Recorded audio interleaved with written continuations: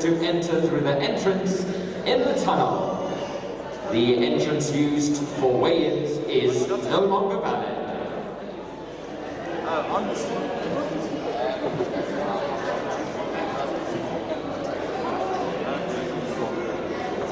Another reminder for all children who are competing, when you are not on the mat, please make sure that you wear shoes. Thank you very much.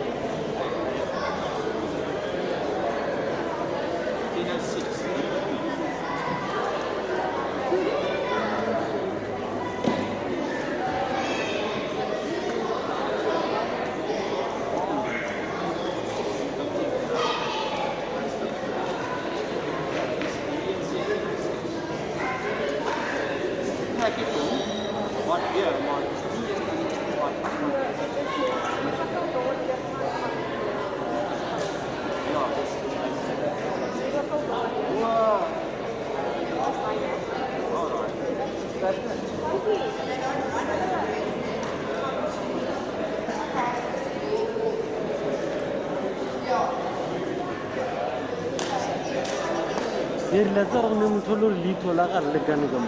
Ha? We will lead to la galle gane gam.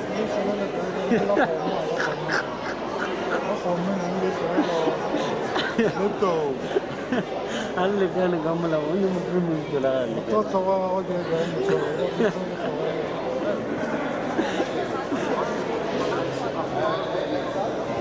Attention all parents who are sitting on the stands. Make sure that you only sit on the wooden part of the stands. The stairs on either end and the top level are off limits. And make sure that you also keep your masks on at all times. Thank you.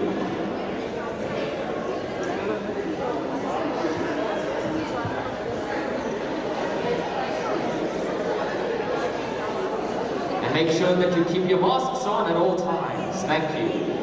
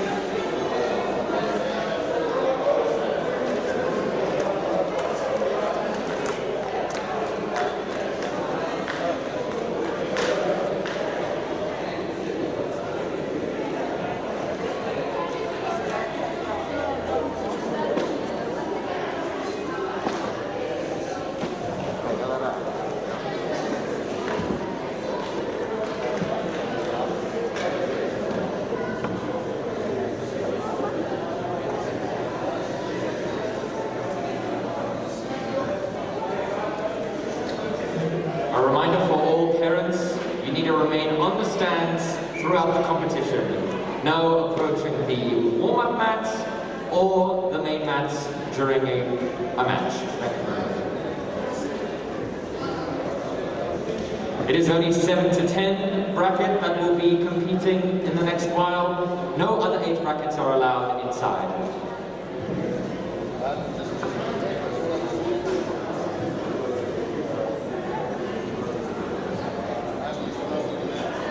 And make sure that all of those parents whose children are competing to also fill out a pre-screening COVID form that you should have gotten. It is a Google form, very easy to do. Thank you very much. Also, make sure that you keep your masks on at all times. That includes over the nose.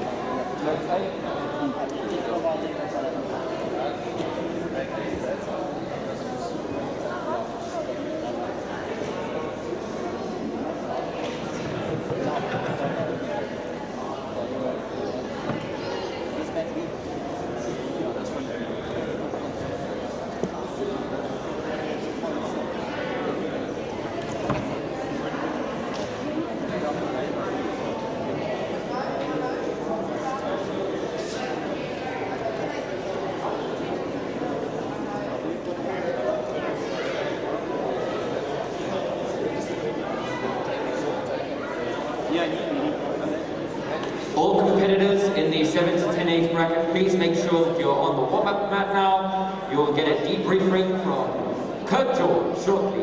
And if all referees could make their way to the main mat for another debriefing.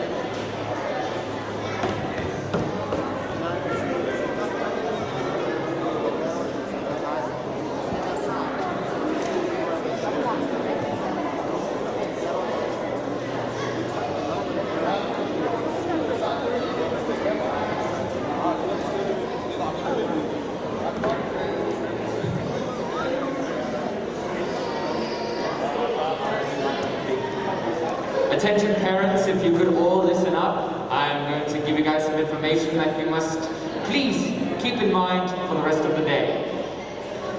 Make sure that you are sitting only on the wooden part of the stand. On the stairs on either end and on the top floor is not allowed. That is for staff only. And if you're not sure which mats are which, To your right is mat A, closer to the warm-up mat, and to your left is mat B. I will be reminding everyone of all of the upcoming competitors so that you can hear when your child is competing. And if there is some sort of medical incident during one of the matches, please, if it is your child, do not run up to them on the mat. We have medics here that will sort all of that out. If it is a serious issue, then you might be called, but otherwise, leave it up to the medics. And once again, no one on the top floor of the stands, only sit on the wooden parts. I repeat, no one on the top floor of the stands, only on the wooden parts. All children and coaches to the warm-up mat, you will be getting a debriefing shortly.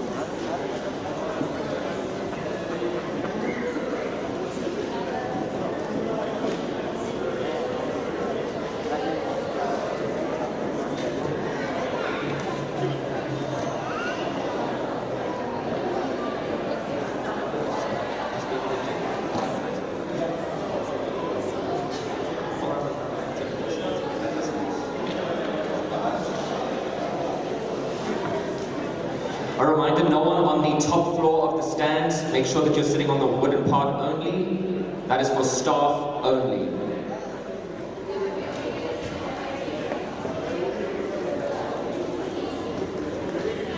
Make sure that you also keep your mask on throughout.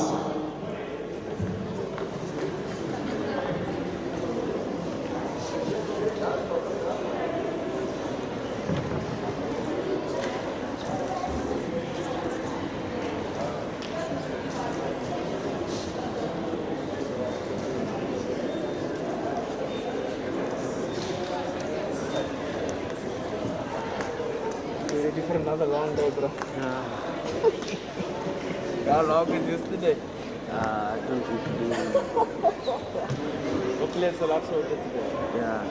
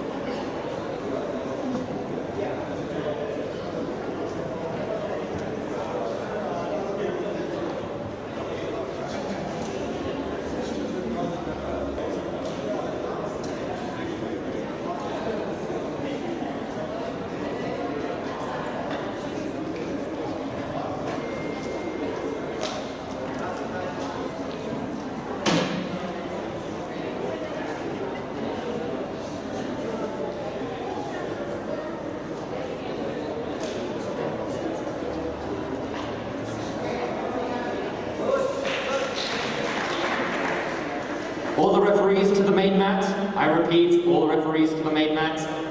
A reminder for parents once again to please not go onto the top floor of the stands. That is off limits for staff only.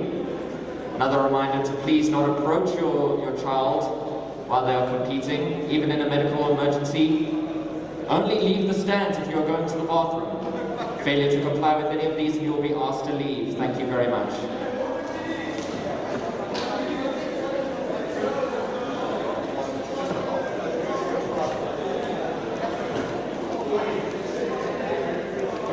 All referees to the main mat. I repeat, all referees to the main mat.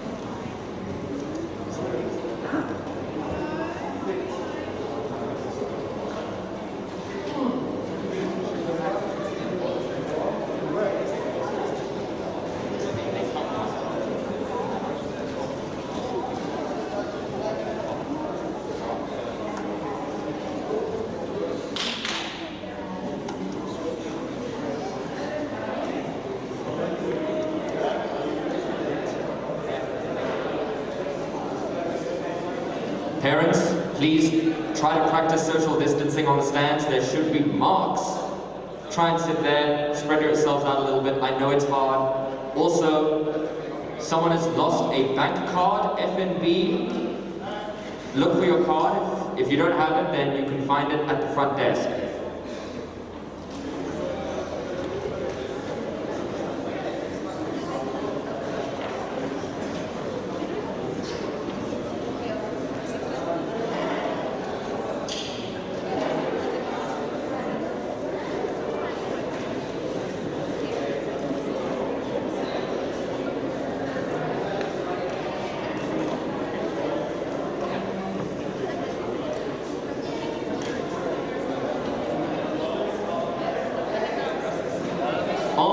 Sweet children and coaches, listen up. Here are some competitors that will be competing soon. On mat A, we have Chris Lambrecht versus Stefan Bass, followed by Gordon Roth and William Lewis, followed by Armand Swart and Kaylee Doyle. And on mat B, we have Andrew van Zyl versus Beat van Schmalkbeek, followed by Leo Bezetnoot and Nicholas Sears. And if Cristiano Pilch, Leonard Bass and Blake van der Merwe could also get ready for mat B.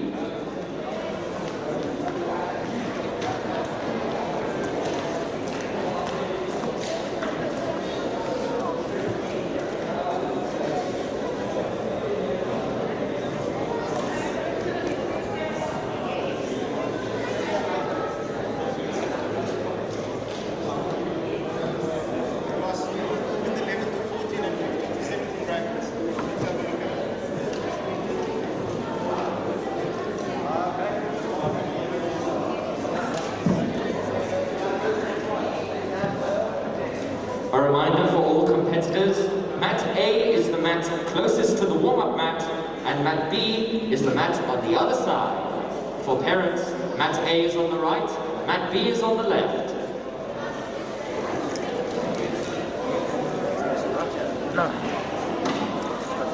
Another reminder, parents, please do not coach your child from the stands. That is what coaches are for. Thank you.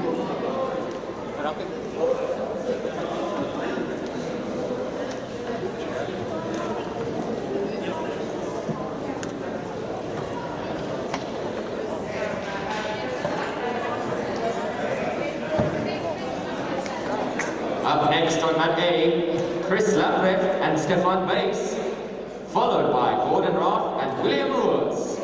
And on mat B we have Andrew van Sale and Weer van Schrootwijk, followed by Liam Bazetenhout and Nicholas Sears.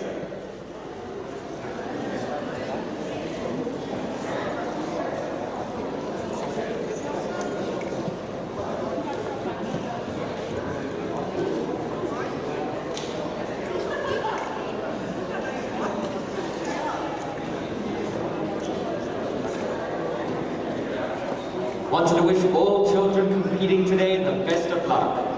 Make sure that you have fun regardless of the outcome.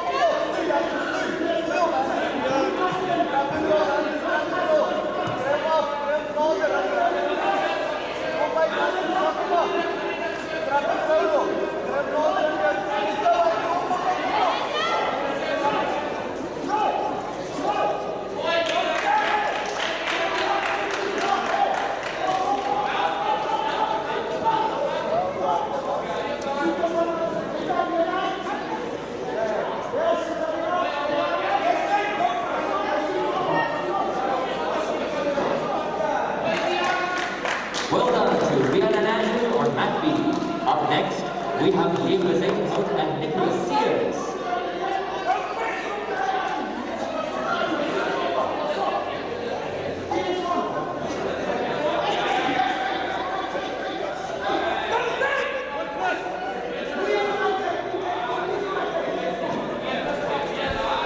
Good morning, everybody.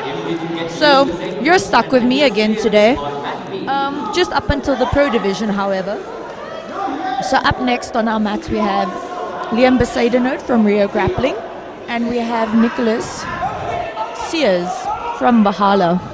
This is the boys 7 to 10 division, under 28 kilograms.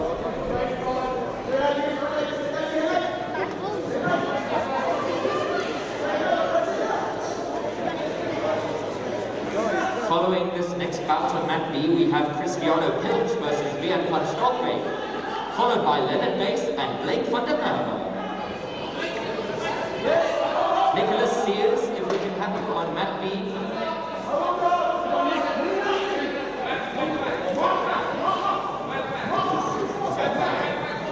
If one of the Valhalla coaches can bring Nicholas Sears to mat B. Keenan is alright.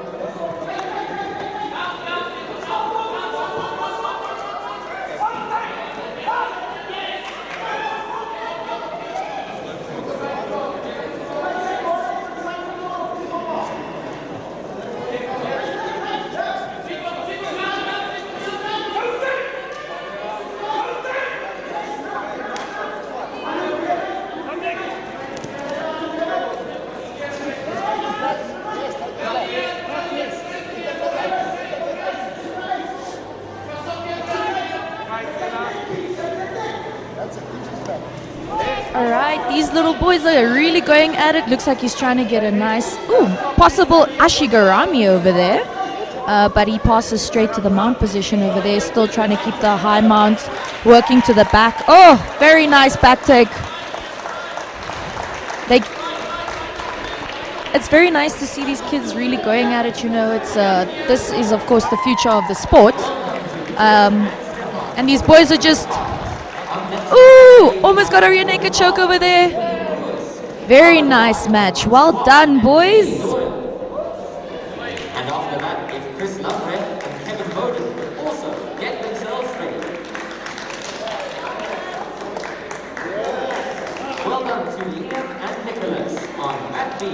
Up next, Cristiano Pilch versus Björn van Stolpe, followed by Leonard Bass and Blake van der Merwe. All right, so we have Cristiano Pilch from Gracie Baja Kempton Park, and then we have Jan van Skalkwyk from Rio Grappling Heidelberg. Again, this is the 7 to 10 boys beginner under 28 kilogram category. So if you have family members that could not attend, you can look up BJJ Events SA on YouTube to find the live stream.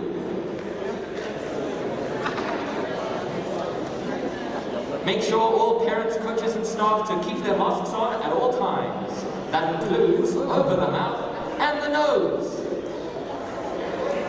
Can we get Björn van Stolpe to mat B?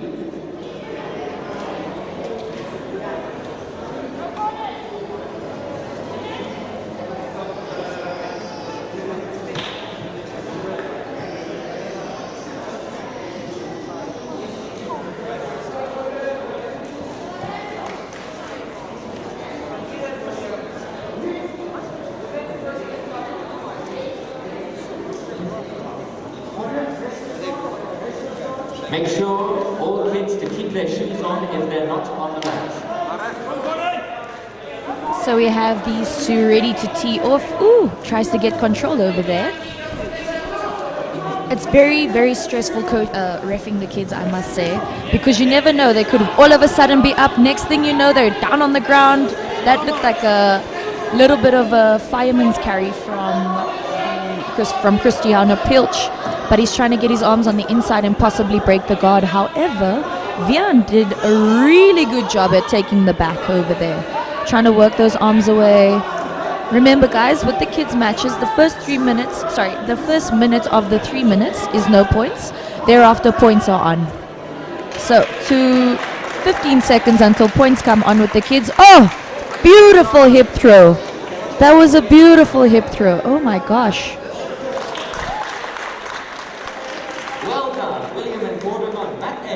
Up next, Armand Swart versus Kaylee Doyle, followed by Chris Lambrecht and Kevin Bowden.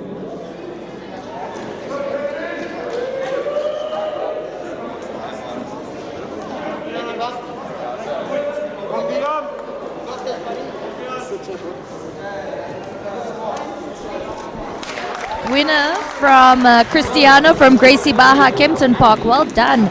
I must say that was a beautiful hip throw. Hip throws are actually one of my favorite throws, I'm not going to lie. However, we have Leonardo Bass from Rio Grappling Heidelberg up, and we have Blake van der Merwe from Valhalla MMA. Yeah, man, this is the quarterfinals for the kids. The kids are actually really going at it today, finishing their matches very quickly. And we have Christian Kamp as a referee on the mat and Marcel Els.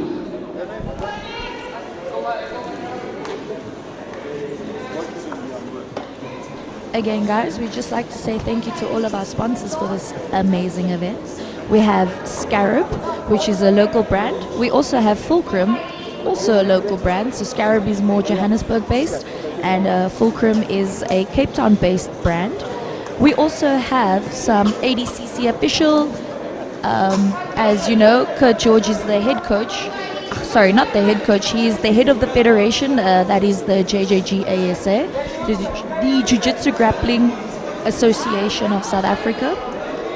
We also have the Tool Shop and King Tony that had sponsored this event, as well as Taki's Biltong, our very own Tony DeMallen from Henzo Gracie Cape Town had sponsored the Takis Biltong as part of this event.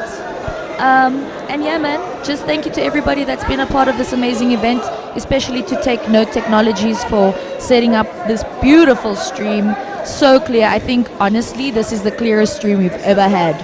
All right, and the boys are ready to go. Trying to get contact over there. You know, a little bit of back and forth pushing. It's just so... Just imagine the energy that these boys can't deal.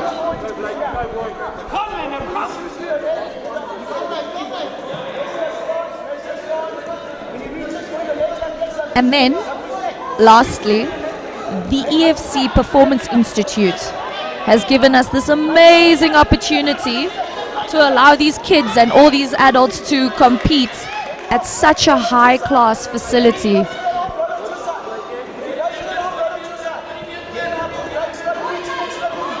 Leonardo is currently in the mount position. Looks like he's working to get an armbar possibly.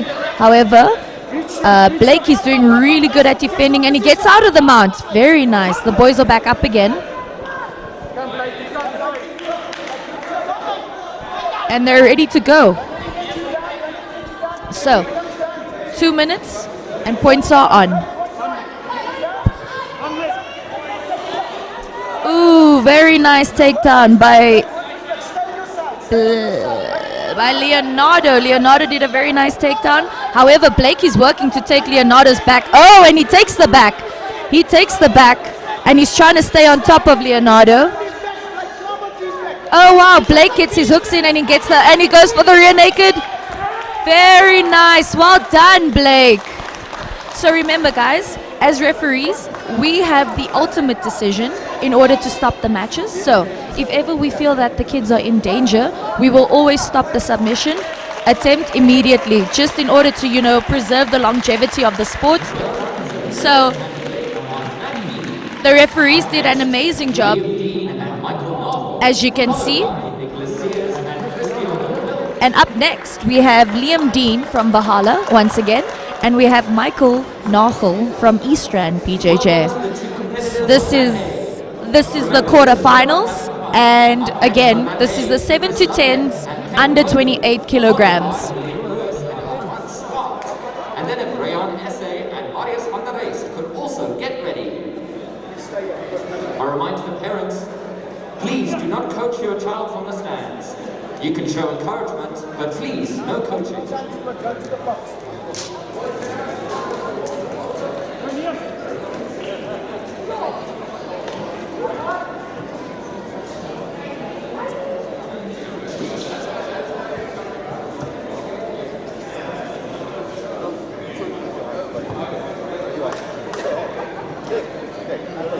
For everybody watching, don't forget to head on over to BJJ Events South Africa Instagram page. Give us a nice follow over there. Also, don't forget to head on over to our YouTube channel and subscribe. You know, maybe just let everybody know what to do. Also, don't forget to head on over to Zero Jitsu to subscribe to their Instagram as well as their YouTube channels. Scarab, Fulcrum, the EFC Performance Institute, King Tony, the Tool Shop. So yeah, so up we have Liam and Michael. Liam has the pink wristband on his ankle from Valhalla, and Michael's in the full black from Eastrand. The boys immediately make contact and they're right at it. Looks like a little bit of a Muay Thai clinch type style, but he looks like he's trying to get a very nice snap down over there.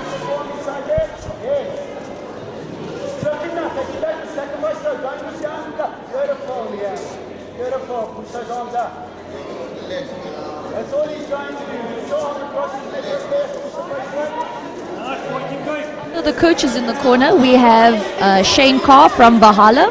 He's actually the very first ADCC qualified ref besides Kurt, George. And then over here on my side, we have Mandla, which actually grew the kids program at the Eastrand BJJ. He's one of the, I wouldn't say the founders, but he's one of the driving forces behind how big their kids class is currently. The other day I was at the academy and there was a little army of them. So just be aware that they are coming.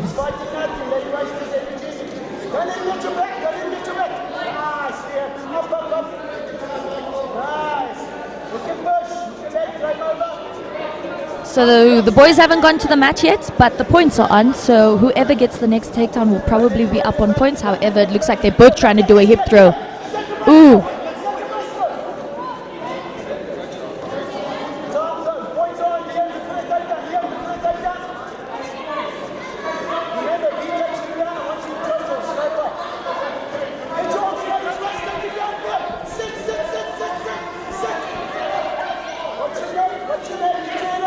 Oh, beautiful double leg from Michael from East Rand. And he goes straight to passing the guard. And Liam is trying to reverse this position over here. But Michael goes straight to the back control. And the referees are allowing it to go a little bit longer. And Michael's working. Michael's trying to get under the chin. However, Liam escapes the position and turns straight into the guard. The boys are really working here. We have 45 seconds to go, and Liam is trying to get his hands on the inside, trying to get his posture back. However, Michael is doing an amazing job of controlling the posture, using his legs to bring Liam forward.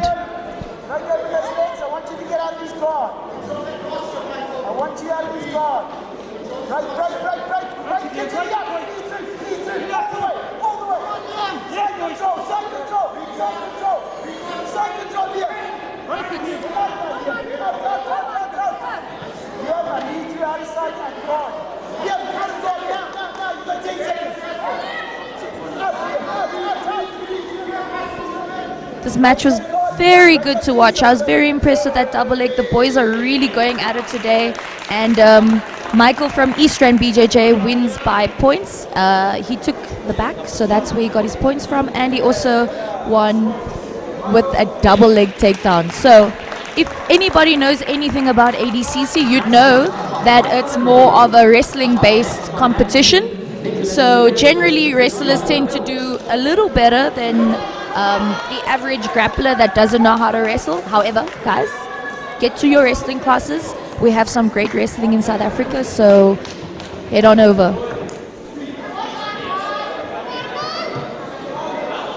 Following this next bout on Mat B, we have Blake van der Merwe versus Michael Marvel. So, on the mat, we have Nicholas Sears from Bahala, and then we have Cristiano Pilch from Gracie Baha, Kempton Park. This is the semi-finals for the boys 7 to 10 years old, under 28 kilograms.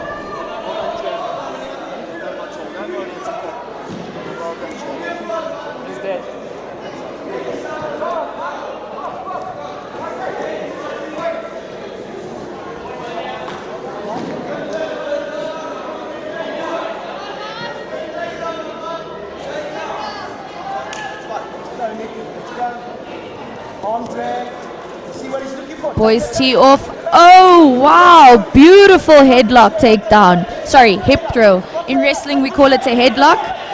But he looks like he's holding on to that scaffold a little hard. However, he's doing good. Good control. The referee stopped the match just to make sure that the boys are safe. So the referee stopped the match in order to make sure that there's no neck cranking happening, because we're trying to protect the athletes as much as possible. Again, he goes for a headlock, and the referees will probably stop that in order to stop the neck from getting injured. But the boys are going at it. Tries to get his hips in one more time. Lovely hip throw.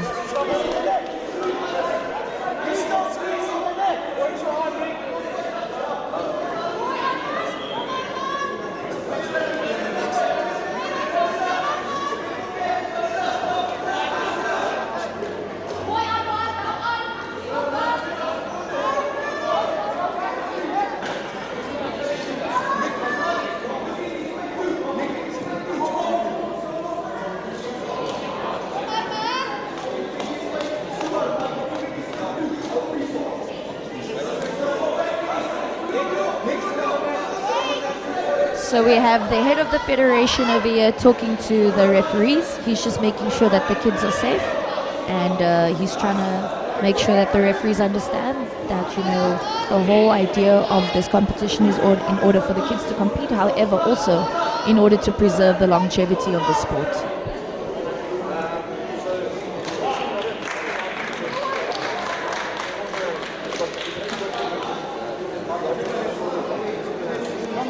And the boys are back at it again. Lovely hip throw.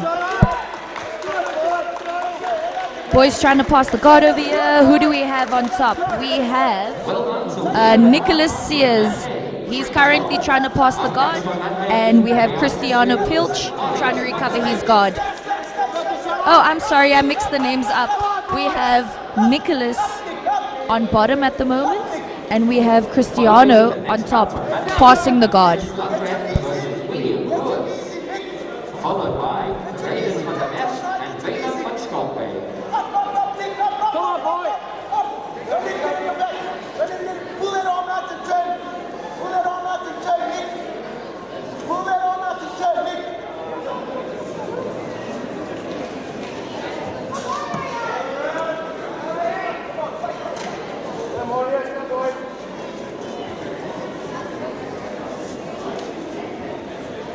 There's always a lot of emotions when it comes to the kids competing, but that was a very impressive fight, and you know, the parents should honestly be proud of what they're doing for their little ones. Cristiano on mat B. Up next, Blake van der Merwe versus Michael Nochel, followed by Clara Els and Chloe Erasmus.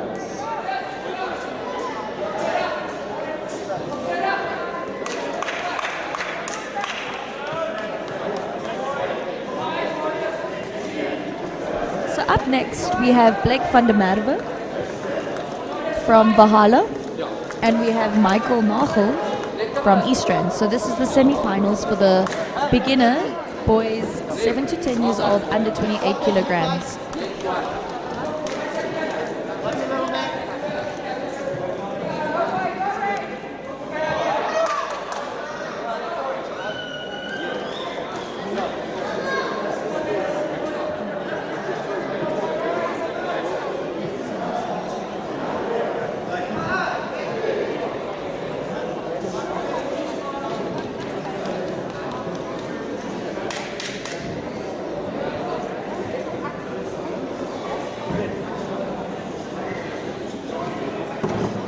Got this, Blakey. Got this, love you, money. And the boys are in the center of the mat, ready to go.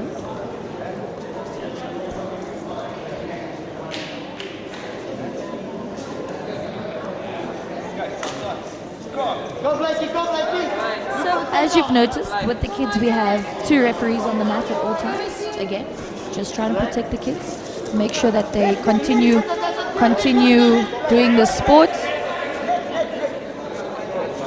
Michael's doing his absolute best to pick up Blake and take him down. However, we try to prevent as much of slamming as possible, so we try to make sure that the kids, when they do take each other down, that they do it very safely.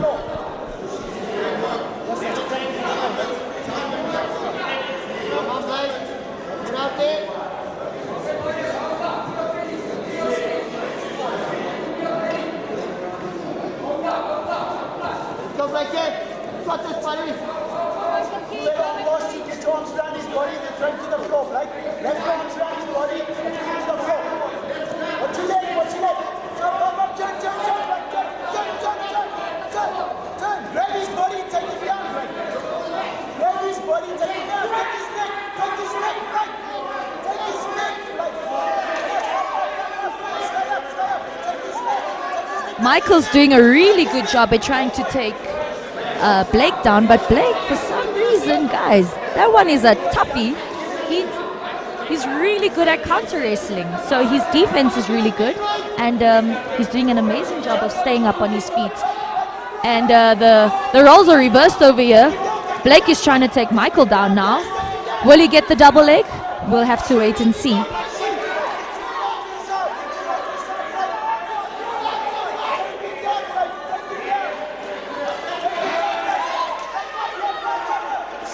Blake almost got the takedown, but Michael did a very good job of sprawling and manages to put Blake on his back, and he's working to the mount position.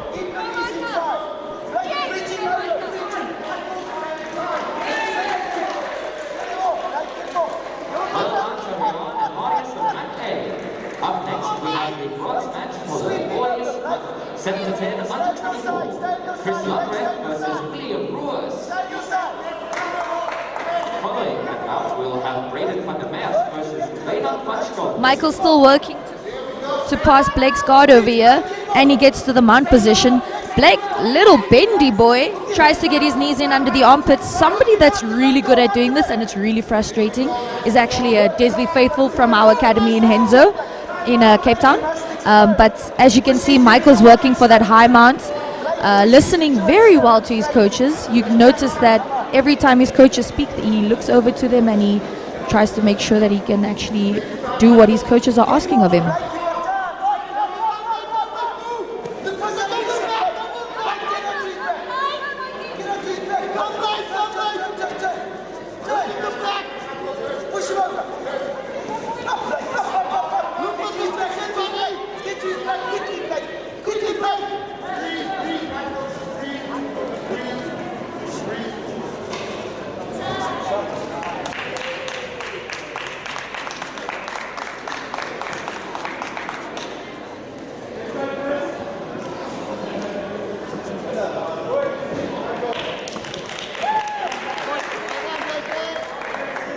Wins the match by points. Well done to Eastern BJJ and Coach Mandla for teaching him such lovely control. However, Blake from Valhalla did an amazing job. It was a very back and forth fight, and these coaches are honestly doing amazing things with these kids. They producing little monsters, and the future, especially in South Africa, is going to be exciting. And it is to stop only. Another reminder to keep your masks on at all times, and no coaching your child while they are competing.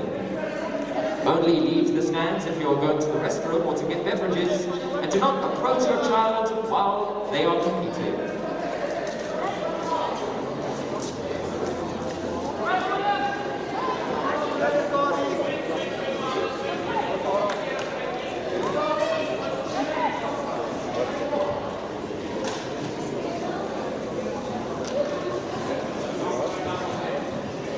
So this is the first girls fight on our mat. We have Cara Els from Gracie Baha Kempton Park, and we have Chloe Erasmus from Valhalla.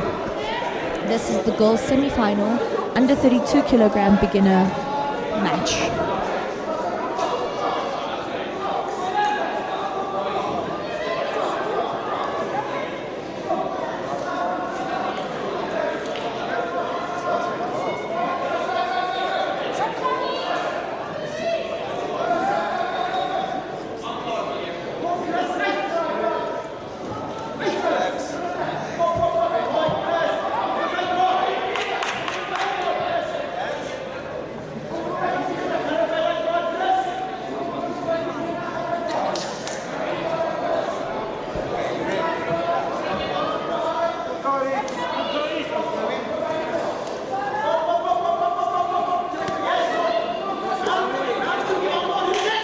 It's very nice. Oh, straight to the back control with the rear naked choke for Chloe Erasmus from Valhalla.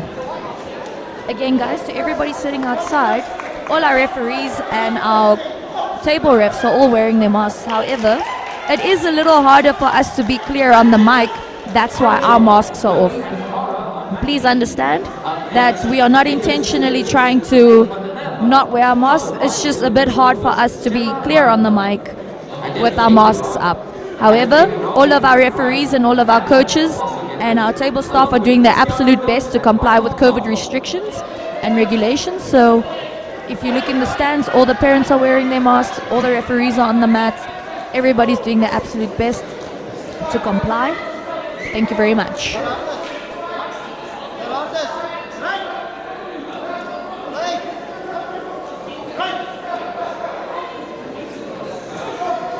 Blake van der Merwe to Matt B.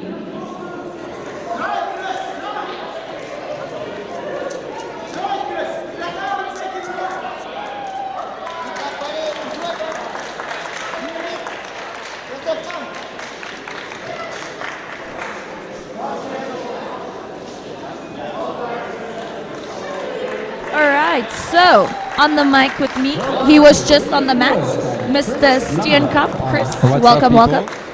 How are you today? I'm good, thanks, and you? Not too bad, thank you. So we have Nicholas Sears from Bahala, and we have Blake van der Merwe also from Bahala. So this is the bronze medal match. The kids matches are actually quicker than the adults. They get better submissions. The adults tend to run around after each other after a while. Try to Mr. squish Gimmel a little giving bit. me the look over here. Ay. He's giving me the look over here. That's my other commentary partner. But yeah, man, the kids' matches are going really quick, and it's very impressive to see how, for example, those hip throws that Did the you kids see are that doing. kid? Oh my gosh, I was sitting here and I'm just like, oh, another one. Is it this young man? No. But both of these boys are from Valhalla. So teammate versus teammate, this should be interesting. I like the fact that they're still allowing teammates to fight each other. You know, some coaches don't allow that. However, you know, at our academy, if we end up in the finals together, it's going to be a fight. Yeah, no, 100%. I think it is. There, you heard it from the coach first. Teammates. There, the but coach somebody said need it. to win. He said, I know we're teammates, but somebody needs to win. So Are we going to see you on the ref mat later? I'm going to be reffing all the professional division matches. So I will see you later. Yes, I know that you're competing. Yes, I am. It's been a while, but obviously it's been a while for everyone. So it should be good. Looking forward to it. And Nicholas gets a nice takedown and he goes straight into the mount position. Oh, out the Blake back is door. very flexible.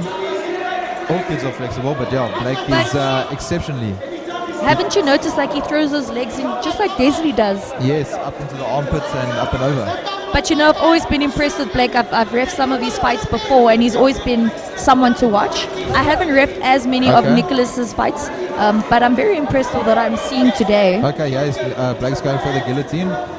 Blake seems like he's using the guillotine in order to distract Nicholas to recover his guard.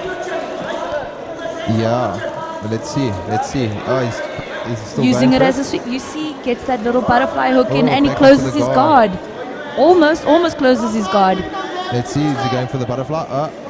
Will he go to a mounted guillotine? Oh, and Nicholas slips So, out. head referee Mr. Kurt George did not allow mounted guillotines for the kids.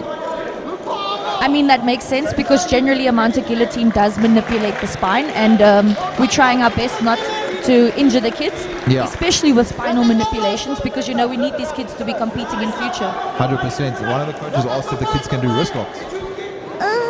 No. I was like, that's a no. That's definitely a no, especially because your wrists. This is the thing, guys. If you do a really hectic wrist lock, there are 7 small bones in your wrist. Your wrist will never recover. Yeah. Blake does a really good job at keeping Nicholas from scoring from the mount position, and they're both up again. And points are on, eh? So Oh, that's the mount for Nicholas. That's the mount for Nicholas. 3 points, right? the mount position is 2 points 2 in points. ADCC. Yeah, sorry. But Blake is doing a really good job. Looks like he's trying to go out the back door. Seems that he is. Very well done. Oh, nice. Blake's guard is Blake, ridiculously it's good. Very, very good. Guard retention there is really awesome. Nicholas is doing an amazing job of keeping the position, trying to stay on top. Yeah. Whereas Blake is trying to get his butterfly hooks in every time, and I love what these kids are doing today, guys.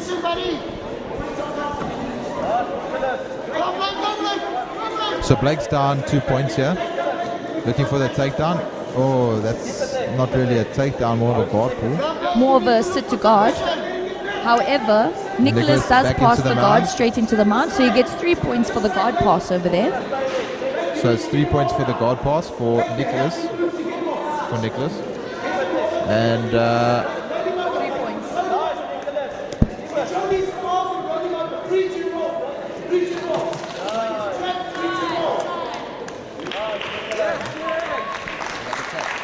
All right, and time is up. Nicholas wins this match by points. However, guys, Blake has an amazing guard, and for these teammates to really go at each other, that was beautiful, guys. I really commend these athletes, and if I could, I'd be giving all the kids medals today because they're all doing an amazing job. Miller on the other mat over there. destroying the boys. If anybody knows anything about Mila, she's from Gracie Bahailovo, and she's an amazing competitor. And well done to the boys, and well done to all the girls that are here today. Up next we have Willow Mitchell from Bahala, and we have Gemma Wannenberg, my bad, from Artswap SA.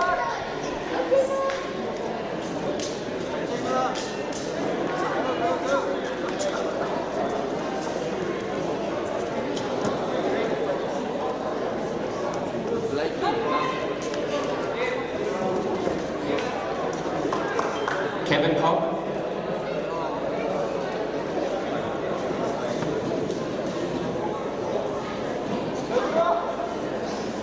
A reminder for all little ones, make sure that you're wearing shoes when you're not on the mat.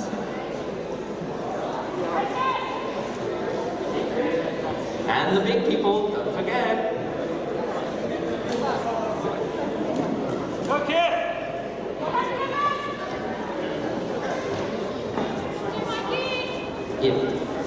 Another friendly reminder that on mat A we have the final for the boys under 24. Kevin Bowden versus This match is the semi-finals, girls 7 to 10 years old, under 32 kilogram division. It's awesome to see young ladies jumping in. I think you kind of set the tone for women's grappling in SA.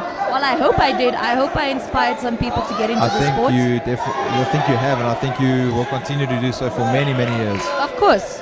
I'm looking forward to competing as much as I possibly can. I just, my goal is to be a world champion, and I believe I will be one. And there's no doubt about that. But, I don't doubt that for a second either. But watching these girls, like the amount of ragdolling that's going on over here, it's great. To be honest, the girls really fight, right? Right.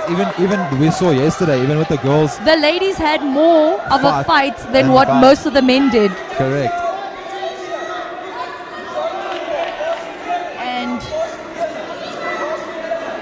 And that's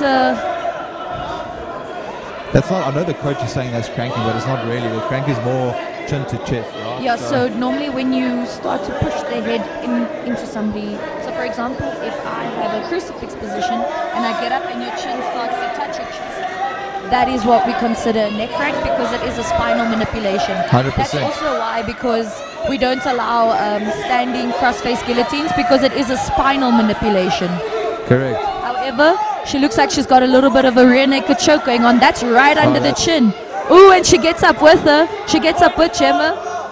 There you heard it, the points are on, but that's a really deep rear she's naked. not letting go of that rear naked choke.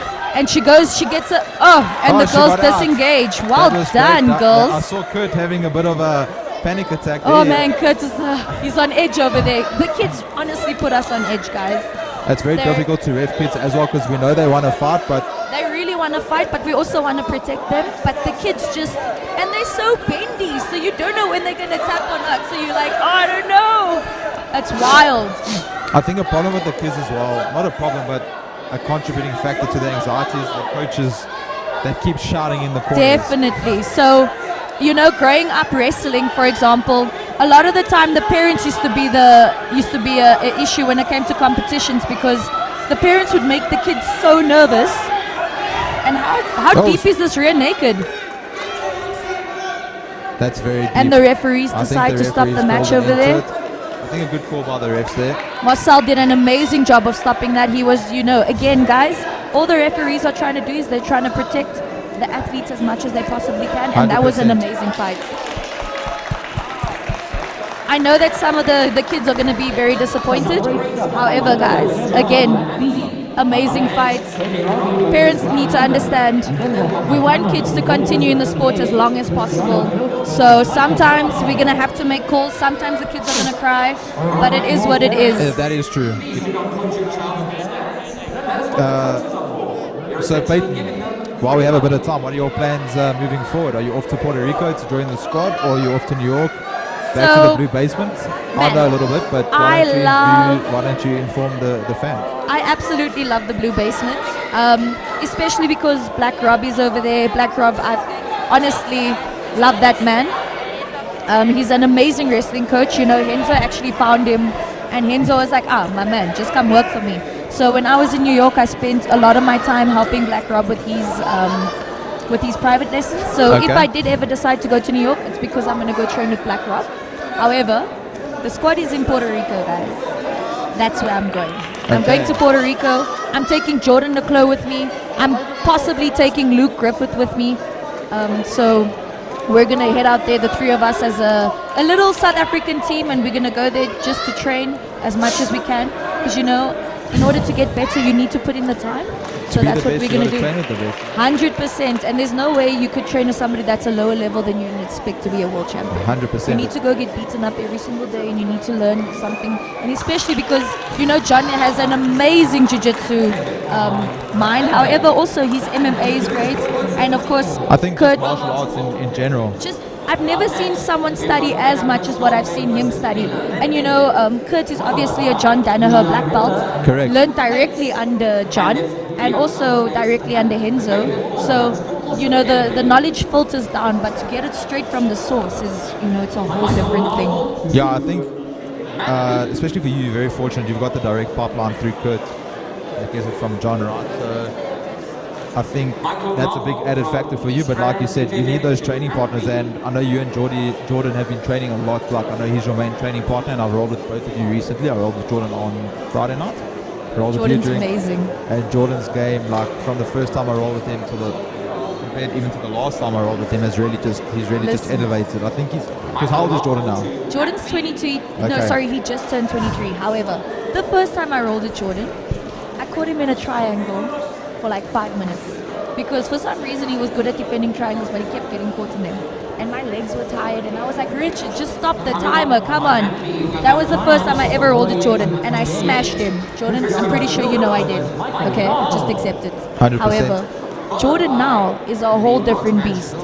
And just so that everybody's updated, up next on the mat we have Cristiano Pilch from Gracie Baja Kempton and Michael Nagel from East Rand. This should be a good one, because Cristiano is that one with he's the little man with those good with throws. The hip throws, and Michael's got really nice double leg takedowns, and this is the boys final 7 to 10 under 28 kilogram. And Michael is someone that trains nice takedown. Beautiful takedown. However, Michael recovers his guard, and he's working to keep that posture broken. Yeah, and Michael obviously is trained by my main training partner, Mandla. I was just talking about how Mandla grew the kids program at East Rand. Oh, it's been fantastic. I mean, it's gone from Mandla strength and James, to strength. right? James Jenkins and Croft James, that's right. Shout out to Croft James.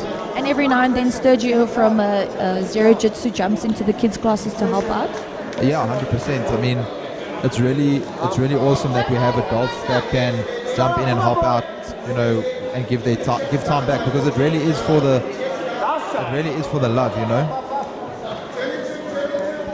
And the referees are trying to keep the kids on the mat, and again, very nice takedown. He really hooks those legs well.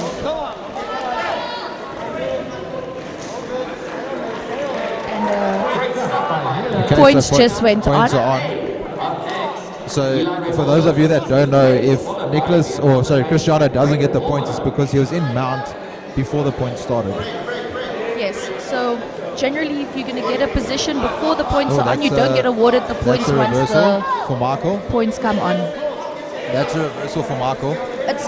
However, Michael still needs to get his head free.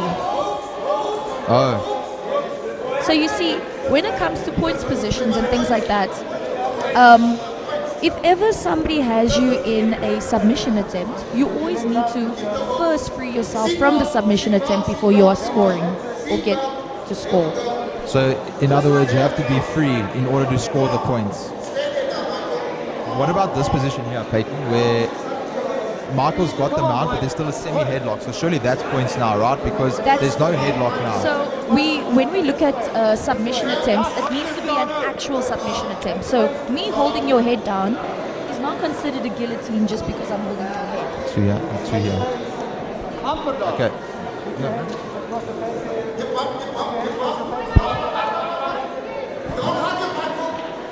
Guys, if you didn't know that reversals are considered. Mount, right? That's a back mount. That is a back mount. So that's another. Back mount is 3 points. 3 points. Sorry. Let me just make sure, because I'm pretty sure it's 2 points for the back mount.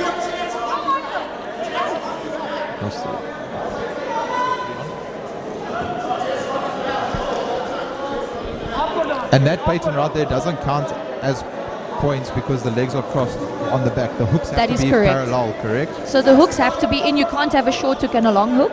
And you need to also have your seat belt. So as soon as the hooks go in. Bar rear naked choke. Hey. Michael, and gold medal. East Rand, BJJ. Having Well a great done. comp over the first 2 days. Well done, guys. Well done. That concludes the boys under 28. Up next, the bronze match in the girls under 32. Cara Els versus Gemma Vandenberg. Followed by the final of the girls under 32. Chloe Erasmus versus Willow Mitchell. And then, if Caden Robbie and Brian Mather could also get ready.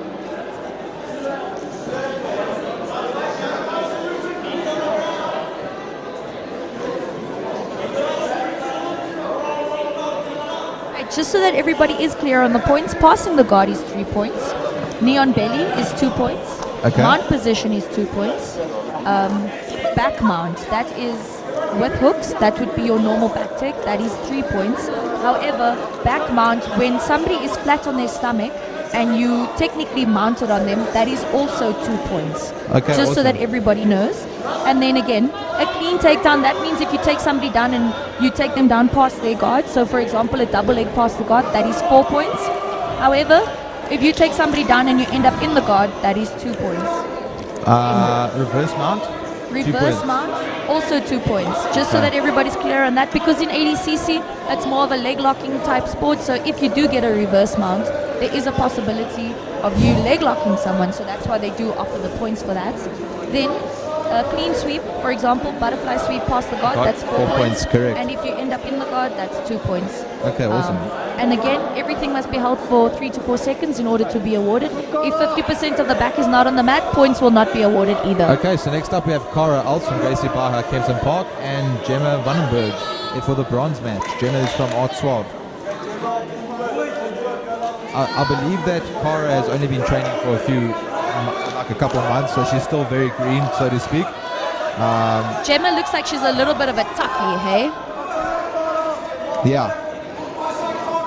She looks like a little toughie, but Cara stuck that rear naked out in the last match. She had that deep one, and then she got out of it. Oh wow! Yeah. And Gemma goes straight for the rear naked choke, and the referee stopped the match. Well done to Gemma. And good job to Cara as well, like, sticking it out. Jumping in for the first comp after such a short period. Exactly. Like, that's the best way to get experience. Just competing. No one really likes competing except you. I love competing. It's the best thing ever. Like if there's, oh my god, I love competing so much. I get so excited. It's the best. Another one there for East Rand kids on mat A. Luke. Up next we have another girls match. We have Chloe Erasmus from Valhalla and Willow Mitchell from Valhalla as well. Is this a rematch And this for the is gold? No. This is the final. This is the final match. For the girls 32 kilogram division. Great job to all the kids that have competed so far.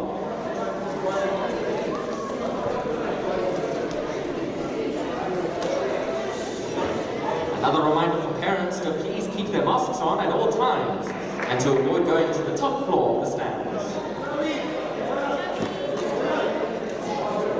Next we have Chloe Erasmus, Valhalla. 2 teammates again. Awesome stuff. And you Willow know what the Mitchell. coach said earlier on? He's like, I know we're teammates, but someone's got to win. And he's right. There's going to be a winner and silver medalist. The girls were ready to go before the referees were. Yeah, even before the timer was on. Oh, and straight onto the neck, straight onto and the neck. Willow goes straight for that neck control, and that's she looks it, like she's that's going it, for that's the. Oh, it. and that's pretty deep. Oh, are they going to stop it? I think they should. No, and she slips she's out. out. Well done. And she goes straight to the mount position. Chloe starts to work past those knees. However, Willow's doing a very good job of recovering her guard. These Valhalla kids have a very nice guard game, can I say? These Valhalla kids have an all-round game. Shane offers a bunch of programs for the kids. I know that some of them do striking and kickboxing. That's and awesome. So they get to learn an all-round fighting sport. So it's probably the best for them. They get to learn all of these things in order to protect themselves in the streets. 100%, and I think also like a shout out to Valhalla MMA. They always show up at the comps with the It doesn't- biggest the biggest kids division. and their adult division as well. Never scared to jump in. Never. And they got some big boys. I reckon a couple of big boys yesterday. I looked like a midget in the middle. And you know what? It doesn't matter where the competitions are. So They there you have it. always Points are drive. on. And they're going for an armbar over here. And who's that on top? Chloe's attempted the armbar. However, Willow gets up and escapes, and she allows Chloe to stand back up. And the girls are ready to go again. Oh, and now we've got Willow back on the back. That's hooks in, so that should be 3 points. Yes, that is correct. 3 points, and that's a Oh, rear and naked that's choke. a submission. These Submission girls for Willow. Oh, are and look how amazing. excited she is to win the gold. But honestly, Chloe and Willow did an amazing job. Amazing job by both girls, and a good girls division. Yes, definitely. Yeah, an entire girls division. Not just like 3 girls and then 3 yeah. matches. No, very good. Like I know that sometimes we mix the girls up with the boys in order to give them matches, but this was a completely girls division for once, you know, and they had more than one match, and they did an amazing job. 100%, and I think the killer that is Mila Ben David is on mat A soon. She's actually been destroying the boys already, just so you know. Oh really? Go after your own heart.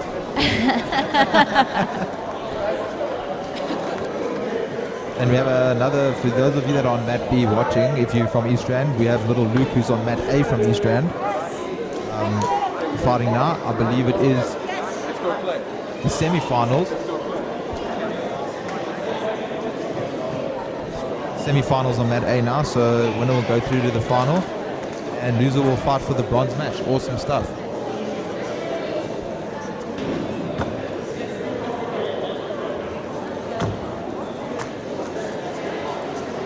Let's go, Andres.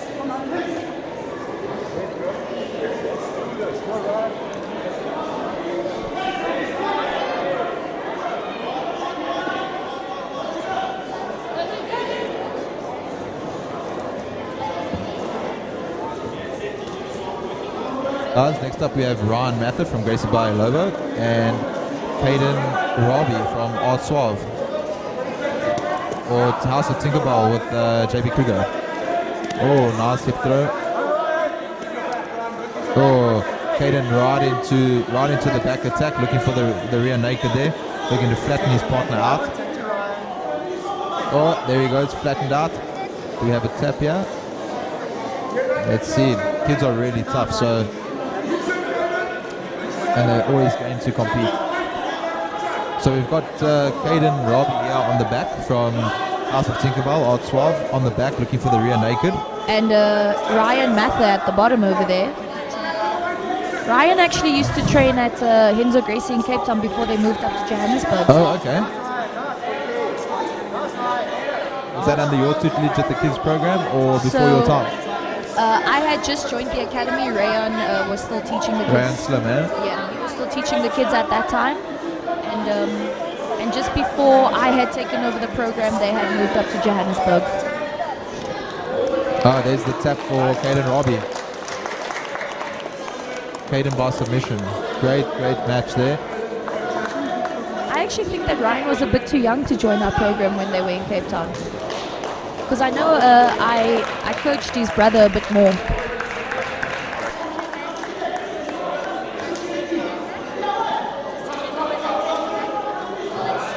Well done to Caden and Ryan on mat B. A reminder for all coaches, only one coach can be in the corner per competitor. Let's try and keep the space around the mat free of as little people as possible. That includes athletes and other coaches. So, one coach per corner.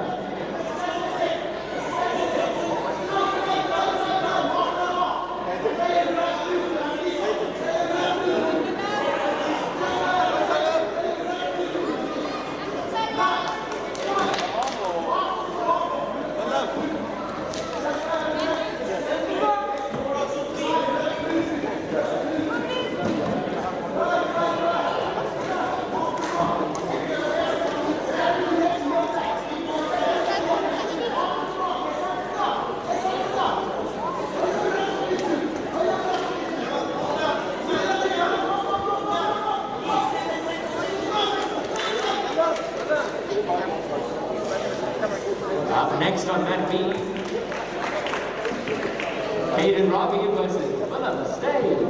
Dit is weer jullie. Carry on. Following this bout of Mat B, Arnie Carstens versus Dan van der Walt.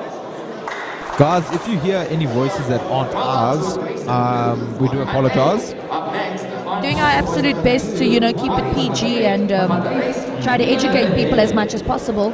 But unfortunately, we can't control everybody around us.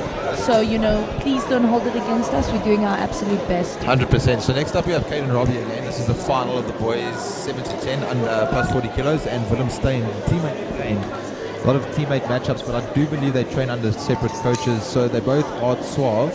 So we have Cedric Doyle in the one corner, which I think is Dominator's. Willem Steyn, yeah. And then we have JP Kruger over here, which is from House of Tinkerbell. And as you guys all know, JP's was an EFC fighter. Yeah, 100%. And that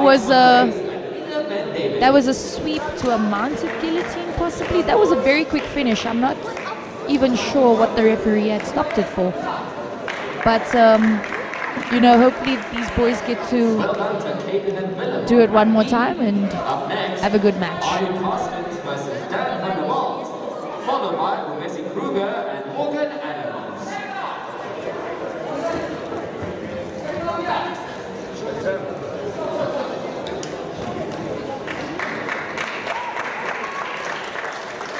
Matt A. Miller, Ben David getting the sub, I believe, via armbar.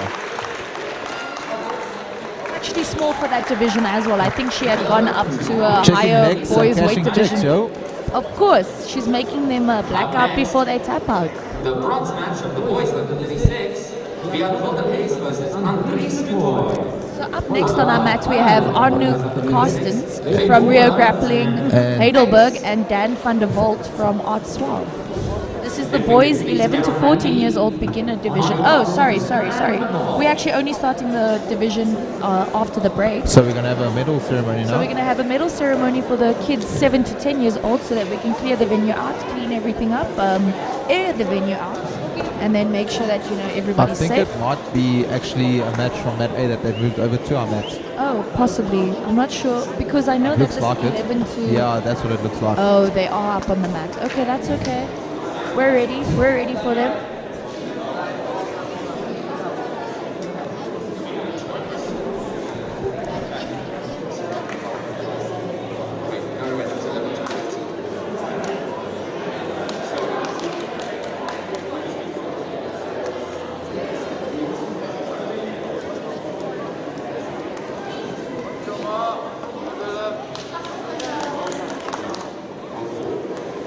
The match that's coming up now is actually the quarterfinals for the boys 11 to 14 years old under 40 kilogram division.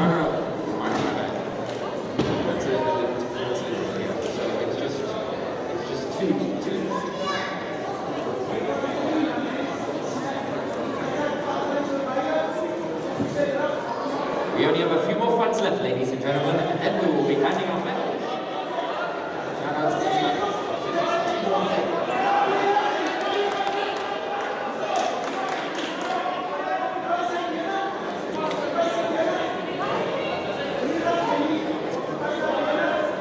Okay, so Kurt George from the Federation again has decided, also event organizer. We are definitely taking a break, airing the venue out, cleaning the mats, clearing the parents out, and we will do the 11 to 14 divisions after the break.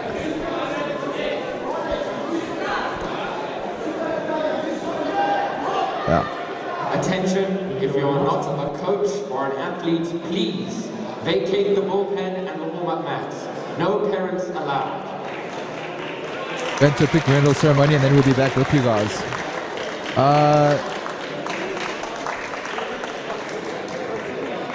Well done to Björn and Andries. Now for the final match of this section. The boys under 36, Hayden Volmerats versus Luke Ace. Another reminder, no parents allowed in the bullpen.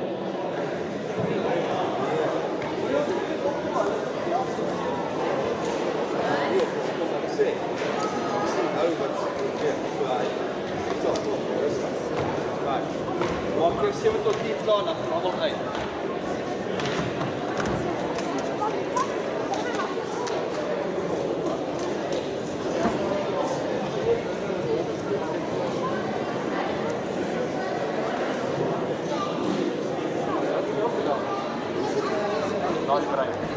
Ladies and gentlemen, following this bout we will be handing out medals for the 7 to 10 category. Following that, we need everyone, including coaches, parents and athletes, to vacate the building.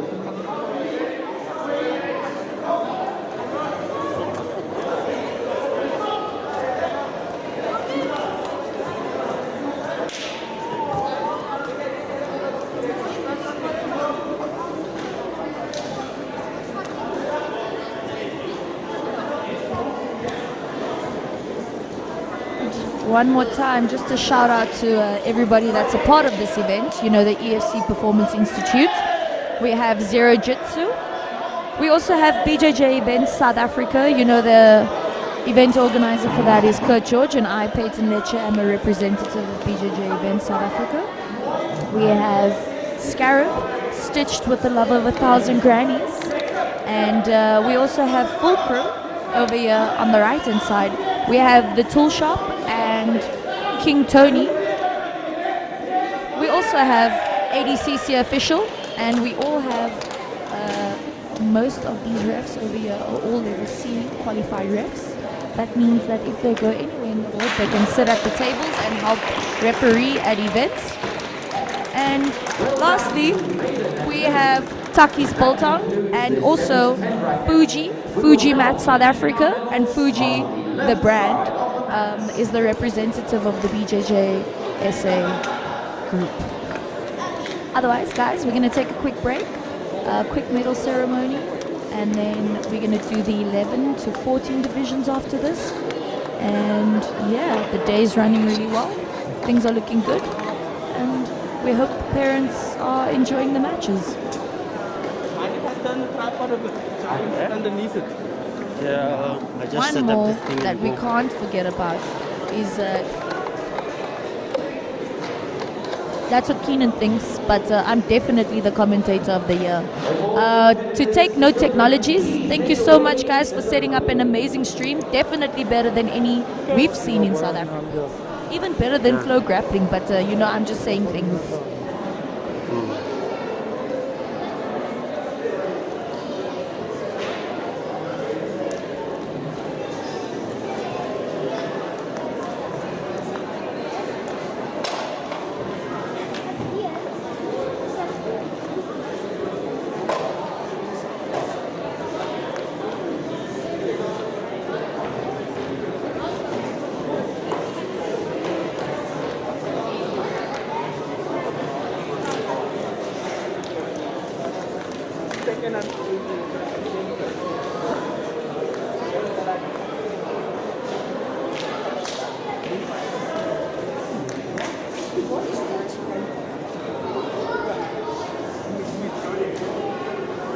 All children, please make your way to the podiums on the left side of the mats.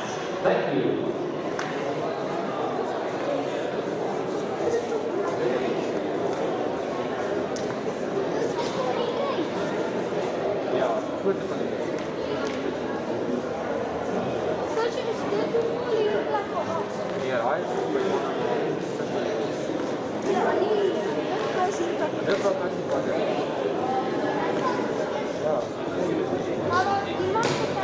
Reminder once again for all children to please make your way to the left side of the mat for the medal ceremony.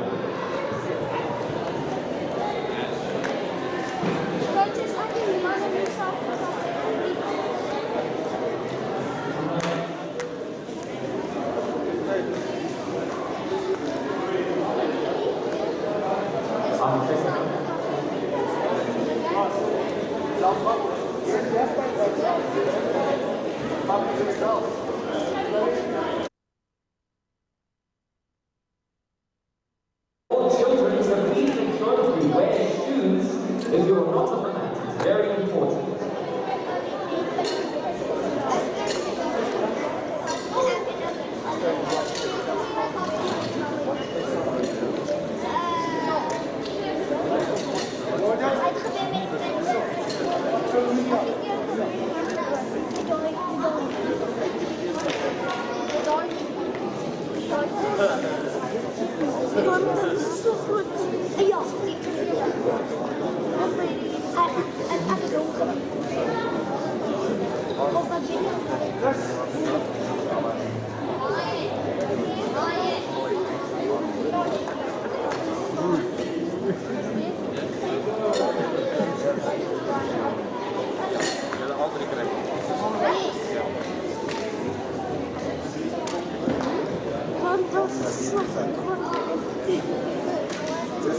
Kevin.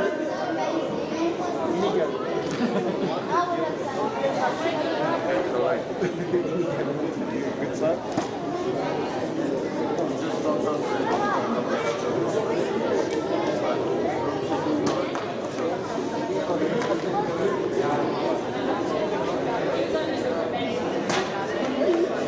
Alright everybody, let's begin the medal ceremony, starting with the boys under 24. In third place, representing Rio Grappling Club Heidelberg, William Ruiz.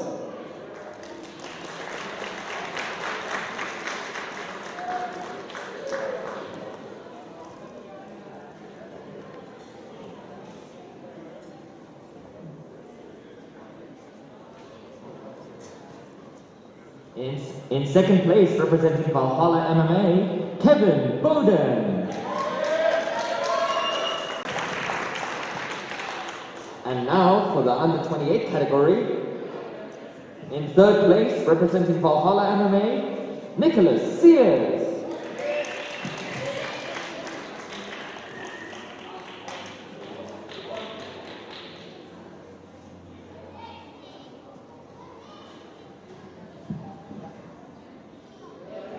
In second place, representing Gracie Bar, Kenton Park, Cristiano Bilge.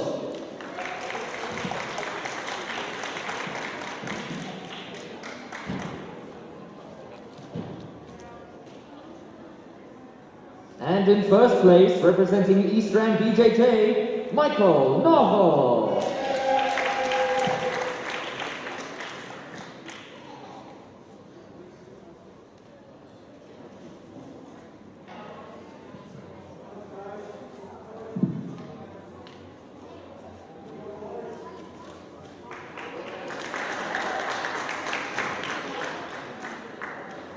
Up next, the boys under 32 category. In third place, representing Rio Grappling Club Heidelberg, Wayne van Skolkveen.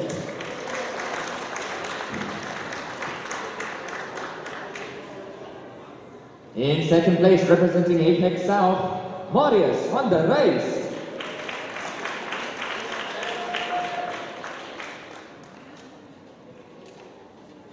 And in first place, representing Gracie Bar Lobo, Mila Ben David.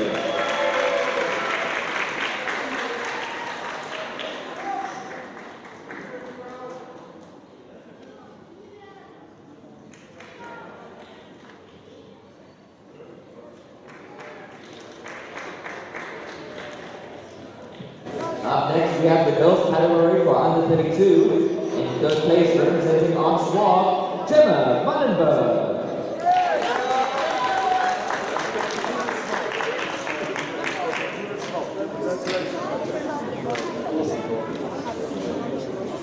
In second place, representing Valhalla MMA, Chloe Erasmus.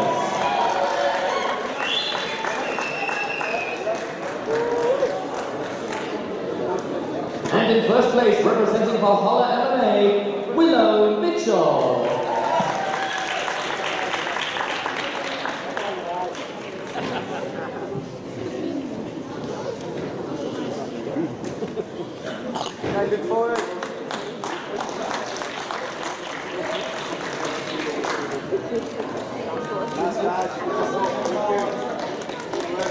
Up next, we have the boys under 36 kilograms. In third place, representing Rio Ability Academy Heidelberg, Vian Hildenhuis.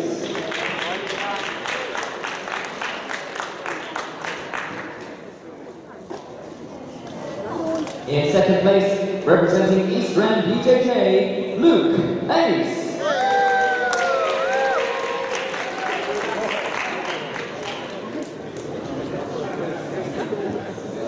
And in first place, representing Valhalla MMA, Baden Bulmerans.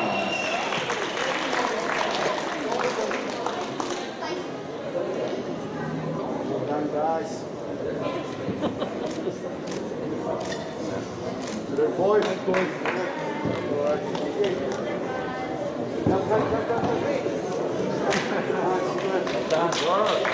And now for the boys over 40 category.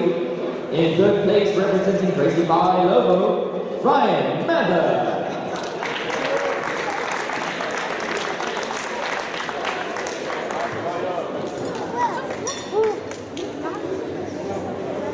In second place, representing Ottawa USA, Willem Stay.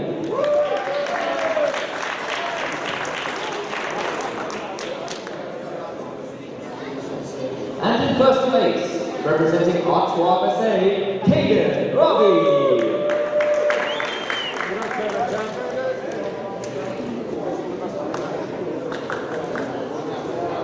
Looking good, champions. One man up.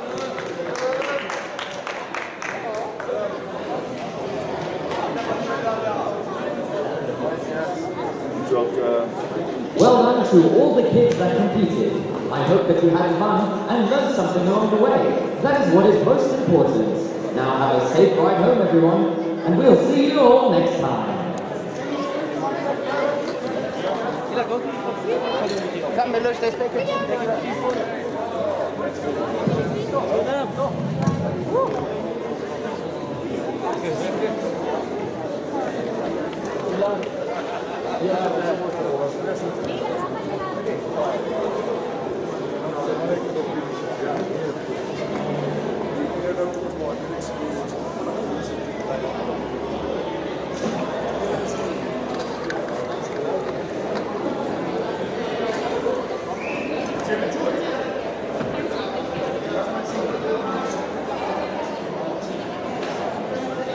Alright everybody, parents and competitors should all vacate the building as quickly as possible. We need to bring the next group in.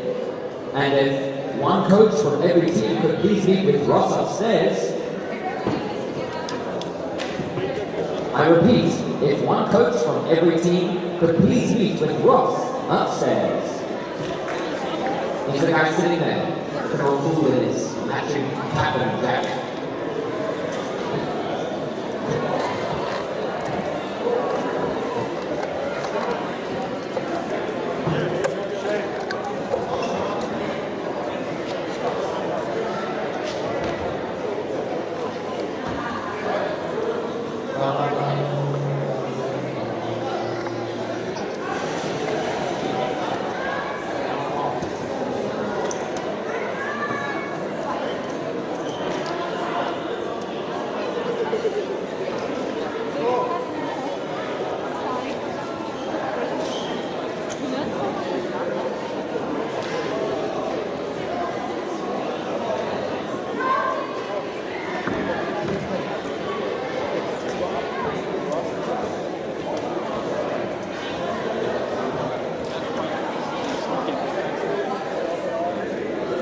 Attention everyone, if all kids and parents could please vacate the building as quickly as possible. And if we could get one coach from every team to meet with Ross upstairs, that would be greatly appreciated.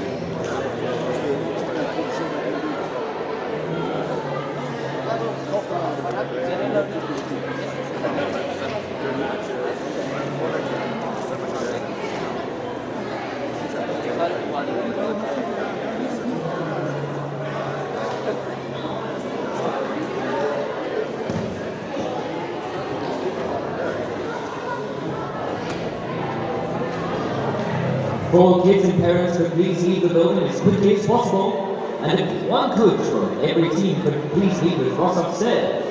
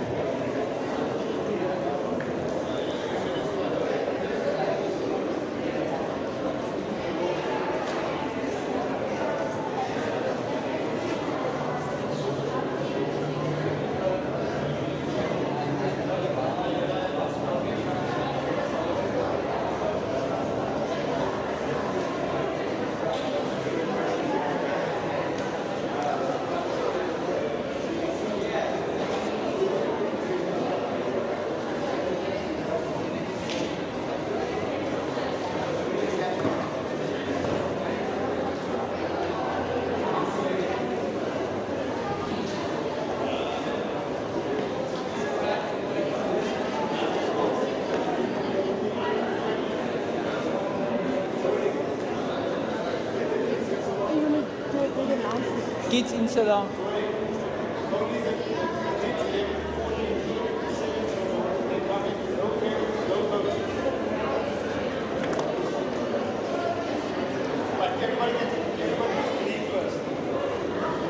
Attention everyone, we need to remind you again that all children and parents that are in the building need to leave as quickly as possible.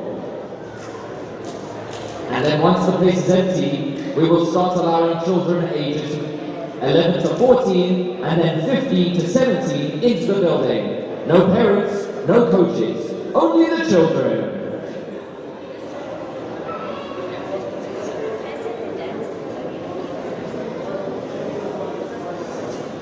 Those lying by the shop, can you please leave? Thank you.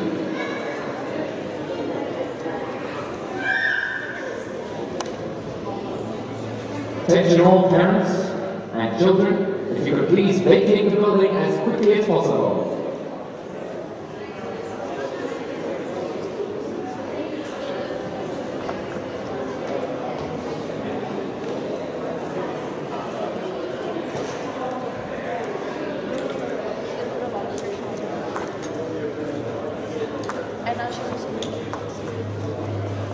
Parents and children, please leave the building.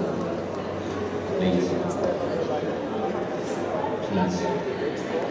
Oh my gosh, Scourge. You're just too nice, you're too friendly with everyone. Although it's cute, we need these people to leave, brother.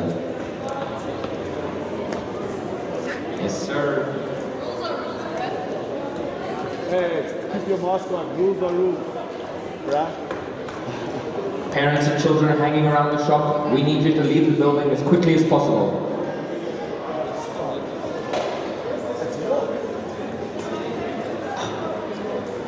Is the mic working? Can you guys hear me? Parents and children by the shop, we need you to leave as quickly as possible. Thank you very much. We need to move on with the day's proceedings.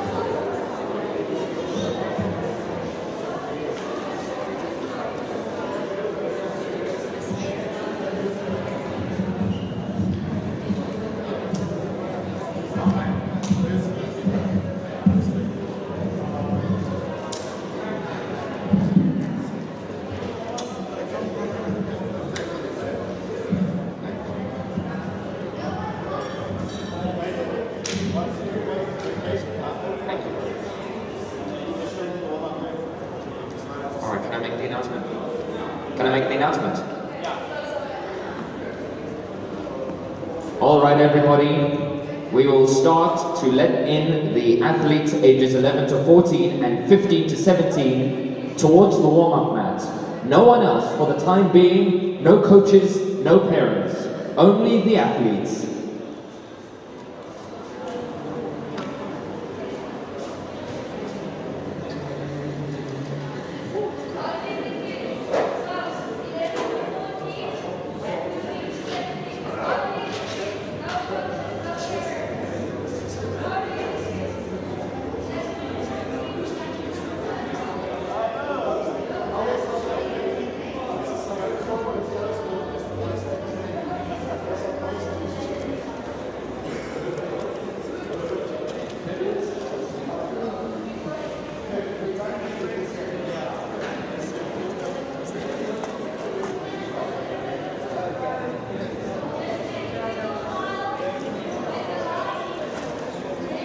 Sorry, where's the B mattress? Here or there?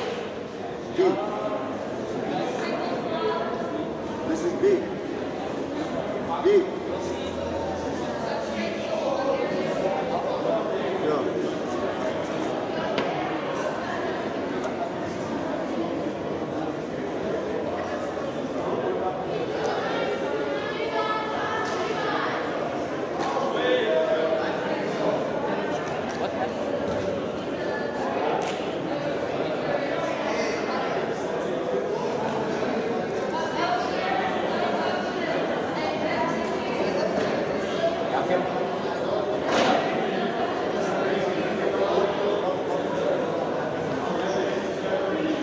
A reminder again, no coaches are allowed in the building for the time being, and no parents as well. Only the athletes, ages 11 to 14 and 15 to 17.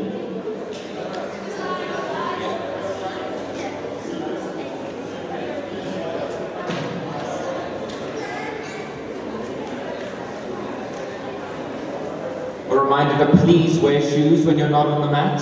I repeat, please wear shoes when you are not on the mat.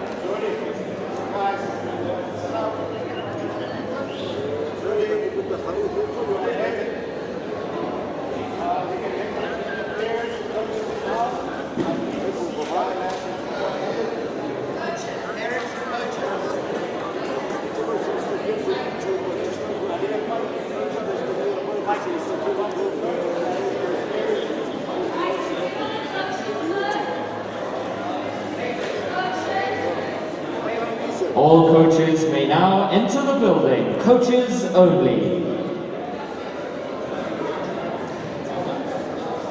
And if there are any coaches from Fight Fit Militia, if you could please make your way upstairs above the stands to meet with Kurt and Ross. I repeat, any coaches from Fight Fit Militia could please make their way upstairs to meet with Kurt and Ross.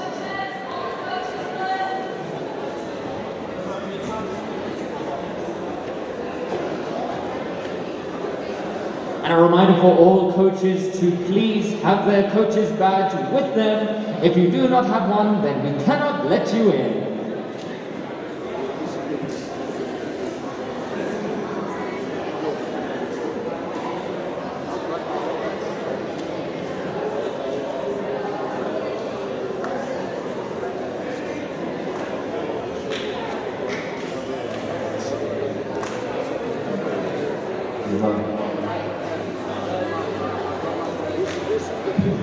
All athletes, if you could please wear shoes when you are not on the mats.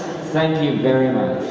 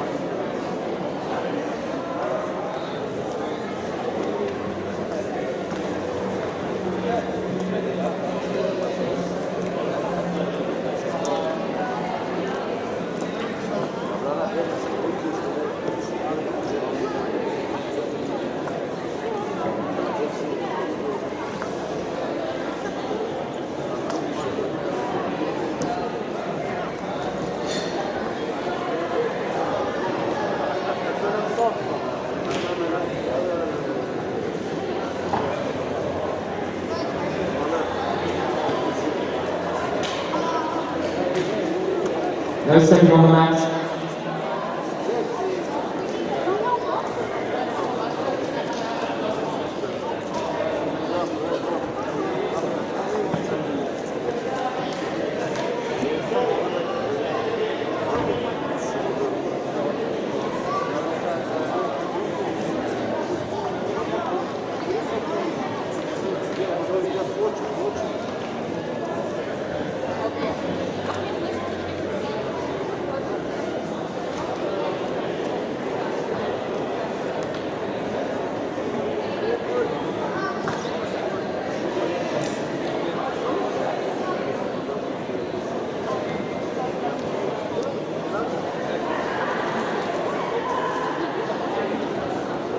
A reminder for those in attendance, if you're wearing shoes, you cannot step on the mat.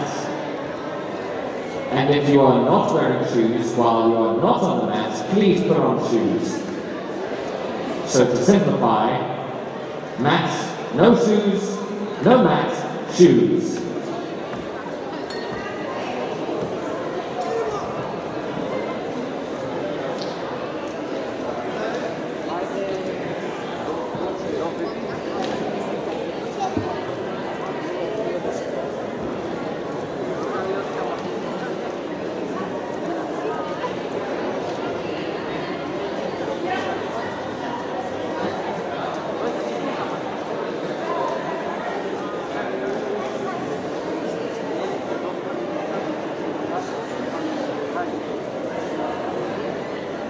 And a reminder for everyone to please keep your mask on your face. And you know, that includes over your nose as well. Not just over the mouth, not on the chin, but over both your mouth and your nose.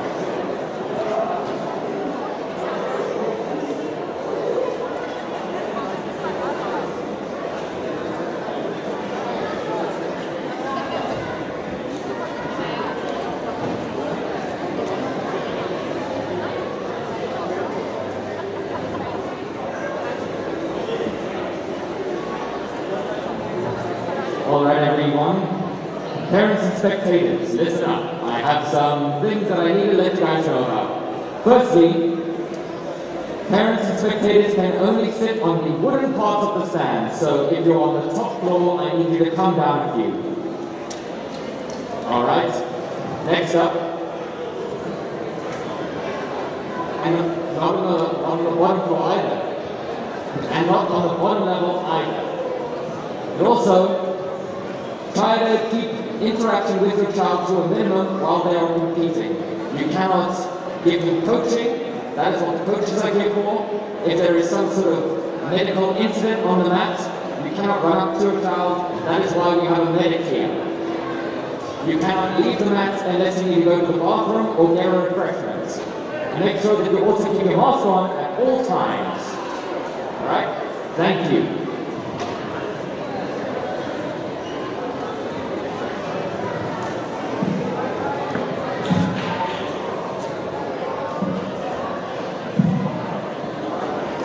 All athletes, if I can have your attention please, please make your way onto the mat. You're going to get a debriefing by Coach George in a few minutes.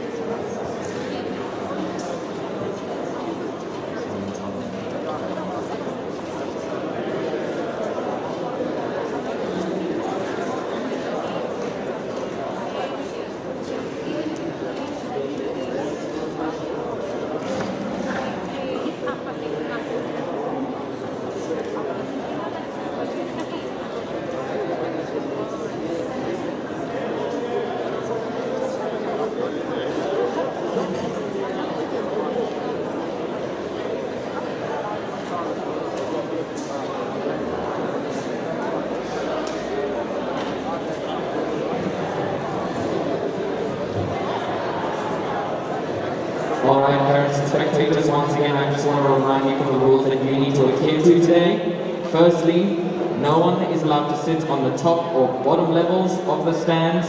The top level is reserved for staff only. Make sure that you do not approach your child while they are competing, even in a medical emergency. That is why we have medics here. If you do approach your child, you will be asked to leave. Also, no coaching your child from the stands. That's what coaches are here for.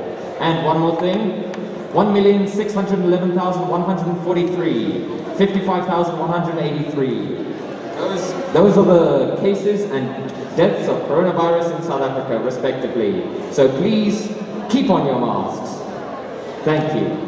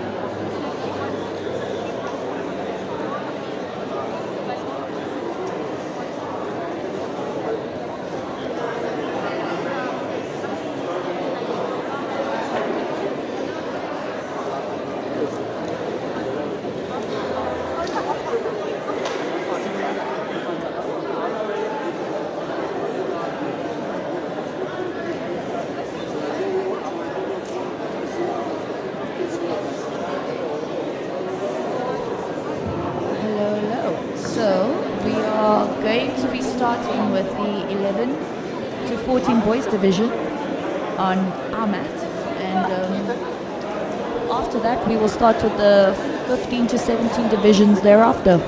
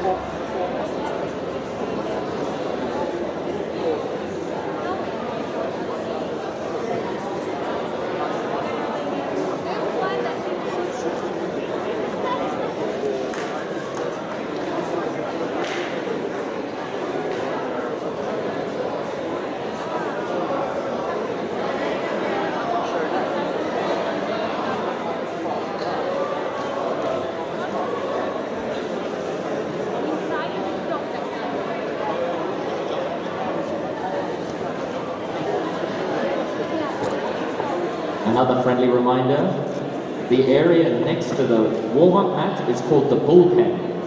No parents or spectators are allowed on either the warm-up mat or the bullpen. They must remain in their seats. Only coaches and athletes are allowed in the bullpen. Thank you.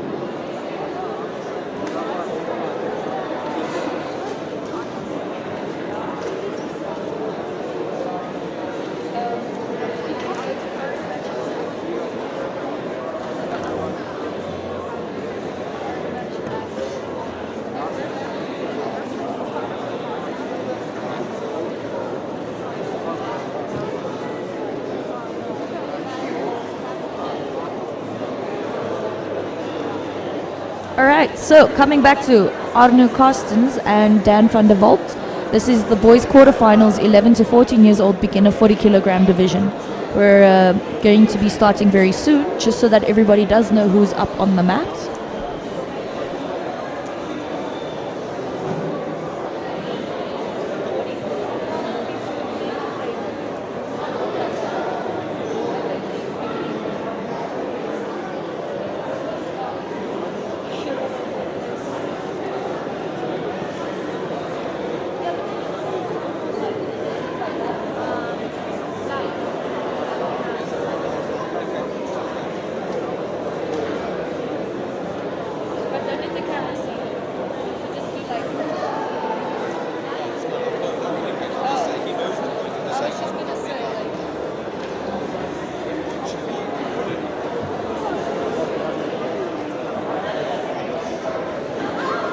Vikas Swart, Zaki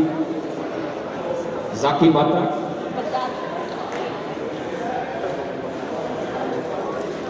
and Madla. If you could please come to the desks by the main mat.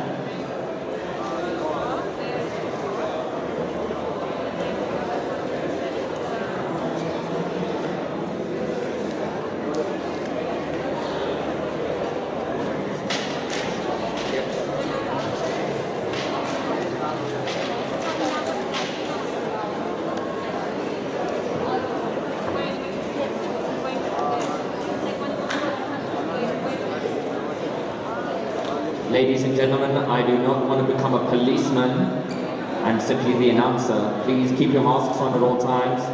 Following this announcement, failure to comply with this order, you'll be asked to leave. Thank you very much. I'll repeat. I'm no longer going to remind you to wear a mask. I trust you to do that yourself. Failure to comply, you'll be asked to leave. Thank you very much.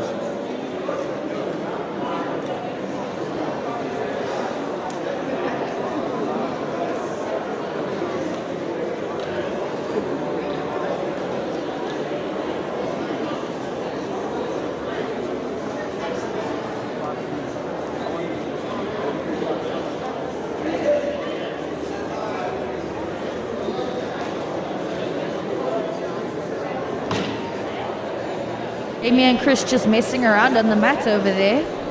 A little bit of inverting. Might potentially just start grappling each other. Ref's really going at it, as you can see.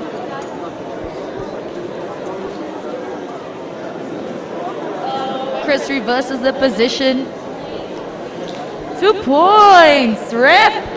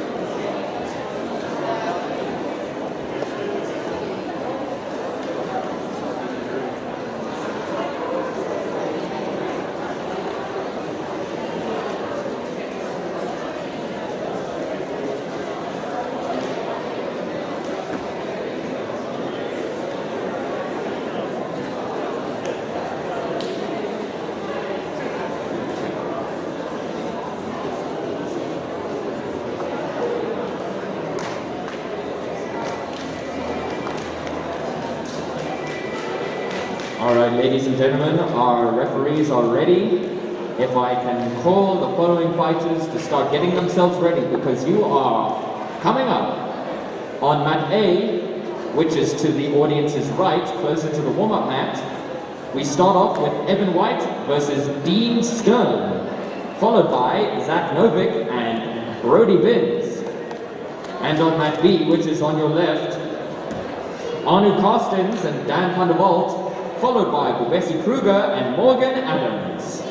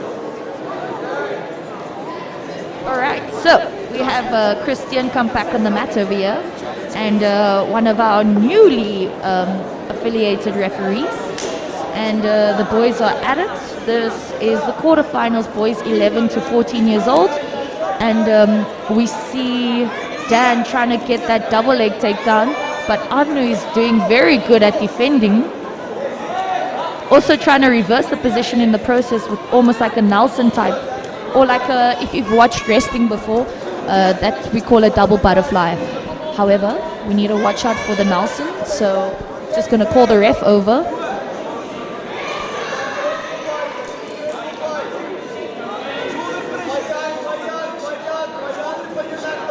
So So Arnu currently has a guillotine from the close guard, and he's trying to get the angle on Dan. Dan needs to maybe break the grip and, you know, try to get to a good posture. As you know, there's no slamming the kids in the beginners divisions and intermediate, only in the pro division, so hopefully later on we'll see some action. And points have officially gone on.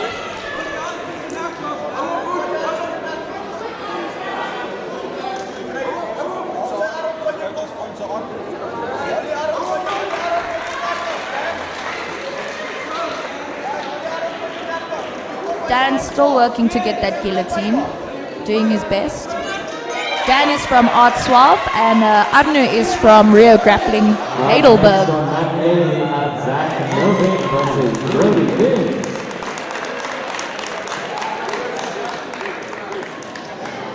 Following that, we have Dean Stern versus Giovanni De Vito.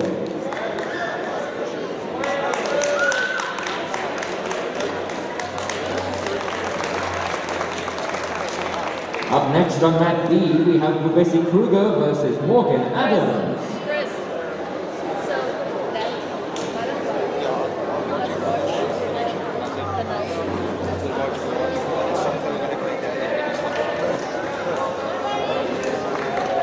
Alright, next up on mat A, we have Dean Stern versus Giovanni De Vito, followed by Mohamed Tahir Mia and Liam Rocha.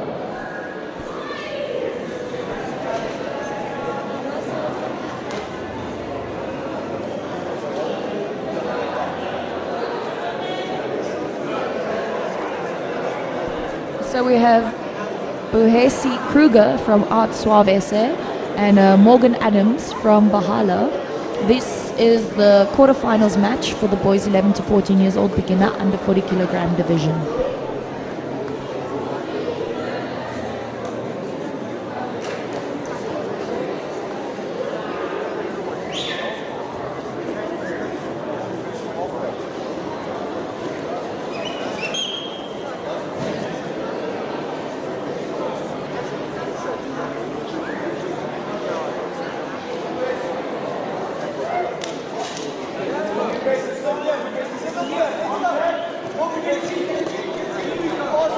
Beautiful takedown by Kruger over here. And he's trying to pass the guard. Looks like he's trying to possibly go for the Kimura on the far arm, but Morgan manages to turn out from the submission over there. And looks like he's going to be pinning the back to the mat in order to get that Kimura. However, Morgan is doing his absolute best to possibly, you know, turn in order to defend the Kimura, but he must watch out that he doesn't give his back up. Just a reminder to all people that are watching, the referees have the ultimate decision, and if they feel that the kid is in danger at any point in time, they will stop the fight in order to protect the kids from getting injured. A successful competition is when we don't have any injuries on the day. That is what we consider a successful competition. Up next on mat B, we have Arne Carson versus Tegan Sema. Up next, we have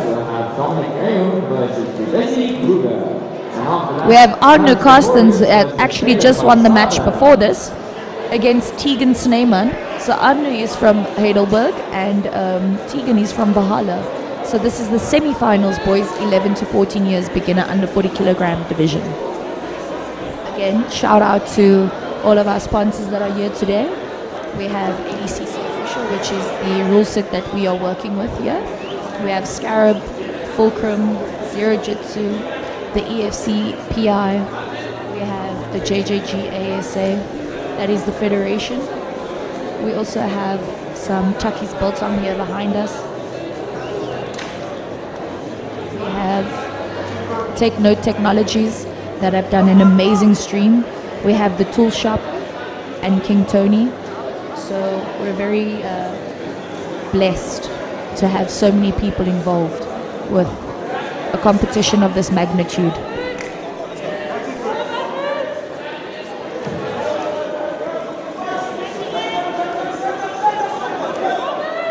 So Tegan ends up in the top position, but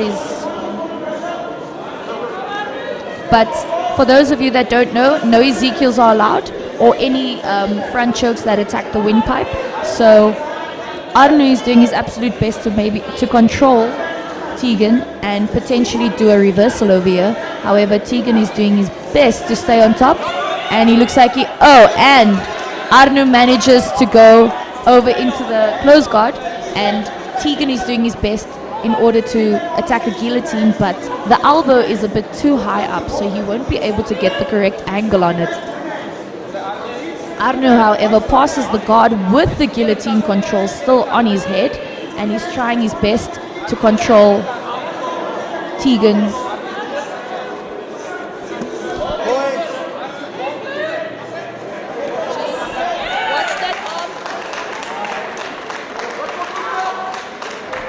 So because Tegan held onto Arno's neck that long, it's almost like a little bit of a shoulder lock that he had unfortunately imposed on himself, but I think he'll be okay because the refs had stopped the match in time.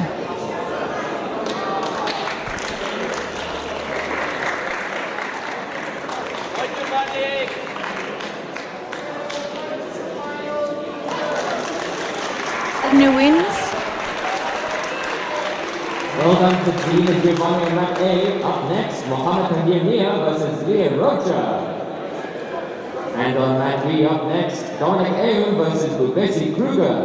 And after that, Paris Pretorius and Kaylin van Staden.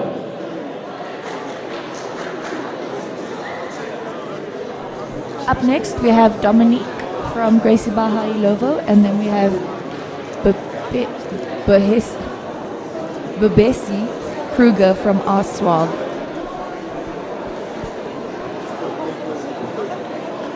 Can that top row please put their masks on? Top row. Top row. Put your Opposite masks Mat on, B, please. masks on.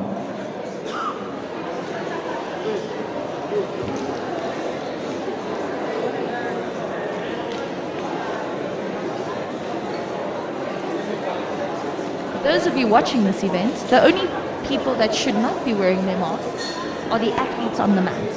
So everybody else in the arena needs to please comply with the COVID regulations in order for us to be able to run future events. Just so that everybody knows, we're doing our absolute best to make sure that we can continue running these events in future. So, Dominique has the ankle bracelet. Oh, beautiful drop Sienna. Sorry, that was a flying mare. That's what we call it in wrestling. But he does a beautiful takedown, goes straight to the back, starts to work the neck control, and he switches to an armbar. Oh, beautiful stoppage. Well done to the referee for being that quick. That was amazing. That was an amazing takedown. He moved very nicely to the back and he did an armbar. Well done to the refs for intercepting so quickly. And as you can see, we have refs on both sides of the match in order to make sure that the kids stay safe the entire time. So we make sure that we have two refs on the mat. The coaches are ecstatic for that win. And that was beautiful, guys.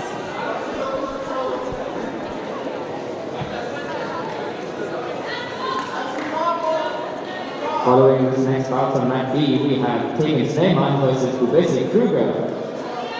And after that, So we have Paris Pretorius from Lions Den in Durban, and we have Kaylin van Staden from Valhalla. So this is the girls' quarterfinal, 11 to 14 years old, plus 55 kilograms.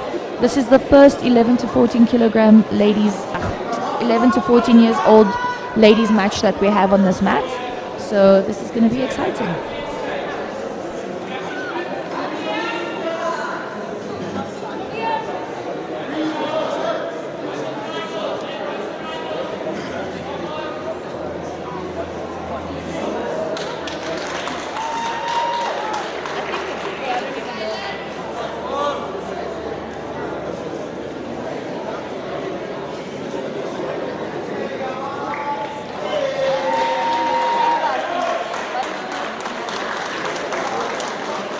up next on Mat A, we have Giovanni DeVito versus Zach Novik, followed by Darren Myberg versus Steven Esserita.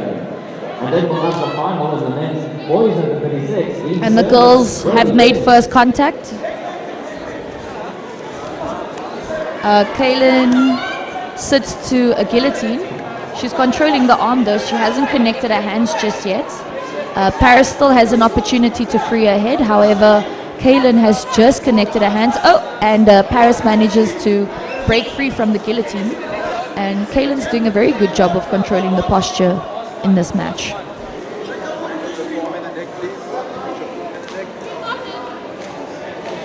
So just a reminder, with the kids it's a 3-minute match. The first minute is no points, thereafter points will be on. However, if they're on the border like that, and you can see the ref had just stopped the match, did a very good job of controlling the mat area. Next on that day, we have Jared Michael versus Stephen Essager. And back to the close guard. Remember, athletes, y'all need to listen to your ref. Back to the close guard we go, and time is back on. So 10 seconds to points, and Kayla's doing a really good job again of controlling the head, and she tries to shoot for a triangle, but Paris cuts straight through the guard over there. So according to Kaylin's coach, he wants her to recover the guard in order to start sweeping, but Paris looks like she's got heavy top pressure over there, trying to control her partner, bringing that second knee through, slowly going for the armbar over there. She manages to free both of her legs from the guard, and Kaylin's doing her absolute best to try and get to the top position to protect her arm. Very nice. Kaylin gets to top position, and she's now in the close guard. So technically that won't count as a reversal because she had given up top position to go for a submission, but that is considered a sweep, as she had passed her straight past the guard. Sorry, she had swept straight past the guard. Again, Paris is trying to go for the armbar again, but she doesn't manage to get that proper control, and once again she ends up losing the position.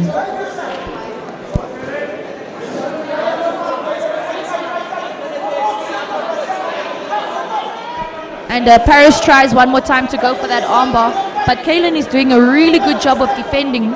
Every single time she's managed to defend the armbar, hopefully. And the referee stop it. Perfect. Well done. Amazing match, ladies.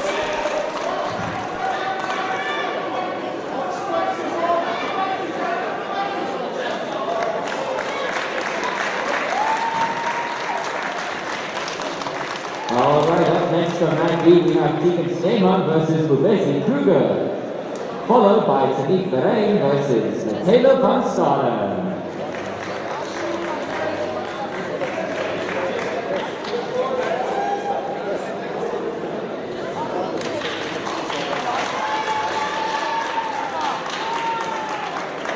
A reminder to all coaches to please wear your masks, and that goes for the spectators as well, believe it or not. Yeah, you're not exempt from this. Shade car.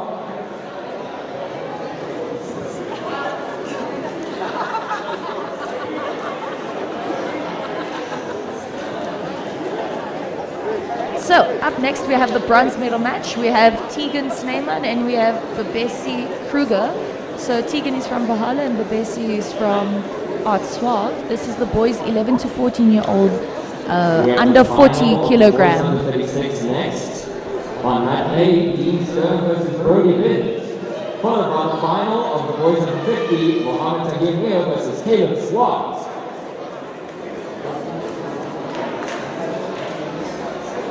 So Tegan's the one with the pink wristband on his ankle, just to indicate the red corner.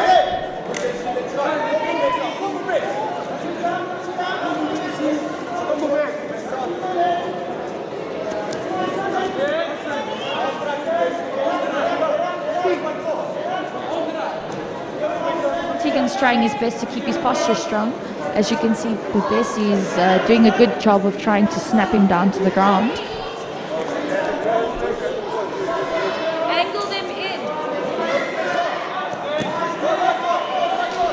Bubesi does a nice double leg takedown. Tegan is still trying to control the posture and shoots his legs through to tries to shoot through for an ashi position. However, the ref is trying to protect everybody, so he had stopped the action and he continues on.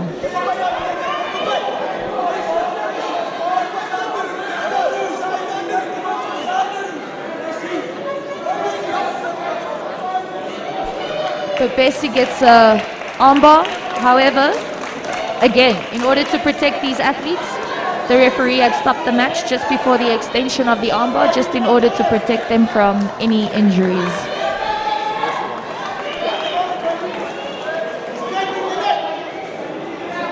All right, up next on Mat B, we have Tanique Beret versus Michaela van Saren, followed by Paris Pretorius versus Isabel K. Ruby.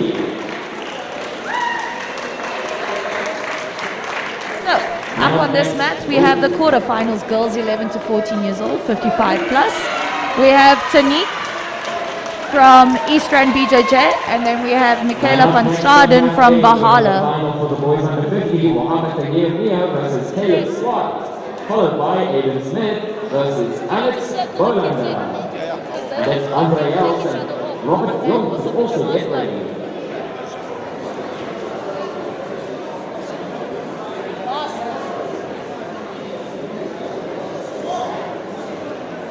Yeah, but you know these parents.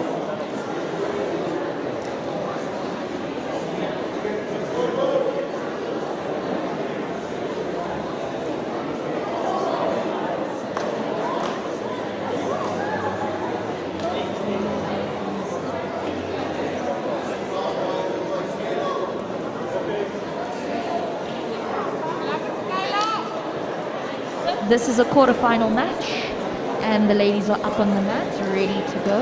Referee's just letting them know with regards to the rules, and then we'll see them competing in just a bit. The athletes are just making sure that they can understand the rules slightly better. And table is ready, and we tee off.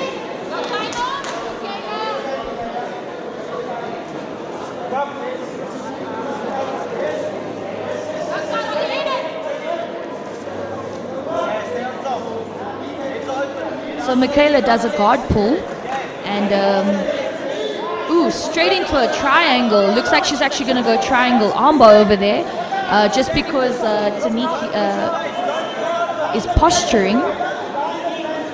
So if she angles slightly a bit towards me, actually, she'll get the perfect angle in order to finish the choke. As you can see that she's got a bit of the shoulder in. She needs to go the other way, but Tanique is doing a very good job of trying to defend this triangle over here. She's trying to angle out in order to, she can see that she's already defending her arm. The referees are getting nice and low, checking that she is still breathing, making sure that she doesn't actually pass out. And points are officially on. Just a reminder to everybody, if we do go to extra time and there's still no points at the end of the match, and Michaela's going for a Kimura on the far side. However, she doesn't get the Kimura. She's still working though. She's keeping the triangle control. Watch the Kimura. Sorry, I get a bit excited, and I just want to make sure that all the athletes are safe.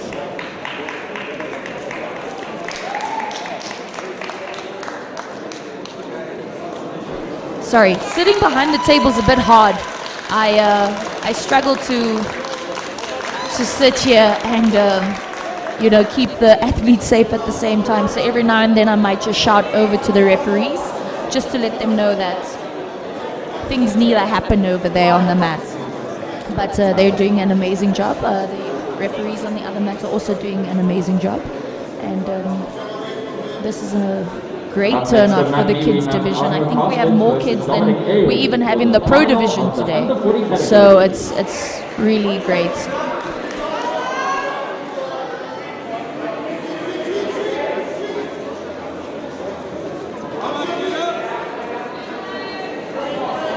So up next,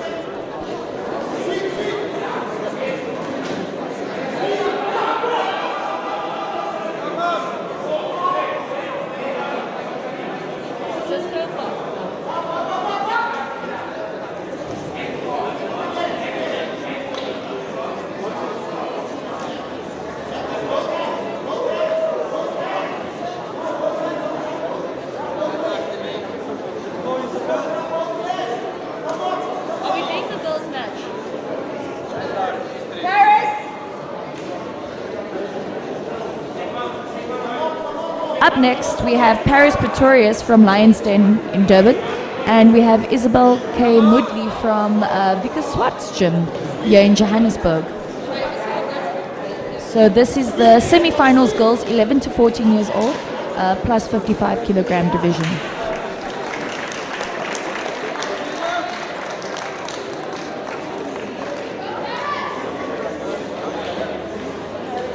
Paris actually just won her previous fight via armbar from the mounted position. She had sat back on the armbar. She attempted it 3 times against Kaylin from Bahala, which actually did an amazing job of defending it.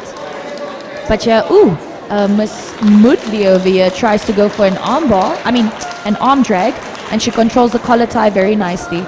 So in Isabel's corner is Jeannie, which is she's an outstanding wrestler and an amazing representative for women in sport in South Africa. She is currently a level 3 South African wrestling coach, which means she can coach at international events. And I'm pretty sure that she's been coaching these girls on their wrestling. As you can see, she's trying really hard to get the arm drag and trying really hard to control the collar tie. However, Paris looks like she's calm, trying to get nice and close in order to get her hips in. And we are 10 seconds away from points.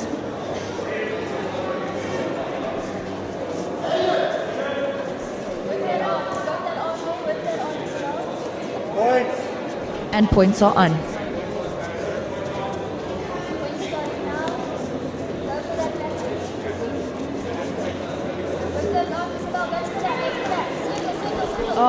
So Isabel shoots in for a single leg.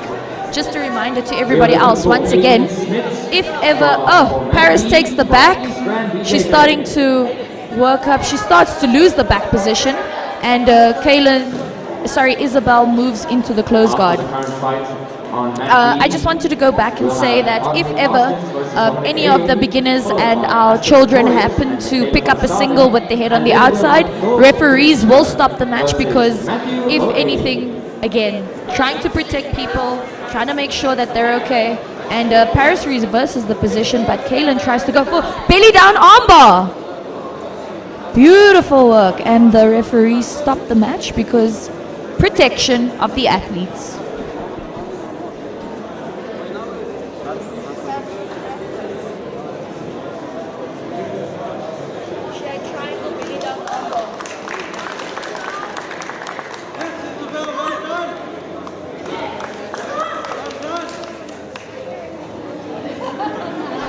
So up next on our mat, we have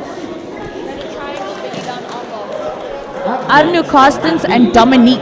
So Arno is from Rio Grappling Heidelberg and Dominique from Gracie Baha Ilovo. Dominique is the one that did a beautiful drop Sianagi earlier on, and he went straight to the back control and finished the match with an armbar. Arno also has been an amazing competitor. This is the boys 11 to 14 years beginner under 40 kilogram finals. So that means negative points start immediately. In the event of anybody sitting to guard, they'd get a negative point. So boys are, oh my word, that was a beautiful hip throw. Arno, Dominique is just doing amazing takedowns today, guys. Got his hips in very nicely, managed to get in under his opponent, and he's going for a triangle over there. He's working more of a clamp position. Yeah, he's working a clamp position, and he gets the triangle. If he can get the arm out slightly more, remember, if you have a lot of the shoulder in on your triangle, you're not actually going to get the choke, and you can see he does the adjustment. And Arno taps. Well done, Gracie Baha Ilovo. That was outstanding. Yo, how's that hip throw, guys? Well done to Arno and Dominic on that B. Up next, Astrid Pretorius versus Michaela van Staden, followed by Dov Drishner versus Matthew O'Ailey.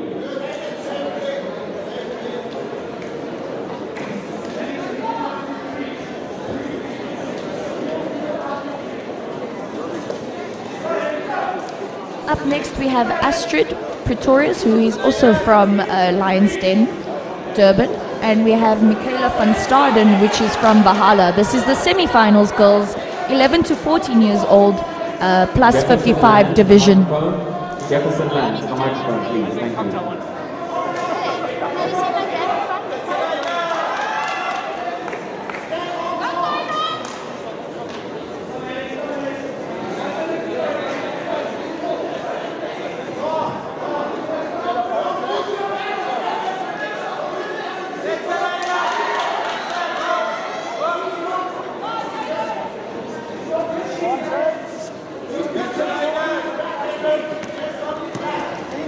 The girls tee off. Astrid had double under. Michaela had double unders, and Astrid is starting to pass the guard over here. Does an amazing job of getting to a half guard, and she has a cross face. She works for the underhook on the far side. Looks like she's trying to go double unders, and she manages to pass the guard. And corner is telling her to go for a sub. And I agree. Within the first minute, that's when you should go all out. Because there aren't any points, you shouldn't be worrying about position. That's the time when you should really try to submit your opponent. Once points are on, and she jumps straight to oh, wow! Oh my gosh, well done, Astrid. This is the first time I've seen her compete. That's legal.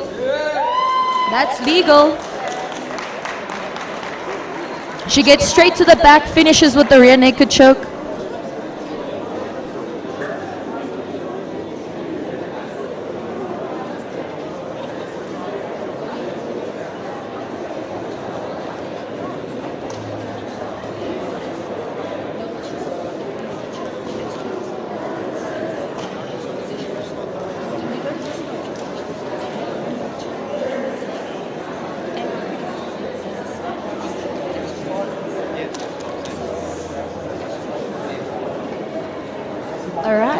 So referees are ready to do the final call. Just so everybody knows, there's no slamming in the kids division and no slamming in the beginner and intermediate divisions. So if anybody's confused about the decision, Astrid had the rear naked choke in under the neck. However, the referees had thought that Michaela from Valhalla might have potentially slammed, which she did not, or we could say she did. However, Astrid still won fair and square.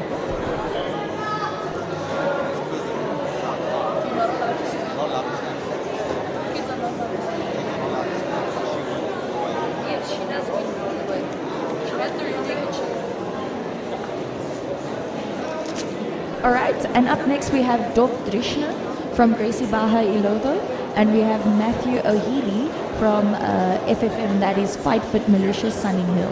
This is the boys, 11 to 14 years, intermediate, minus 40 kilogram division.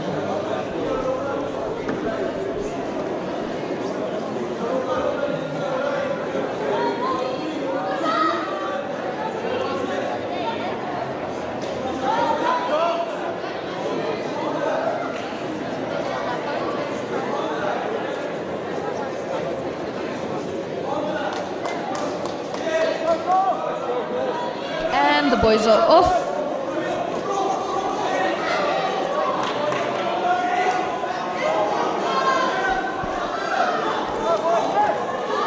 So Dov shoots in for a double leg, and he manages to finish the double leg takedown. Passes the guard immediately, and his opponent manages to recover the half guard as Dov was trying to rush to the mount position. So he unfortunately gave up the half guard, but he looks like he's slowly working to pass the guard again. Now in only a quarter guard, luckily. Dov is doing really good.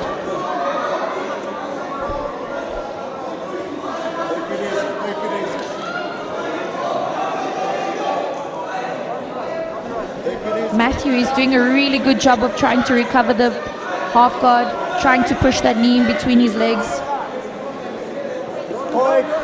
And points are officially on.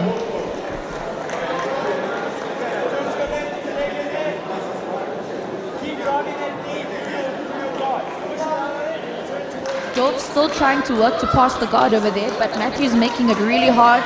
And Dov tries to go for an armbar, but he just misses the elbow. And he passes the guard. Technically, that's a scramble. But he can't solidify the position, and Matthew O'Healy again gets a quarter guard, so it's not a guard pass just yet. The last warning, otherwise we will start kicking individual people out without warning. That includes, you know, putting the mask around your ears instead of holding it in front of your face, and not under your chin, and also over your nose. Dov's still trying to work to pass the guard over here. Looks like he's still trying to get that armbar. However, O'Healy, Dov jumps. Manages to get the armbar over there, and the referees stop the match. Again, guys, coming back to the gyms, remember, when it comes to any submission attempts, we need to teach the children control before anything else. With my kids at my academy, I teach them to check if their opponent or their training partner is good. We don't jump into submissions at our academy. We make sure that, you know, we're going to keep everybody safe. So just coming back to the gyms, guys, don't forget to teach the kids some good control. This is the bronze match for the girls over 55. Following that, we'll have Maisie Matthewson versus Chloe Capital. And then we'll have the final for the girls. Up next, we have Paris Pretorius, again, Michaela van Staden. This is the bronze medal match for girls 11 to 14 years old, plus 55 division.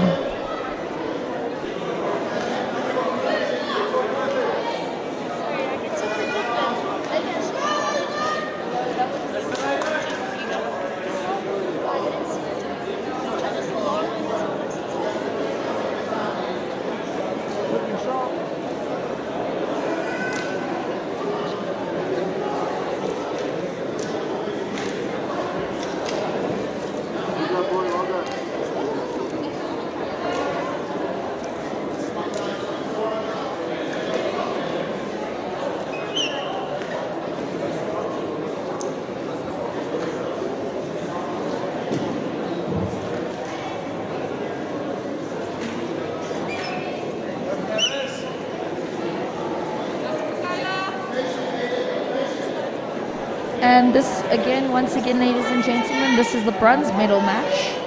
Just so that everybody knows, there's always going to be a bronze medal match for ADCC. We don't have double bronze, so there will always be a fight for it. Girls are trying to get arm drags on each other over here. But these girls have been outstanding today. And again, Paris is trying to get the clinch, and nice reversal. So Michaela was trying to pull guard and sweep immediately. However, Paris managed to reverse the position once again, and Michaela is doing her absolute best to keep the posture broken more than anything else.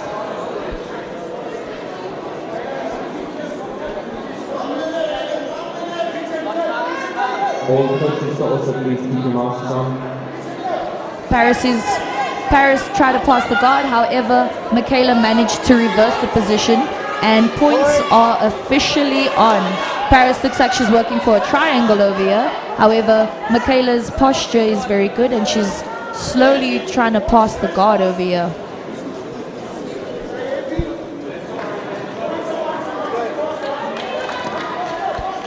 Michaela pins the legs to one side, and all she needs to do now is pin Paris's back. However, Paris manages to reverse the position.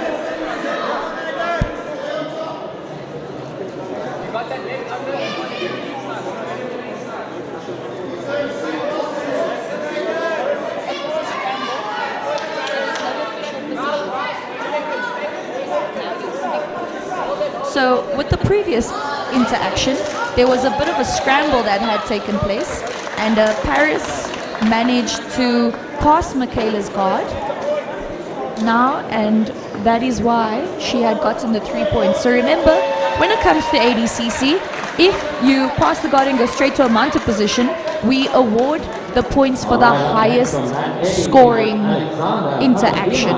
So mount position is only 2, whereas the pass is 3 points. That's why Paris had received the 3 points, as it was the highest scoring interaction in this match. Michaela's doing a phenomenal job. trying to recover her guard, trying to reverse the position, and she does manage to recover her guard. She's got 30 seconds. Will she score points? If she sweeps right into a mounted position, she'll get 4 points, as it is considered a clean sweep. 18 seconds to go, 15 seconds to go. Michaela's doing her best to try and possibly submit Paris, trying to sweep. She's just trying her absolute best to, get the W. Paris is doing a really good job at keeping her down.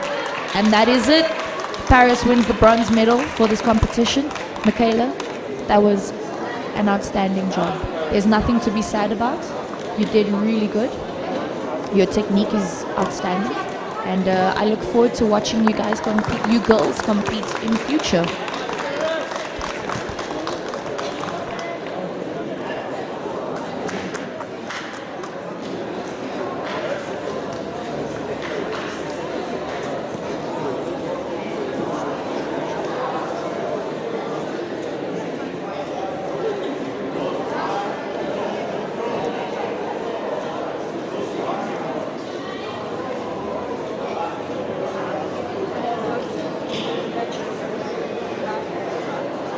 Up next on Mat B, we have Maisie Mathewson versus Chloe Capital, followed by the final in the girls at 55 category, Isabel K. Moodley versus Astrid Pretorius.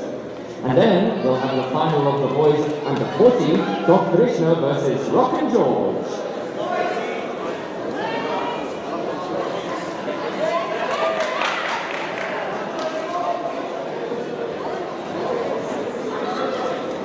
Okay, so up we have Maisie Mathewson from PESFA Academy in PE. Again, that's Chris Bright's academy, for those of you that don't know. And we have Chloe Capito from Valhalla. That is Shane Carr's academy. Macy, I watched her compete a couple of times. She's a great competitor, and from what I've heard, she's really strong. However, this is my first time watching Chloe compete, so I look forward to seeing what she's going to bring to the table. Macy representing a fulcrum over there with the fulcrum rash guard. So it's going to be good. Let's wait and see what happens.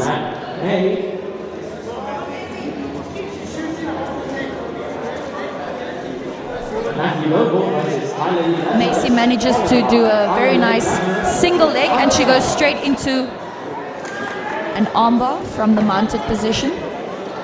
And that is it. 17 seconds. Well done, Macy. Congrats. And shout out to the PESFA team. Hello, hello, hello.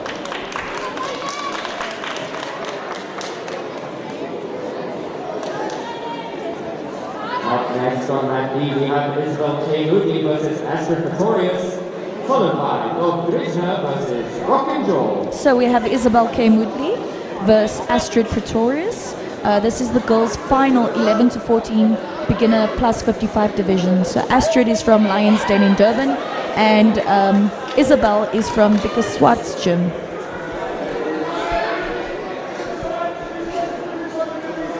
Astrid is the one that did a rear naked choke from the back, and Isabel, I'm sure, won her match with an armbar. Girls have made contact, and they're both working to get an inside position. As I've said before, Isabel comes from Vickers' gym, where Jeannie is one of the wrestling coaches there. And Jeannie is actually on the mat reffing the fight. You see the girls are pummeling really well to stay on the inside. Astrid keeps pushing forward. Isabel still trying to get inside, trying to get unders. You see her pummeling is really good. Gets the underhook on the one side, and the girls keep working. Followed by Anson Harvey and Rafael Cantor. And then 15 seconds to points. Astrid fakes an ankle pick over there. Along with Aiden Smith and Alexander Paladinas.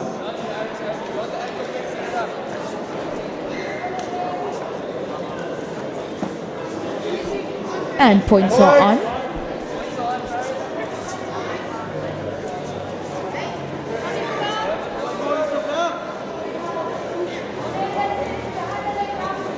Astrid does a little bit of a outside trip over there. And she's slowly starting to pass the guard. Remember, if you do a takedown, you need to pin 50% of the back on the mat in order to score points.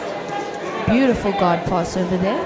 Nice half guard pass. Actually one of my favorites as well. When I was in New York, I spent 4 months learning how to pass the half guard.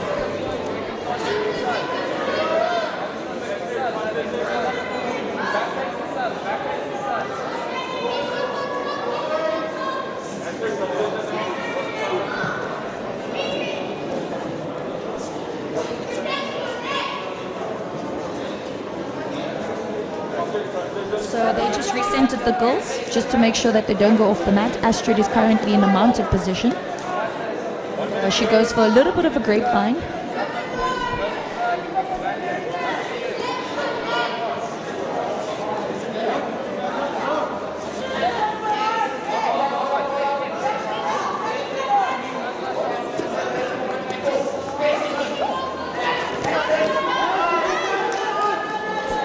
And Isabel reverses the position. And the girls are really going at it. Can hear them grunting. And Astrid manages to recover her guard. Oh, lovely scissor sweep. Scissor sweep again, also one of my favorites.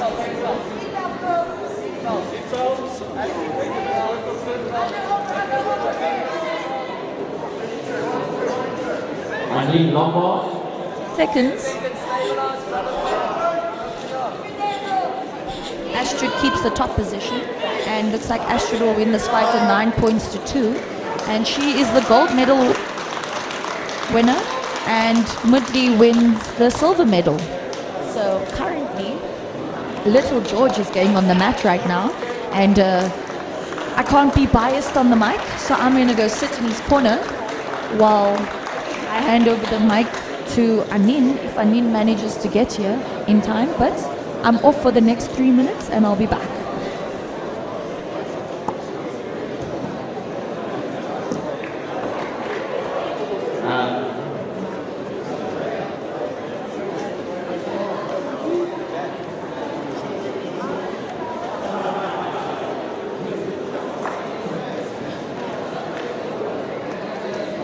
Alright, up next on Mat B, we have both Krishna versus Rocket George, followed by Kaylee Joseph and Leah Elron. And on Mat A, we have Jensen Harvey versus Rafael Cantor, followed by Christian Schwegler and Kunara Blambrand.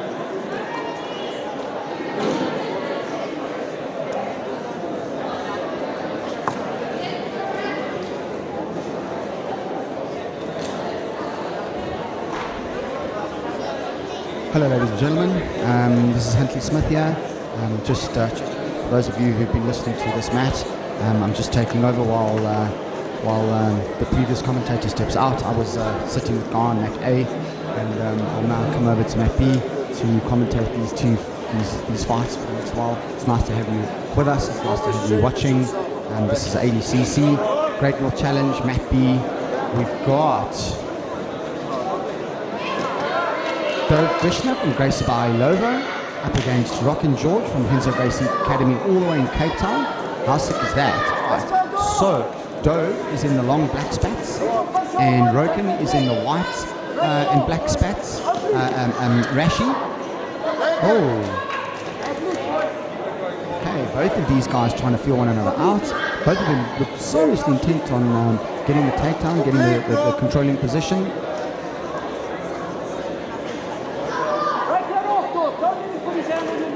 Dove Krishna in the red corner, which means he's got the pink tag on his ankle. Dove trying to secure the inside, but Roken doing a good job of. Oh, he just almost took out the ref there. Roken looking for a little bit of a snap. Oh, he was going for the takedown there, and then what happened is Dove managed to go out the back, take the back. Take the underhook, get the back, end up in mount, and literally, it's 2 seconds after it ended up in mount, we were notified that points were on the table. So remembering the first 2 minutes is no points, last 2 minutes is points. So that takedown and that back and that mount counts for no points. Right, so as we sit, Dove is currently in close guard, top, looking to pass guard. Roken currently at the bottom, trying to sweep or submit. 0-0.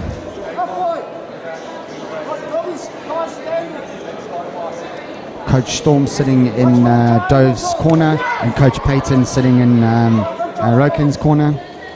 Okay, so now Dove's got side control, and now really the question is, can he secure the points? Because as yet he still hasn't secured any of the points. He switches for an armbar. The refs are going to watch that very, very carefully, and it's a tap. Oh, beautiful jiu-jitsu. Oh wow, back take. It almost looked like he was losing the back at one moment. He switched it over. He went for the armbar. Roken did a damn good job of defending that armbar, putting the arm in, and Dove jumping on the wrist, pulling that armbar over, and the refs did a great job of immediately jumping in and stopping the fight. And the win goes to Dove Dreschner from Gaisibaha Ilove.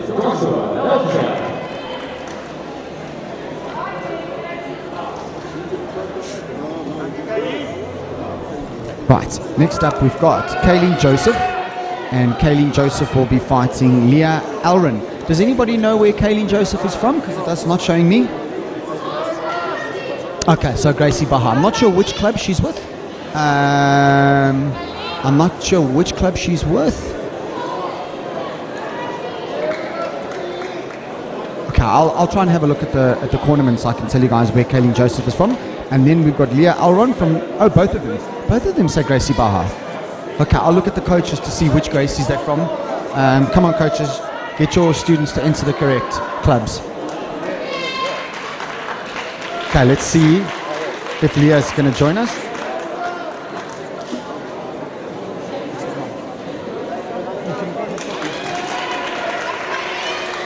Okay, so the competitor up, we've got Kayleen Joseph.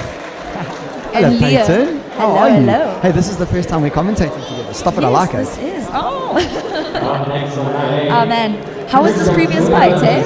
Yes, it was sick. That little kid was amazing. I thought he was losing back and switched it to an armbar. Dove is actually it's a bit unfortunate that Rocken didn't get what he wanted. Okay, let's see. There's an but armbar temperature. The girls are. Oh, okay. So who have we got, Jack? Really fight, eh? Yeah, we got Every time. Kayleen Joseph. Let's just see. Kayleen Joseph. Gracie Baha. Kayleen Joseph is in black spats, and Leah Elron is in the pink spats, right? Kayleen taking side control, and the refs resetting them. Kayleen had underhook and crossface. So this is the girls 11 to 14 semi-finals for the under 55 division. Okay, so Kayleen taking mount. Is it within points? No, still no points. So 15 seconds to points.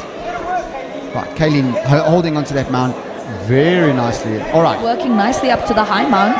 So Kayleen's from Nomads, and Leah is from Gaisibaha Lovo. I can see Coach Storm sitting there. Okay, points are on.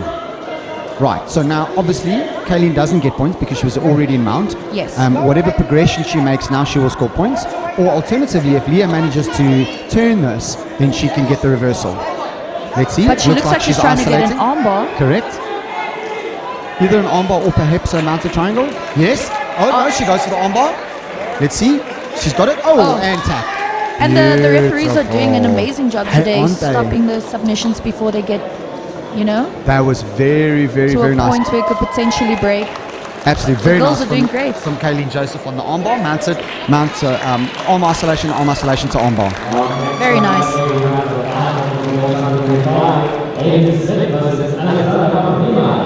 Followed by and then Justin Walker and Scott. So we have Sebastian Ferreira from Rio Grappling Heidelberg, and we have Joshua Belcher from East Rand Jiu-Jitsu. So this is the boys 15 to 17 Finals. under 70 kilogram finals. This is an intermediate division. And I must tell you, after this bounce on Matt Lee, we have Noah Kakata versus Leah Elman, followed by Michaela Mahur and Mr. Kenya. so Joshua's dad Andre, sitting in the corner with Coach Brendan Ching. Newman. Yeah. Andre just got his purple belt. Yes, Like he did. 2-3 weeks ago, and I've known the family. We're good friends with them. I'm very fond of Joshua. Very serious young guy. Very good game. Man, whenever I'm in Johannesburg, I normally train at East Rand, and yeah, I've seen them on the mat, and they call like Andre the white belt and blue belt hunter, because you know he just got his purple belt and he walks around on the mat and he scouts the guys. Everybody. He's like, let me show you. Right after he got his purple belt, he hooked me up. He's like, Hans, can I come roll? I was like, no. Sorry. Okay, so Joshua Boys are going at and it. Sebastian. So Joshua in the white rashi, Sebastian in the black rashi. Sebastian putting Joshua down. Joshua immediately sitting up. Let's see. Trying to he's get a go hip for the bump bump. swing. Yeah, let's see. He's got He the could arm shoot the isolation. triangle over there. Oh, And he he does. shoots it. Oh, and he just misses Fails it, but manages to recovers his guard regard. very nicely. This is going to be a fight. This is going to be a fight. So you see he locks the triangle over there just to make sure that he's actually controlling the posture. Sometimes if you don't have the, if you have a standard guard control, sometimes the guys, sometimes the guys just slip. So if you want to make your guard a little bit tighter, you could go for the triangle, but generally that means a little less movement. Yeah, so the control equals restriction. Yes. But I think he could potentially, if he controls the 2-on-1 on that far arm, he could go for the triangle again because So interestingly. Sebastian. Beautiful. So he went for the escape. Yeah. Joshua stood up. Beautiful jiu-jitsu. I'm glad I came across to this table. Yeah, some real stuff happening Matt over here.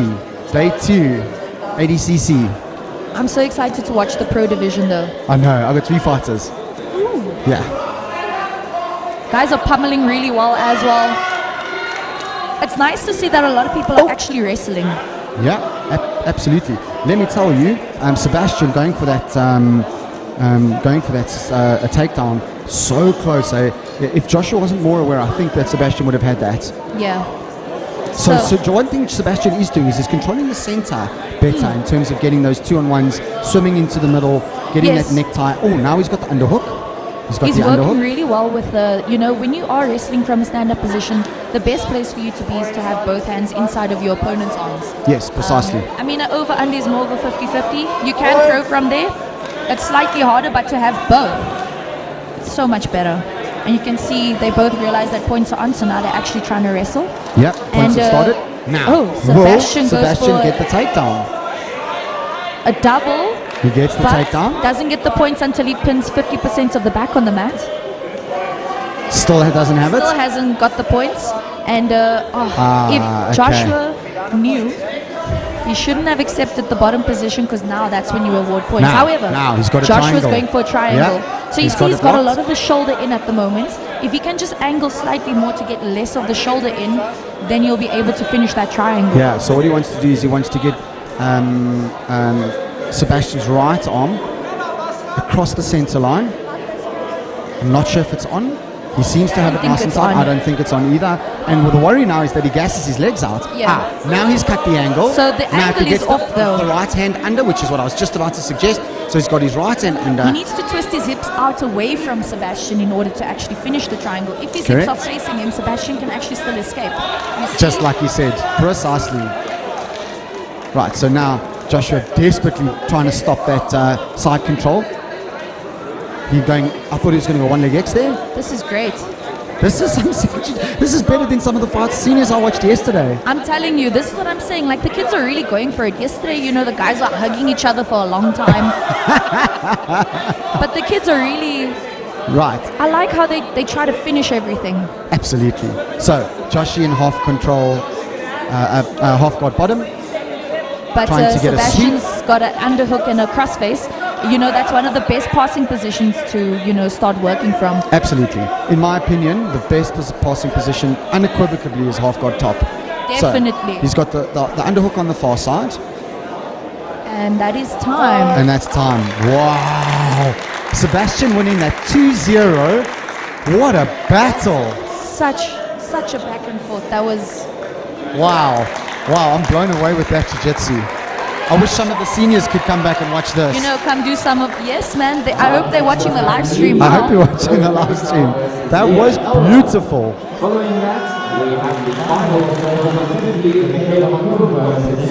up next we have Cleo Capitoa from Valhalla, and we have Leo Alren from Gracie Baja. This is the bronze medal match for the girls 11 to 14 beginner under 55 kilogram division. I'll try and see which coach comes in, so which Gracie Baja she's from.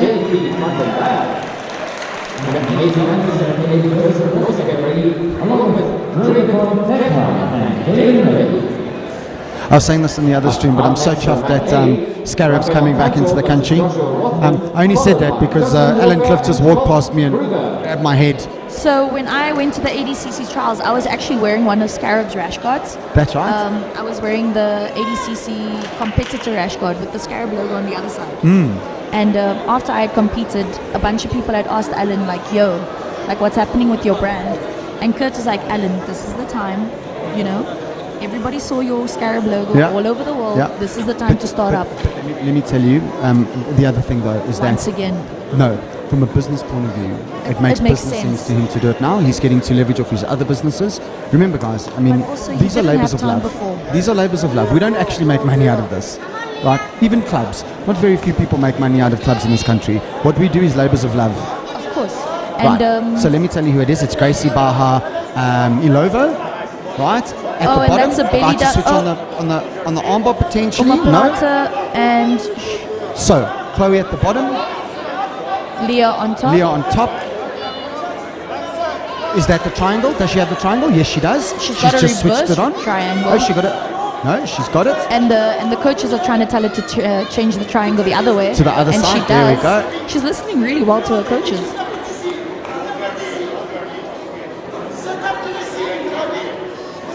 And young Chloe trying desperately to get posture, but it was just too tight. Just too tight. Wow. And Leah wins the bronze medal match there. Leah's impressing. Her last fight she finished with an armbar. This fight she finished with it, went for the armbar, missed it, and got the triangle. Very nice. Or did she get the armbar put on her on the last match? I think she got to put the armbar. She was armbar yes, correct. before this. Correct. Well, but maybe that's this okay. is a bit of self-retribution. Yes. So Michaela Von Korn from Otswald SA, and then Jane Kenya, my bad, also from Checkmat. This is the girls 15 to 17 finals, beginner, under 50 kilogram division. Okay, so we've actually got Michaela Van Koen as well as Dijane Kin. Now both of them are from Artswald. So both of them will be under Coach JP Kruger. So House of Tinkerbell. House of Tinkerbell, correct. Followed by the bronze match for the boys under 50, They're both friends, they're both training partners. So I wonder what's going to happen with the corner. I hazard a guess to think that, so Coach JP Kruger is going to take one and Coach Marcel Els, no, nobody's going to corner. I like it. Friends, training partners. It's so tough though. It's so tough. Nicole, of course, who fought yesterday, sitting watching her teammates. Yeah. Nicole had also fought in the amateur MMA like 3 weeks ago. Nicole's a beast. She's also so resilient. Man, she's tough, eh? I mean, Monique had her in a deep straight ankle lock, and she managed to just kept moving. Okay, so Michaela with the pigtails, with the pigtails, the two pigtails, because they're both blonde, they both got House of Tinkerbells. So Michaela with the two pigtails, and Dijane with the single ponytail. Okay, and that's how we can tell them apart. Of course, Michaela also has the pink wristband on her foot. Dijane immediately going for a double leg. I think these two are going to go at each other. I think there's club pride at stake here. I think so. You know, you go back to the gym, you just rag your friends. That's that's what it's about. That's exactly what it's about. That's why I keep calling people out on the stream. And let me tell you, JP's girls and JP's kids, man, they yes, tough. I mean JP's actually the head coach for the MMA team as well in Gauteng. So he works really hard and he does an amazing job with all of these athletes. And so it's nice to see what he's developed. Absolutely. So Michaela establishing mount on Dijane. Still no points though. Dijonay is still trying to, you can see that she's working to do that elbow hip escape on the far side. However, Michaela looks like she's trying to get on a side, maybe take the back or go for a Kimura on the far side. No. Ooh, she goes for she's a going for Kimura. that. She's trying to isolate the arm. And there That's she right. goes for that seat belt. Oh, and she loses it again. But Dijonay countered that. That's very nicely done. Bronze match for the boys under 50. So you'll see a massive thing in terms of the roadmap is this mount take. Mount, look for the submission. If that doesn't work, then we take back. You know, the look for traditional way submission. of doing it. Yeah.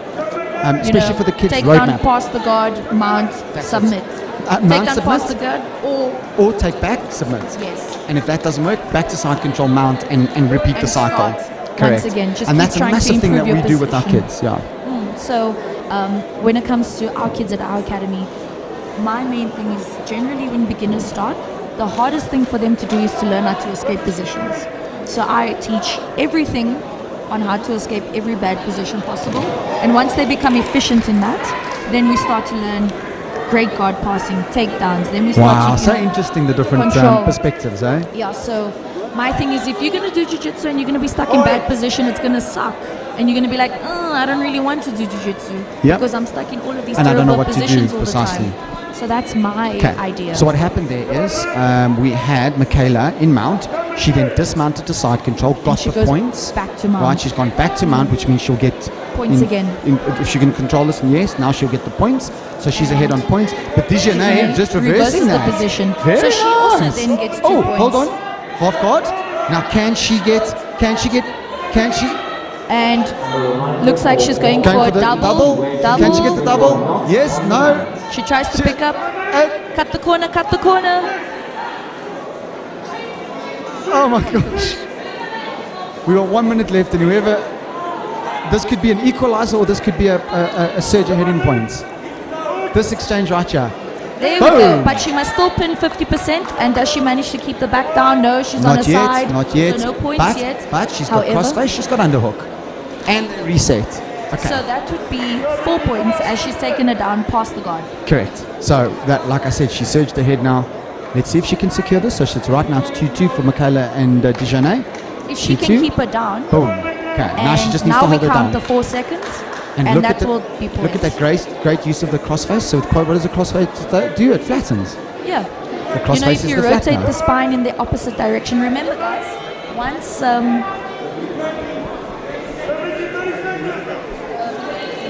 Michaela's in mount.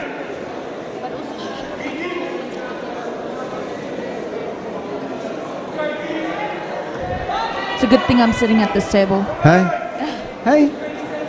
Right, so we're currently Still points are working. standing on. 15 seconds to go. 4-2. And I think Dijonay is going to take this. Michaela's going to take this. So tough. You check all the coaches just watching. Listen to the silence in that corner. Hey? amazing. How hard is it for the coaches not to be shouting their heads off? That's what I'm saying. Like if any of my kids compete against each other, I'm like, amazing fight. I need to walk out of the venue. Hey, these girls are amazing. Well done. That was amazing. Okay, we're just busy ascertaining the points quickly.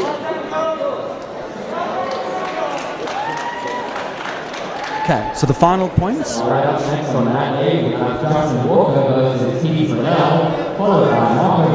Okay, Michaela wins 4-2. The win's the win? That is correct. Win is a win. And the points.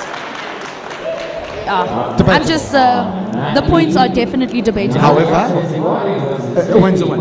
Yes, she Right. was going to win regardless. She was going to win regardless. That's what I'm saying.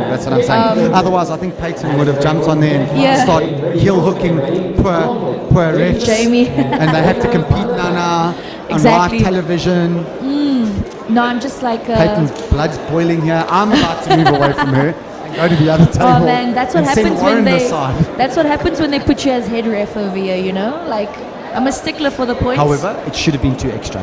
it should have Agreed? been 4 extra. 4 extra. As she had taken down past the guard because she landed straight into side control. So Then she went those would side be- control. She got points in side control. Then she went mount. Then she got points in mount. So she that- had the reversal, the side control, and the mount. So there's no points for side control. The points is generally either passing the guard or you have taken down somebody past the guard. So we don't give points for side control. We give points for whatever happens before that. Got you.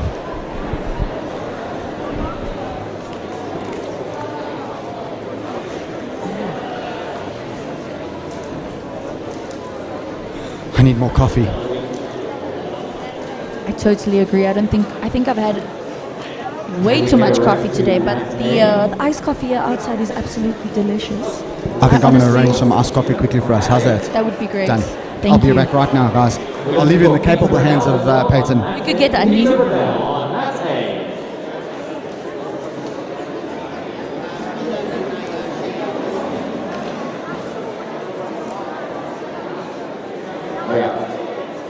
Minayasha Zigwari to Mac B, please. Minayasha Zigwari to Mac B.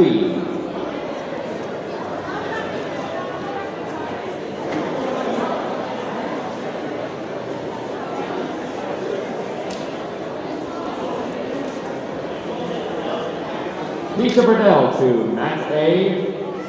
Peter Burdell to Max A.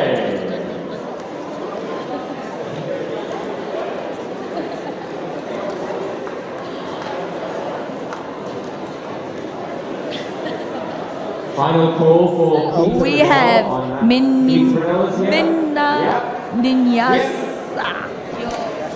Minayashi Zigwari from Apex Jiu-Jitsu, and we have JP van der Berg from Valhalla. This is the boys 15 to 17 years, under 55 kilogram beginner semi-finals division. Also, sorry for butchering your name. Please don't hold it against me.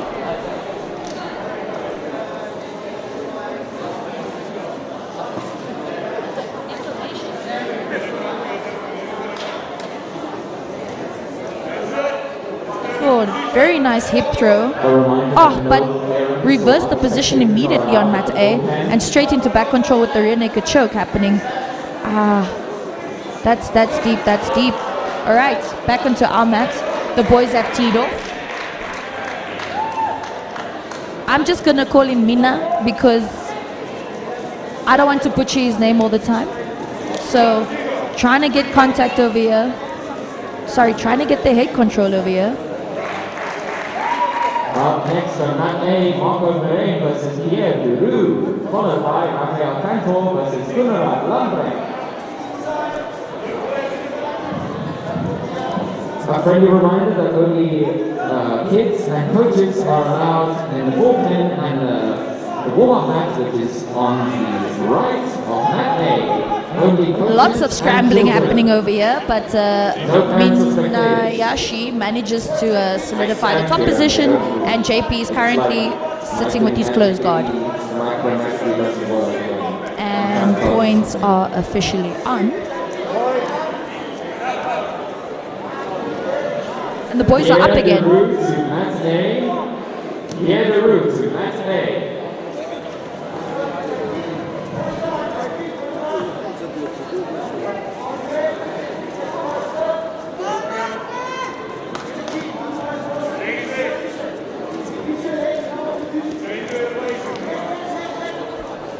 And 1 minute 30 seconds to go. And hold on, there's a guillotine happening over here. So if Zigwari manages to pop his head out, he will get the points for the takedown. And he taps. Well done to JP. JP manages to finish the guillotine from the close guard.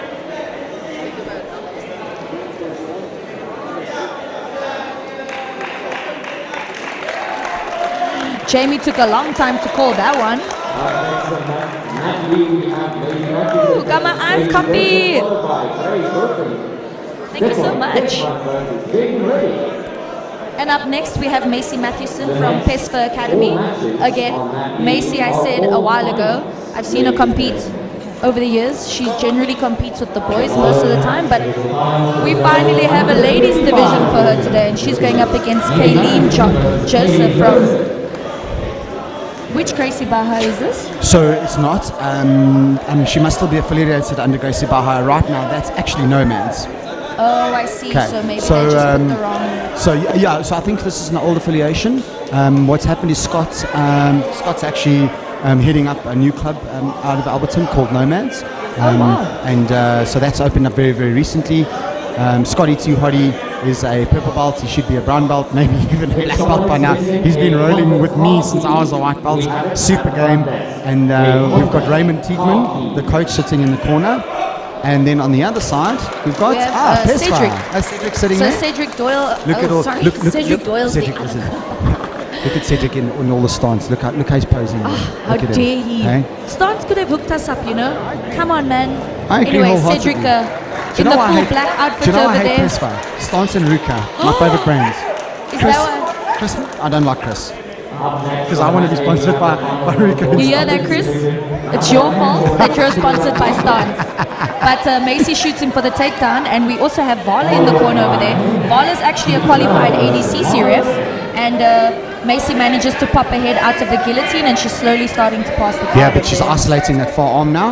Look there. So if she takes her hand out from under the head, there's no... And tap. Okay. So- Now here's the thing, guys. Debatable.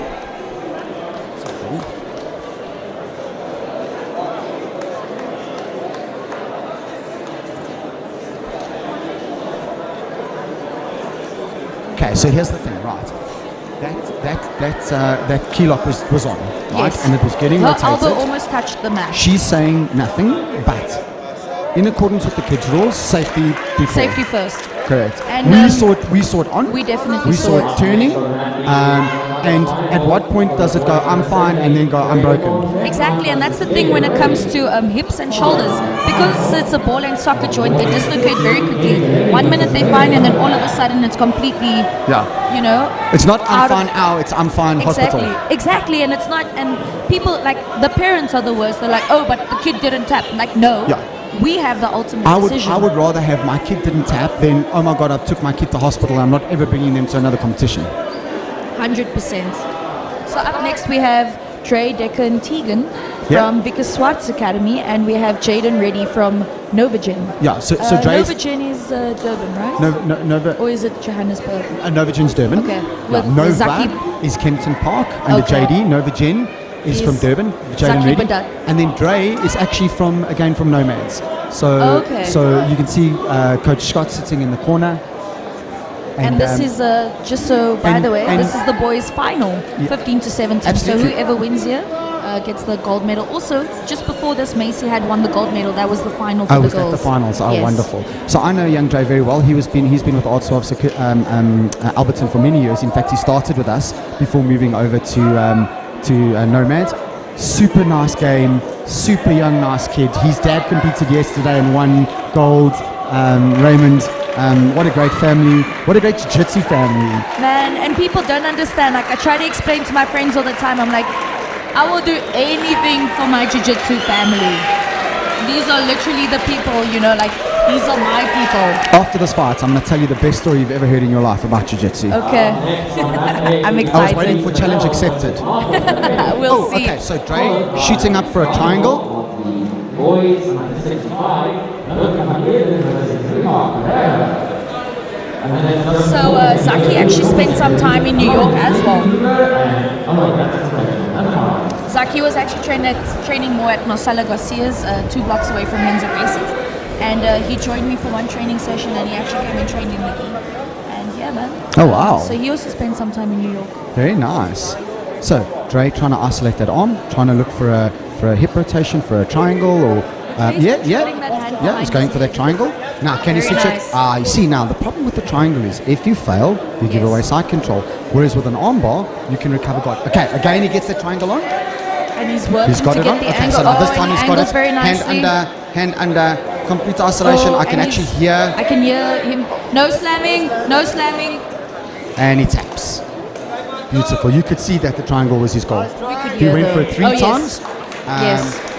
Arm isolation, boom. And he's smiling at me because he heard what I just said. He Yes, was Ray, controlling Ray. the wrist very nicely behind his head as well. Almost as if to sit a bit Absolutely, Dre. control the posture, Beautiful. So that was great. Beautiful. Dre just gave me a wink. He's like, yes, that's exactly what I was going for. You know it, I know it. We all know it now. We all heard it. Yeah. Beautiful hip throw on that side. Oh my gosh, he actually landed on his head, unfortunately. Oh dear. All right, Dre. Congratulations to Team To Team Dre. Nomads and to Dre. So I'm this is sure the his dad's thing- super proud. So this is the thing when it comes to doing these big throws. If people aren't used to being taken down in that way, they don't generally... They don't break fall. Or they don't tuck and roll. Yeah, situational awareness. That's the problem. So like, for example, I was rolling with Desley at our gym, and Desley, we were, messing around, and then all of a sudden he did a fireman's carry. And then I told him, I said, Desley, you're very lucky that I wrestled, because if it was anybody else, you would have broken their neck. And Precisely. he was like, but Peyton, and I was like, nah, that was just like, it was a very quick switch. Yeah. And I was like, you're very lucky. And the white belts don't yet have, if they don't do that specific training, they don't yet have the situation awareness, and or the younger jiu-jitsu competitors don't yet have that. I mean, if you've been jiu-jitsu, even if you don't train it, by the time you're a high blue belt, tuck your neck, what you need to do, because you've just been there for so many years. Okay, so we have next Jaden. Jaden Delaney is currently in half guard top. And we have Renee van der Berg from Tap Out Academy. And this is the boys 15 to 17 final, the under 60 kilogram division. Jaden fighting super hard to get that mount, and Renee fighting super hard to keep him in half guard bottom. And guys, just for those of you jiu-jitsu who really enjoy the art of jiu-jitsu, the half guard for me has been one of the most critical positions in this whole competition. So what happened is Jaden had the key lock on, right? Same thing.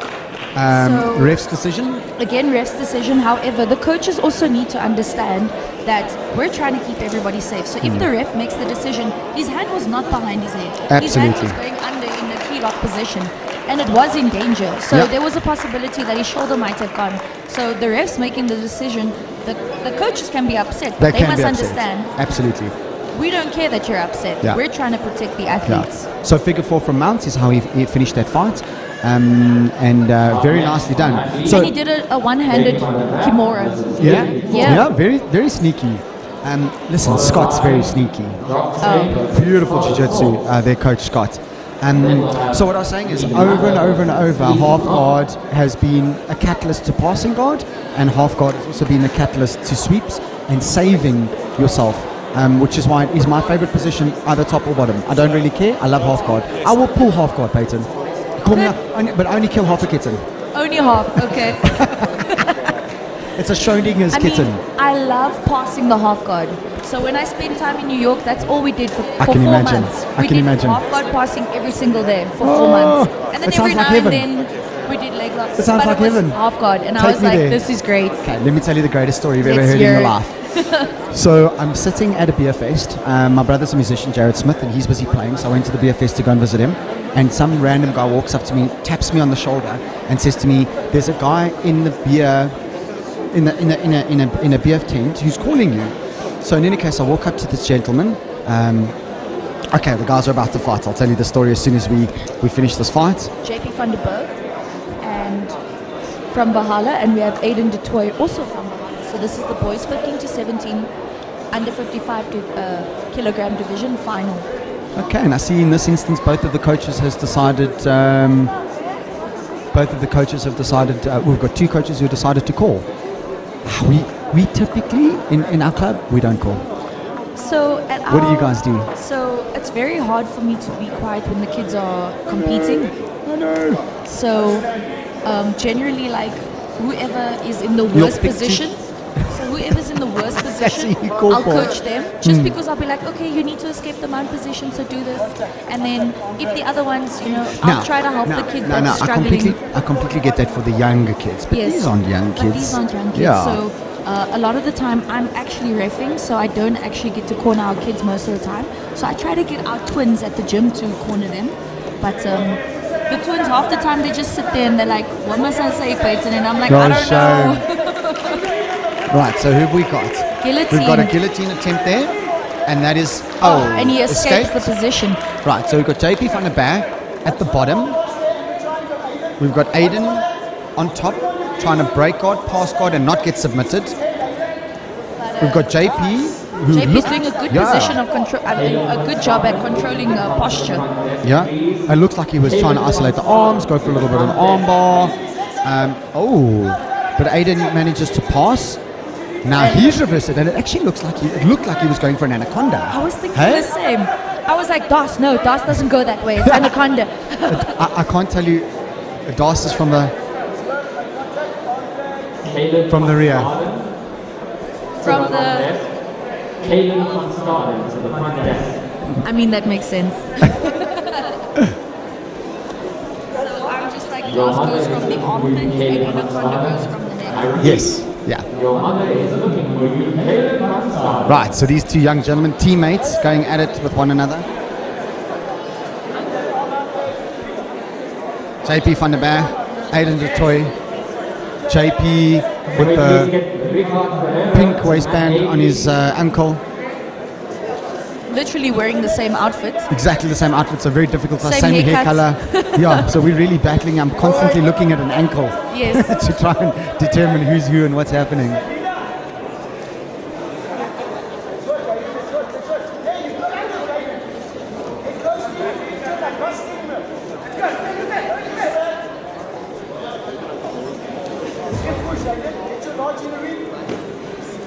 Oh, maybe a little bit of an eye poke there. Very unintentional, I think. But I think it was a little bit of an eye poke.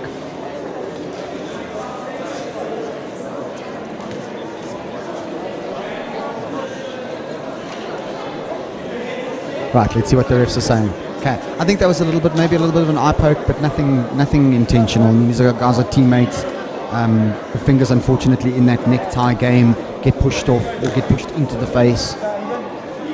I hate eye pokes because my eyes are so sensitive.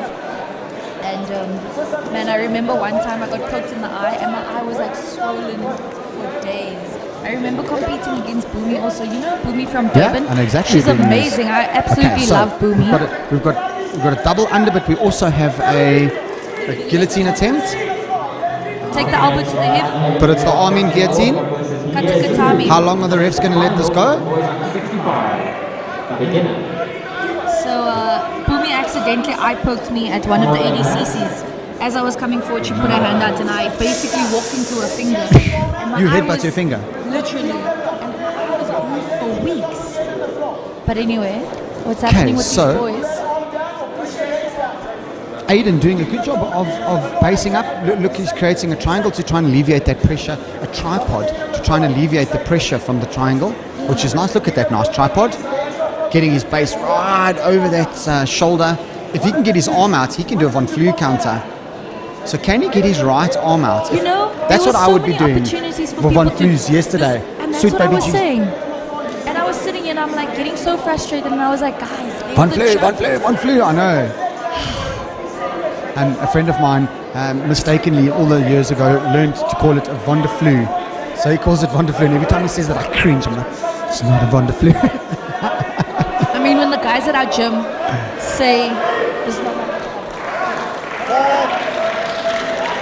Okay, and the refs, and that was time, 0-0. Okay, so this will go to 2 minutes overtime. 2 minutes overtime. And not 2 minutes sudden death, but 2 minutes overtime, cumulative points at the end wins. So 2 minutes added. Right, and the refs will get them to start immediately. There will be no break. Explain this to everybody as well. So, if you get a guillotine from standing and you sit to guard, technically it's a guard pull. However, you won't get the negative points unless you finish the submission or if up until the person pops their head out. If they pop their head up and you get up within 3 seconds, no points. But if you stay down, then it's a negative point. Does that make sense? Perfectly. Thank you, Peyton. Very succinctly put. Right, so we've got mount, by. JP's got mount. Can he hold the mount? Skydive. Oh, can he hold that mount? Just all he needs to do is hold the mount. And the points are being given. Right, so JP's just gone ahead against Aiden. 2 points. We're just about halfway to this 1 minute left. 1 minute 10.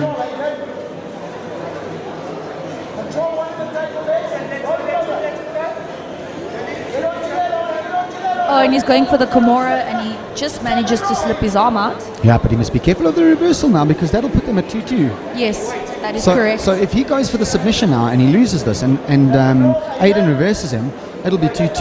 And then we will either go to another minute of extra time depending on what the refs think, or it will go straight to ref's decision. Yeah. So generally if it goes to a ref's decision and it's tied up, we give it to the person that had more Most submission attempts. precisely, which I like. So it goes I to like that too. advantages go to submission attempts rather than takedowns. Yes. I mean, I takedown know attempts? in wrestling, if it's scored even and the person that scores the last point generally wins the fight, which I find so frustrating because you could be dominating the whole time. Mounted triangle. Well, see it. at least he's got the single arm, but can he turn that into a mounted triangle? 12 seconds to go. 12 seconds to go. One arm out. He's isolating both of them's arms. His foot isn't in the correct position for the mounted triangle. But that's okay. He just needs to keep it for another 3 seconds. And then he's got it. And time. Right, JP taking that. What a great fight. And that was the boys' final. So I get a tap on my shoulder. I walk up to this guy and he says to me, "Do you do jiu-jitsu?" Only because I'm wearing a small jiu-jitsu t-shirt. Nothing eye-catching. Just literally says on it, Marcelo Monteiro, Brazilian Jiu-Jitsu. And I said, "Yes, I do." He's like, "Who are you?" I can tell him who I am. He tells me who he is. A guy from Durban. He owns a club called S43. His name's Sean. And that meeting at the beer festival, because I was wearing a Brazilian Jiu-Jitsu t-shirt, has resulted in my brother playing at his pub, my club members staying at his house, him and I becoming very, very close friends. Since then, next week, he's actually training under one of my affiliates, Paul Cunningham in Warford Jiu-Jitsu in Durban. Next weekend, I go down, I go and visit Paul, I go and visit Sean. But our whole friendship and many December spent at his place, at his restaurants, all because of a Jiu-Jitsu t-shirt. Just a t-shirt. That's the thing, like people don't understand how semi-finals are 3 minutes. It's only finals that we increase the time. Well, that's the thing, like people don't understand Jiu-Jitsu t-shirt.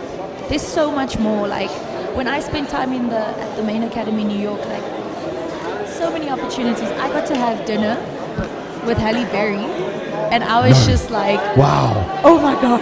Like, were you sitting there thinking, "Look, I like you, but I can heel hook you"? This is the thing. I'm sitting there and I'm like, damn, she's such a nice lady, but like, just no. Just no. And I also got to meet Chef Shenko. And I got to have dinner with Henzo. So let me tell you a story. Jacques Stein. This is legit. He's Strand, just so by the way, sorry. And then Carlos Schultz. Carlos Stoltz. From Rio Grappling. In Heidelberg. So this sport, you really can meet your heroes. Which footballer can say I met Ronaldo? No. Zero. Who can say I've met Henna Gracie? Who can say I've met Nicholas Grigoriadis? Who can say, I had Craig Jones in my house? Us too. So Craig was also staying at Kurt's house. And that same trip? Yes, yeah, the same 100%. trip. And then when I went to New York, because my head was also shaved, so I didn't expect Craig to recognize me. And he came up to me and he's like, "Hello, Peyton." And I was like, "Hi, Craig." Fangirling. Oh gosh. Craig is so good, man. He's so nice. I watch Craig. Oh man, he's just the coolest guy, and the funniest guy in jiu-jitsu at the moment. Honestly, the funniest guy, especially so him. You know that little leotard that he wore when he took that picture in Durban? That was all Kurt's idea. Really? He's like, dude, just get like a leopard skin, just wear a cowboy hat. And now he's got a whole brand. Short. Yeah, he's got a whole brand built and around his OnlyFans. I love it. And him and Gabby Garcia have got this so back and funny. forth going. And Gabby's so funny. I like how she's like, I'm not. I come here, this is my job. I don't come here for nonsense. Listen, talking about IBJJF, the guys were trying to push a hashtag for yesterday, OnlyPans. Oh, shame. Shame they tried. Right, so where are we? So Jacques Stein, Carlos a minute Stoltz. and 20 seconds to go. Jacques from East End Brazilian Jiu-Jitsu with the shorts, the black shorts. Such a nice takedown. However, no points yet until he pops his head out. That's it. Carlo at the bottom with the long black spats. So now, if he pops out his neck out, which I think he will, he's going to have the takedown. But what position does he have? Does he have half? Is he half guard or is he mount? Yeah, we can't see from here, but it looks like he's got mount. So all he needs to do is pull that right arm out. Von Flew. This is what I'm saying. Don't worry about the left hand. Worry about the right hand. Get that arm over the shoulder, and pressure down his right shoulder into his opponent's neck. And he pops points. out. He pops out. So that will be points. So he's got the points. Yes, the points have been awarded. And they should actually just move them into the center of the mat now. Right now, because they're in mount, it's an easy position. So, coming back to Craig Jones, when he was in Cape Town, I was like, yo, Craig, teach me how to get out of 50-50. You know, like, I hate this position. I keep getting caught in it. Even me. You know, like, help me out. Don't Craig go teach me an escape that's not going to work against Livia Giles that I met in the final. And then he still go post Livia Giles on his stories like, congratulations to Livia. And I'm like, yo, Craig, I asked you. And you know, and he was like, oh shit, Peyton, I'm so sorry. Nice. But look, you made it to the finals. And I was like, but this is your fault. I could have won. And now here's the thing. Livia is obviously married to Lachlan. Yes. And Lachlan and Craig are mates. They train together. Like correct. Lachlan is technically Craig's. Reversed. No front Ezekiels for white belts. No front Ezekiels. Okay, so the ref's just calling no front Ezekiels. No front Ezekiels. And that was time. So the submission won't count. The points will. 4-0. Just so that everybody is aware that there are no front Ezekiels for white belt, for beginners and for kids. So any chokes attacking the windpipe square are not allowed. Are these not juveniles? Yeah, so They they are juveniles technically, and they will fall under the kids. yes, they will fall under the kids or course. even the beginners rule sets. Correct. Right. So, is that Jackie or Jacques? It's Jacques. Is it Jacques? Yes, because he came to Wayne and he was like, my name's Jacques. And I was like, spell that for me. So Jacques is traditionally spelled Jacqueus. Yes, like Jacques Stein. Yeah. That's right. So, Eastern Brazilian Jiu-Jitsu, Jacques up against... So we're actually going to give them a break because Jacques just competed. So we'll go back to the next match. And then...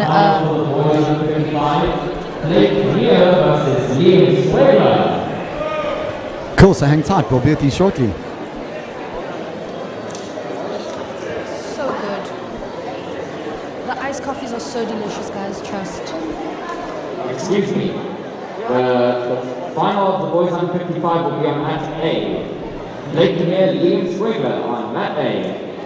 On mat B, we'll have a quick... So getting back to what we were saying while we're on break is Jiu-Jitsu, you get to meet heroes. You really do. And I've met some of my heroes. I've met some of the people that I've idolized and look up to. It can be both a good thing and a bad thing. Yes, because they could turn out to be complete assholes and ruin it for you. I mean, it's so true. I guess, yes. 100%. But most of the time it's, Jiu-Jitsu people are great. Yeah. Most of the time. Absolutely. So, every sport you're going to have your douches. I just believe that Jiu-Jitsu weeds out the majority of the douches so that your douche percentage is less. And then, the douche percentage that is less, they just know how to fight. Yeah. Unfortunately. Unfortunately. But, it is what it is. So, 6 or 7 years before I received my black belt, we watched a video called The Spirit of Jiu-Jitsu that Nicholas Gregoriadis does. Yes. Maybe it was 8 or 9 years prior. And one of my purple belts and best mates, John Paul, is like, bro, we're going to meet that guy one day. We're going to roll with that guy one day. And like 8 years later, him and Richie, I become affiliated with him and Rich. And him and Rich give me my black belt.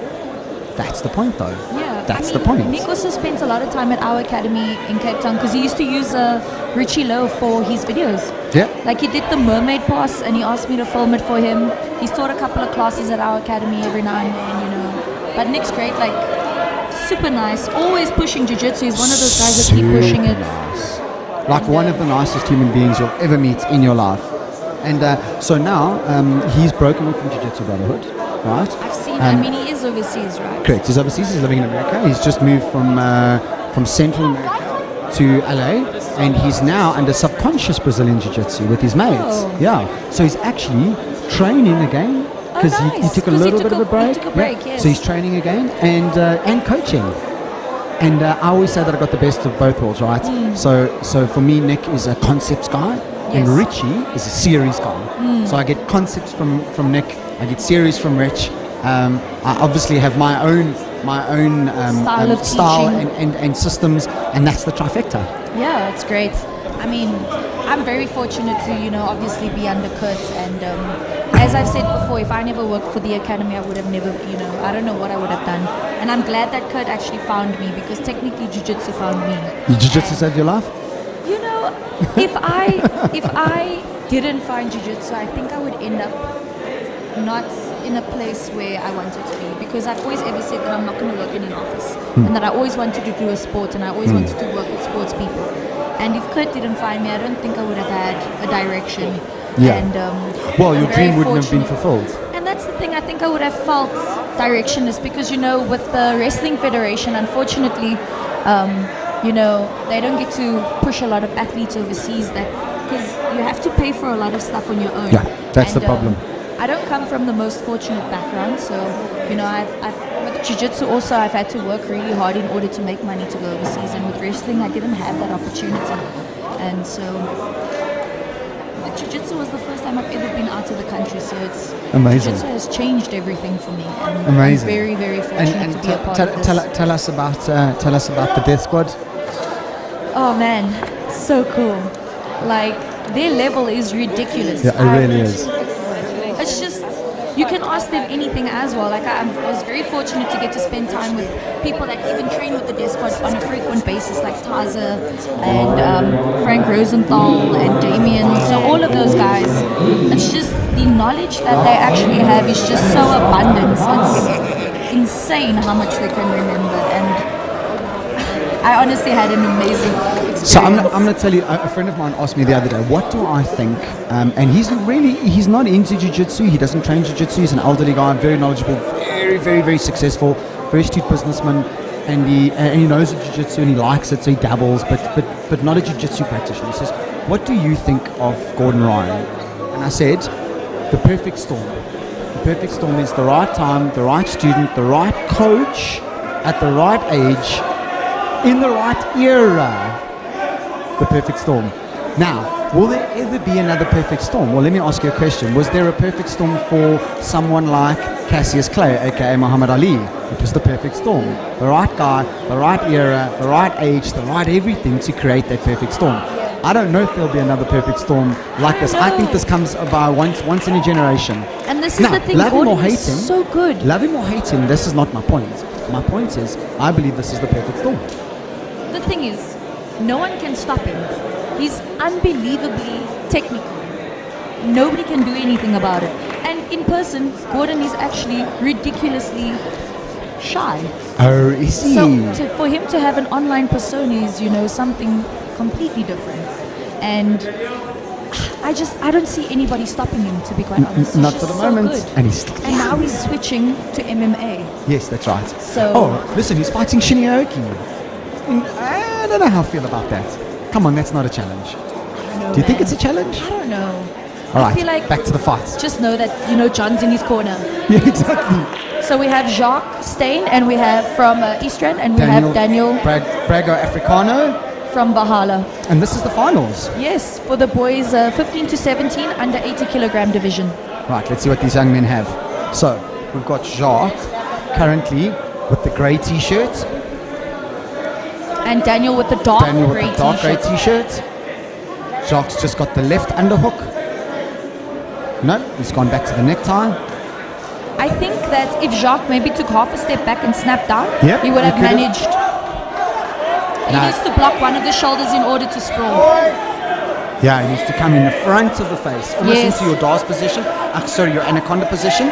So, but Daniel's doing an amazing job of trying to fight him. Yeah, he's sprawled out on him, and now he's managed to push him down to side control. He's gone into almost a little bit of a north-south position. If he can set up and isolate that arm, he's got a great position for a Kimura. Yes. Nope. Daniel's saying, I'm not letting you have that. He's going around for the back now, though. So he's got one over, one under, with two hooks in. Now, can he secure this position and win the points? So he's got both hooks in. Okay, refs are saying yes, they can have the points for that. It's in points time. So Jacques comes in with the points. He's now 3 points ahead of Daniel.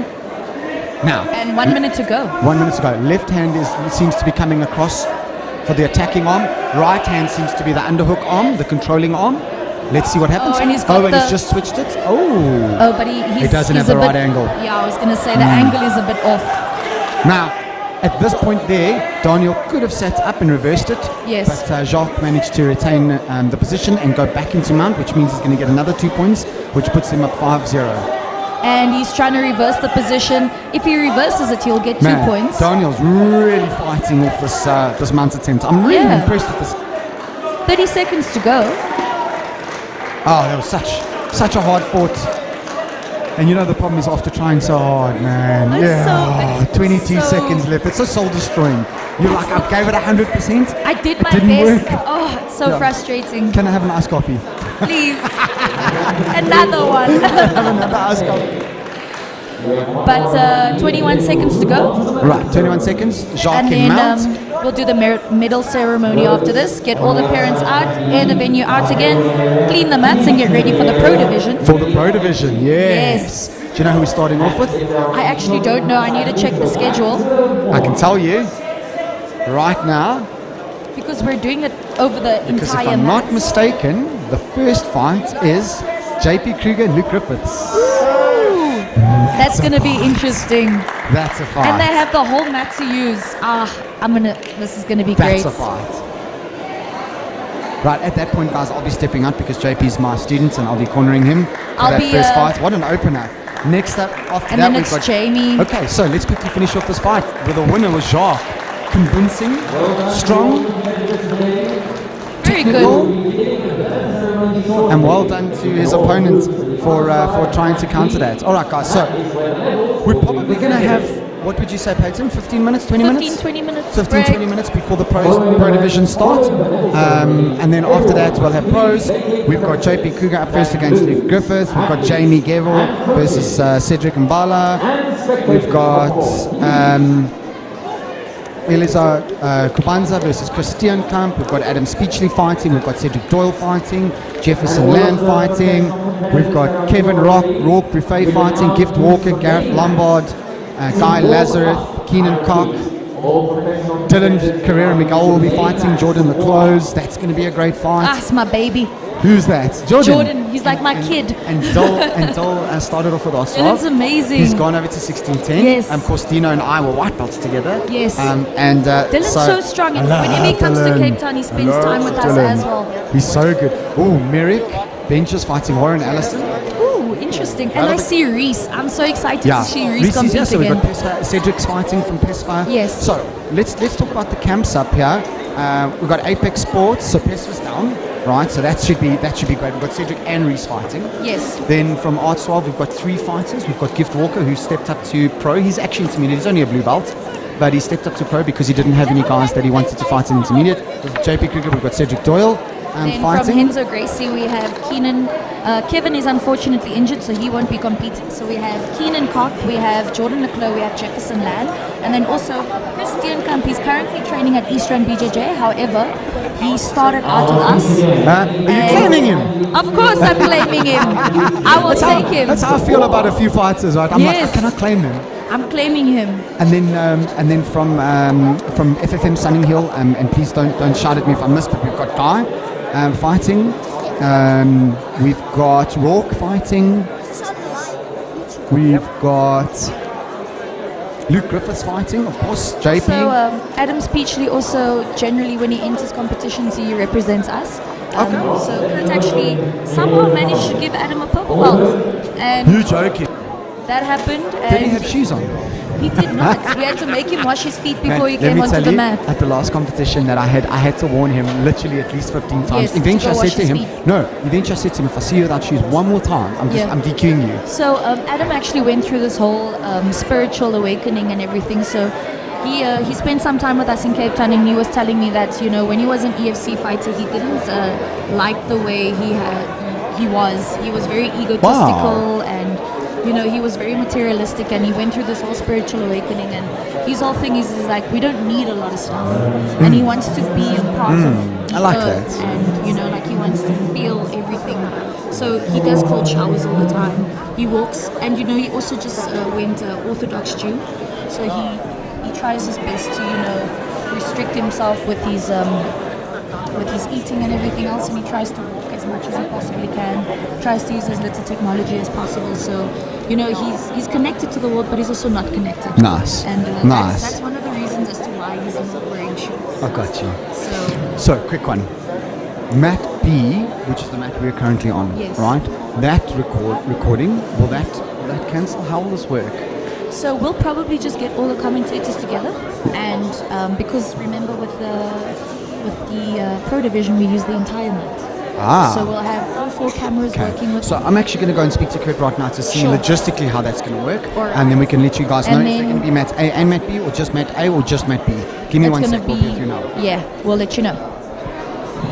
All right, ladies and gentlemen, let us begin with the ceremony. Guys, we need to get this mat washed We'll for the begin pros, with eh? the women. Let's wash the mat for the pros. 15 to 17 years, under 50 kg. Just get the twins to do it.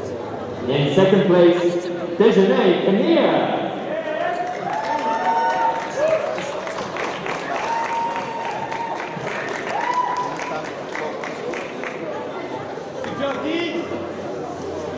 And in first place, Michaela von Kuhn.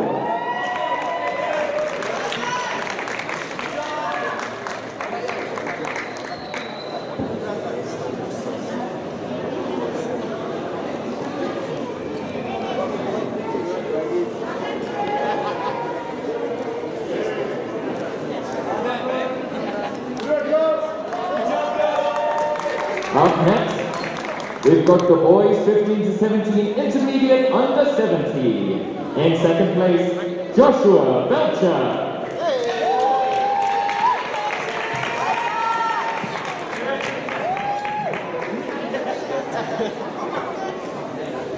And in first place, Sebastian Ferreira.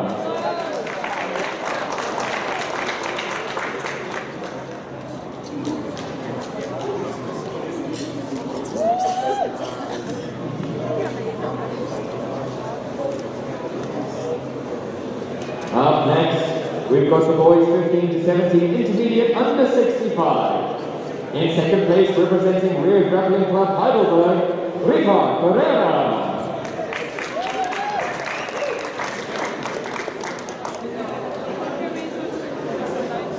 And in first place, representing Fight Fit Militia Sunninghill, Logan van Heerden.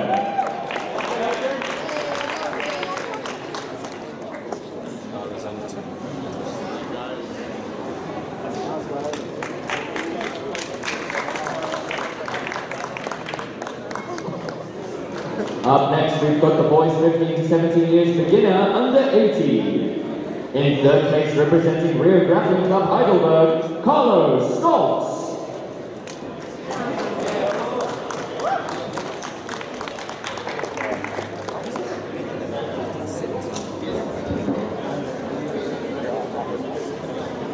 In second place, representing Valhalla MMA, Daniel Braga Africano.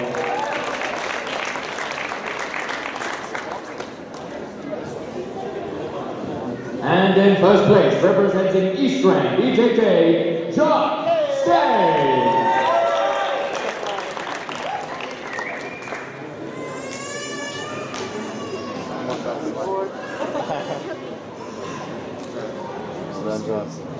Yeah, sure. Sweet guys, thanks.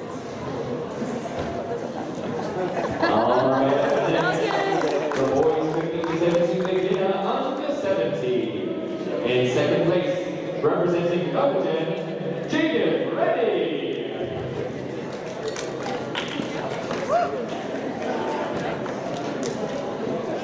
Jacob Reddy. In absentia. All right. In first place, representing Biggest Smart Grappling Academy, Drake Deco Depa.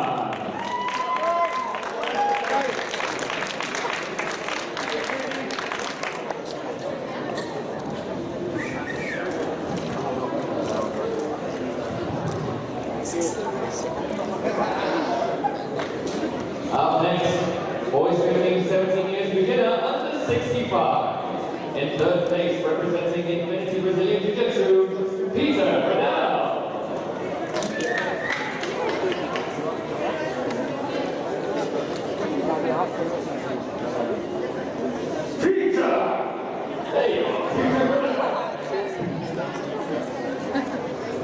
In second place, representing Infinity Brazilian Jiu-Jitsu, Pierre Leroux.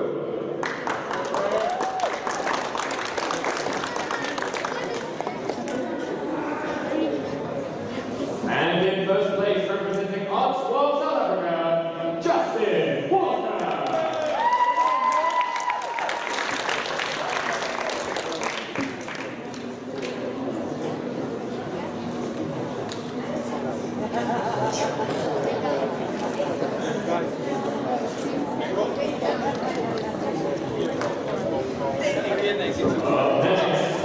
Boys 15 to 17 years beginner under 60. In second place, representing Tapa Academy, Blaine van der Berg.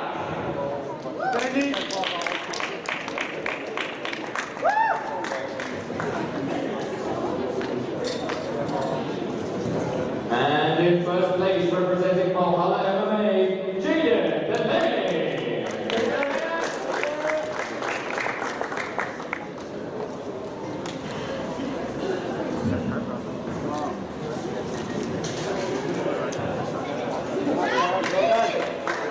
Up next, boys 15 17 years beginner under 55. In third place, representing Apex Jiu-Jitsu Real Grappling Club, Miyanayashi Sequai.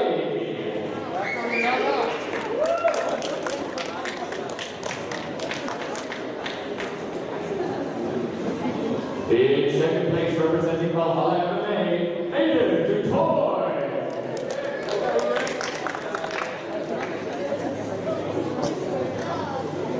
And in first place, representing Valhalla MMA, JP van den Berg.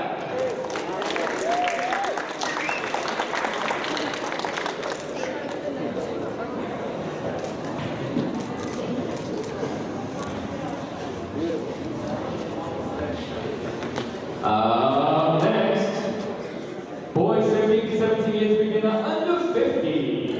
In third place, representing BJ MMA, Joshua Rothman.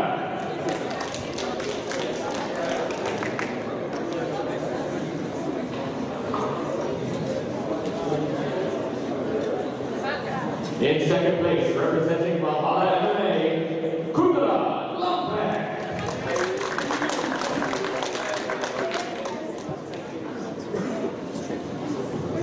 And in first place, representing Gracie Bahinovo, Rafael Cantor.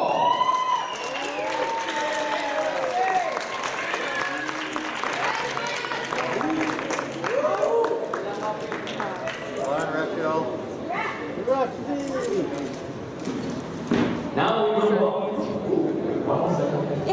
That's good. You got good. Now we move on to the boys, 11 to 14 years, intermediate under 55. In second place, representing Archwalk South Africa, Ethan Love.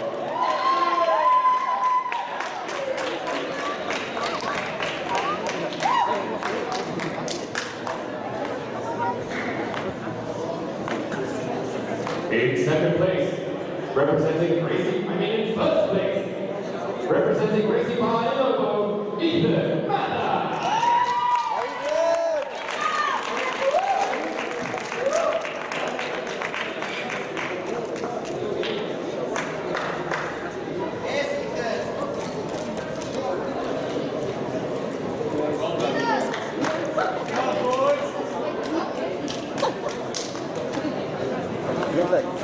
Up next, boys 11 to 14 years, intermediate under 50. In third place, representing Archwalk South Africa, Matthew Lobo.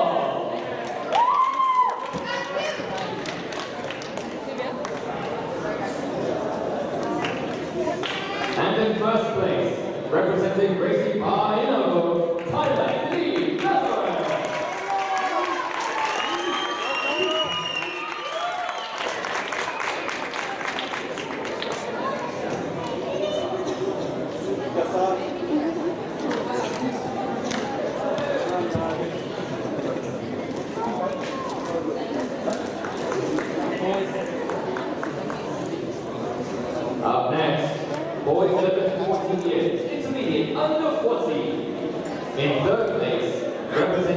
with malicious uphill, Matthew O'Reilly.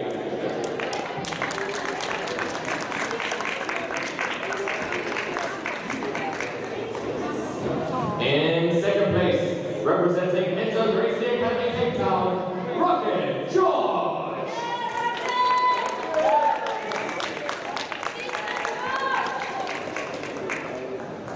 And in first place, representing Gracie Bahai-Lobo, Gold, Krishna.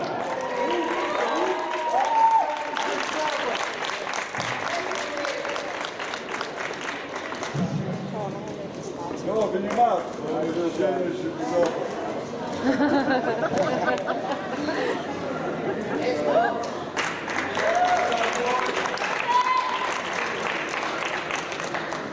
Up next, boys 11 to 14 years, beginner, over 55. In third place, representing Valhalla MMA, Jared Myberg.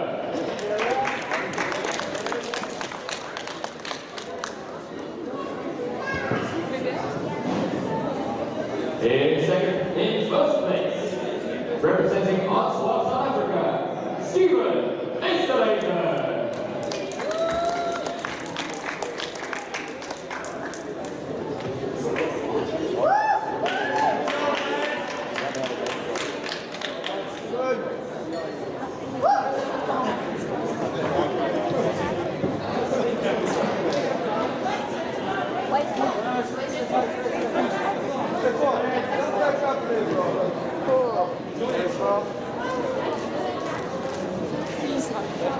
Sweet, thanks guys. Now for the girls, 11 to 14 years beginner, over 55. In third place, representing the Lions Den / Carlson Gracie, Paris Pretorius.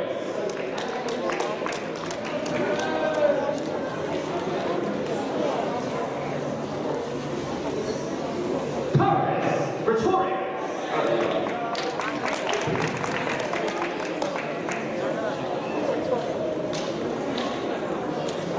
In second place, representing Vika Squad Grappling Academy, Isabel K. Bootley.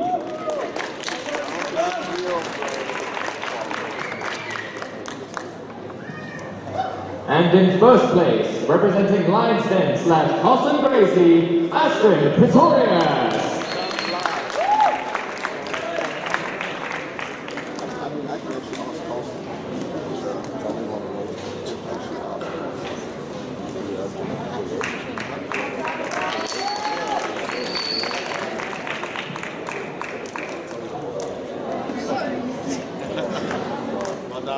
Up next, the girls 11 to 14 years beginner under 55. In third place, representing Gracie Bar, Leah Elwer.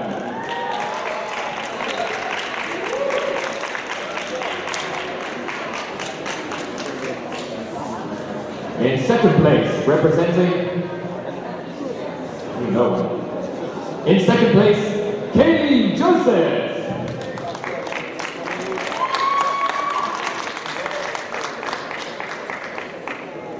And in first place, representing PSFA, Maisie Matthewson.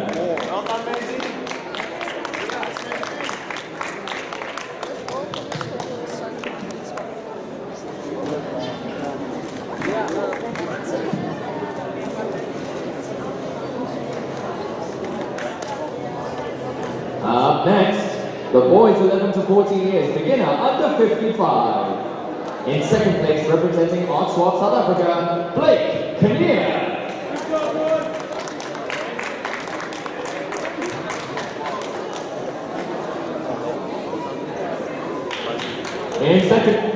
In first place, representing Absolute Fit Crew, Liam Schwegler.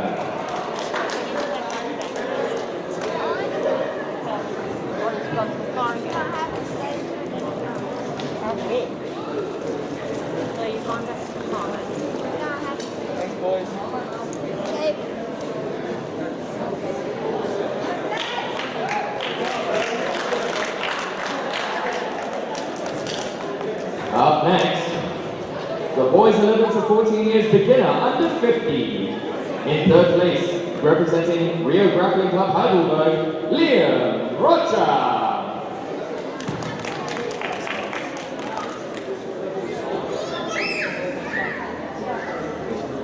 In second place, representing East Rand BJJ, Mohammed Tahir Mia.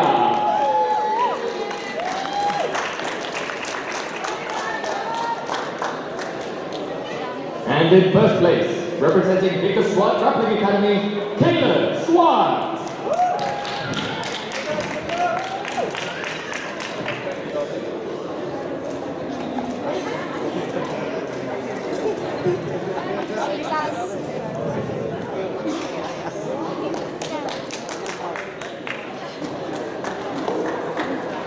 Up next, the boys 11 to 14 years beginner, under 45.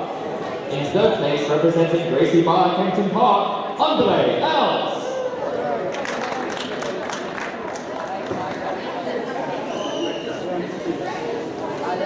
In second place, representing Gracie Bar, Lobo, Alexander Papadimas.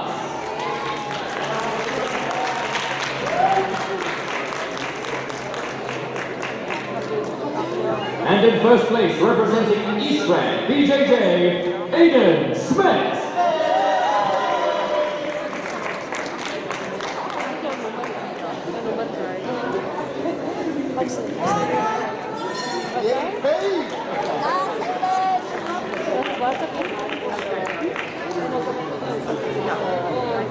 Up next, the boys 11 to 14 years beginner, under 40. In third place, representing Art Swamp, South Africa, Bubesi Kruger.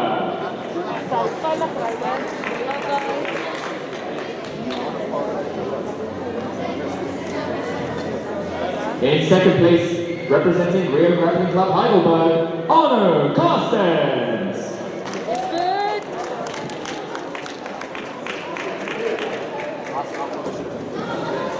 And in first place, representing Gracie Pi Lobo, Dominic Ayo.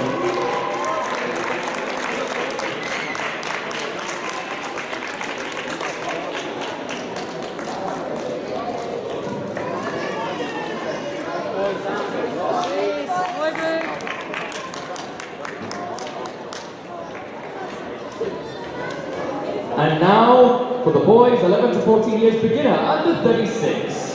In third place, representing Rio Grappling Club Heidelberg, Giovanni De Vito. Go Giovanni.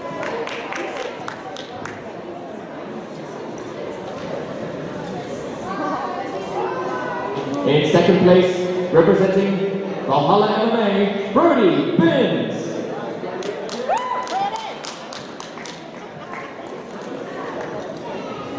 And in first place, representing Gracie Pi Lobo, Dee Stern.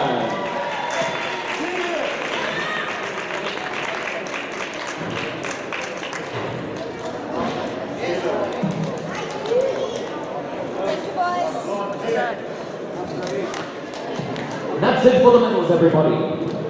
That concludes the kids segment of today's tournament. We would like to congratulate everyone who competed today. We hope that you learned something and had fun, because that is what is most important. We now kindly ask all of the kid competitors, as well as their coaches and parents, to leave the premises as quickly as possible, as we need a turnover for the professionals. Thank you very much, and goodbye.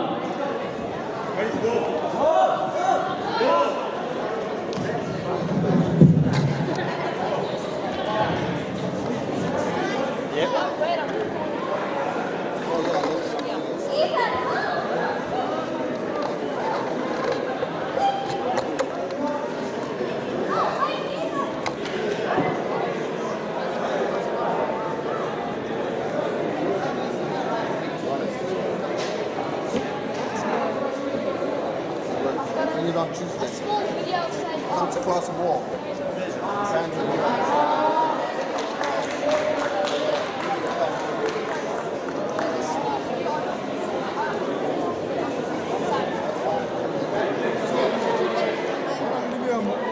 Yeah, little jail. Eh? Yeah. Kamu kan dulu mau. Ah, iya, masih. Yes, at the chief tam.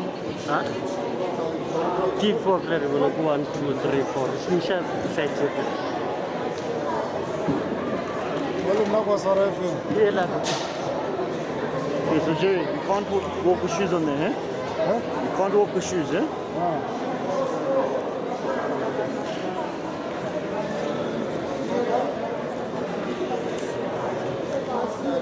Okay, so Daniel, you're going to run this camera, eh? Jerry, you're going to run that camera. Yeah. 87 minutes. 1 hour.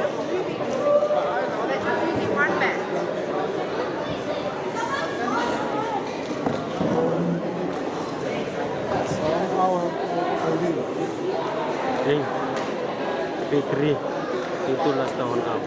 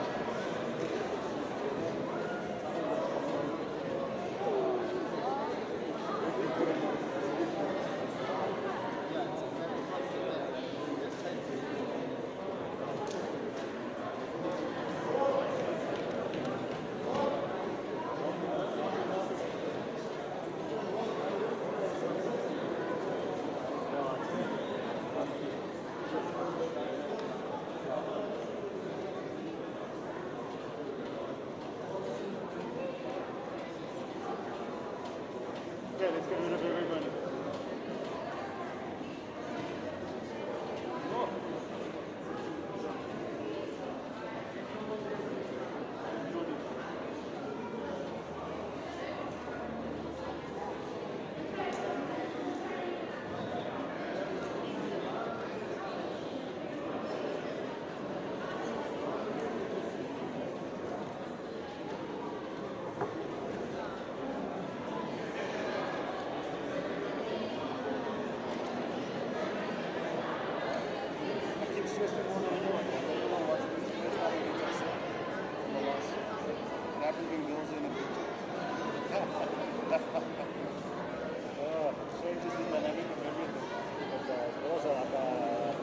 Watching people,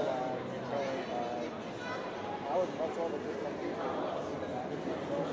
Watch people are trained, or watch people that kids.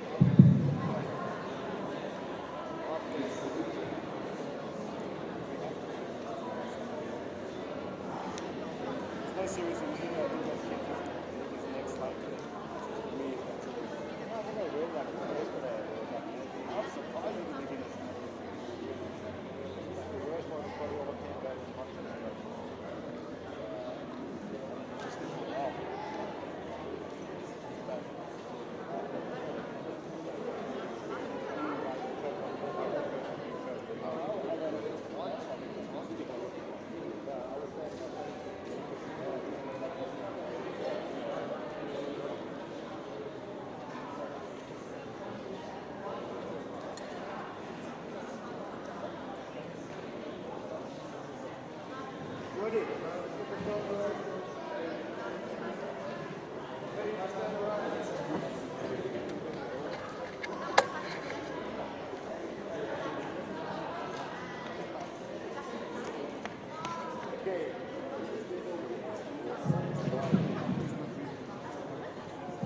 All right, ladies and gentlemen, welcome to the South African Aikido Championships. What? Not Aikido. It was Sambo yesterday, wasn't it? I thought it was Aikido today, Sambo yesterday. What is that? What is that? What is Jiu-Jitsu? Oh, okay, so it's like wrestling in your pajamas, okay. So welcome to the ADCC Great Northern Challenge, everyone. If we can please get all of the pros on the warm-up mat, we're going to get a debriefing shortly. And anyone else who isn't supposed to be here, that includes children from the previous part of the competition, their parents, please vacate the premises. We need this to be empty. Thank you very much. Yeah, you need to watch it on your commentary, right? Okay? You're watching your commentary. Also, the people around us keep talking, man. But I did watch myself. I only said shit today. It's my house! A reminder once again, if you are a child competitor that is competing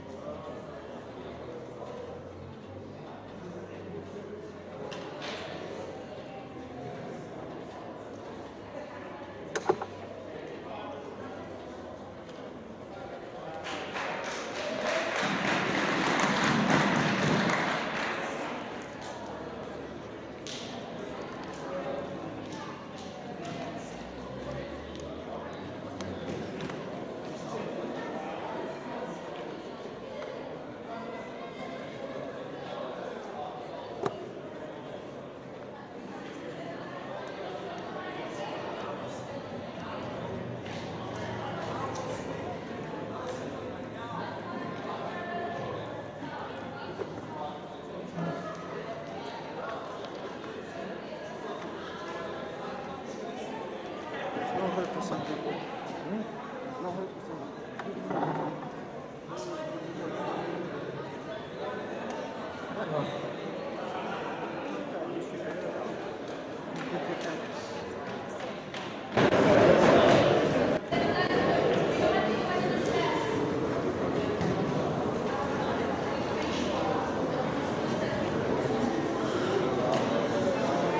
Ladies and gentlemen, please be advised that for this part of the tournament, we will be using mat B only.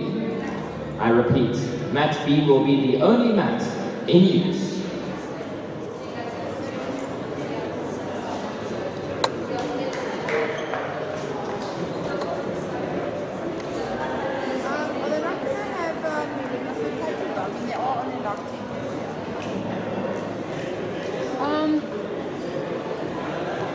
I don't know. Guys, all one. Who? Guys. Who's that? Who's that? I think they're over with people. Alright. No, I haven't seen the South Park.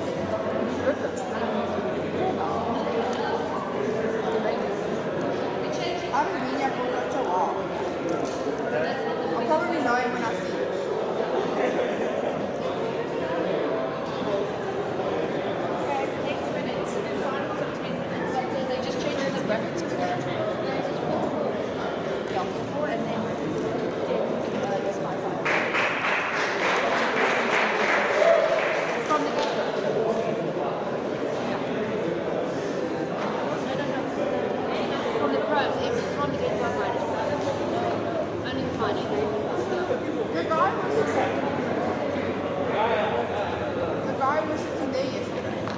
Fuzzy neck. You asked me if I see him back. Yes. Yeah. Is that his name? Yeah, I have seen him. Yeah, they're going to change it.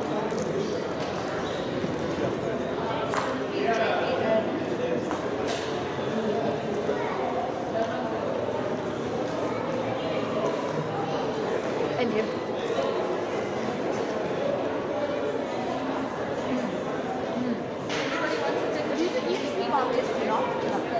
Only MMA.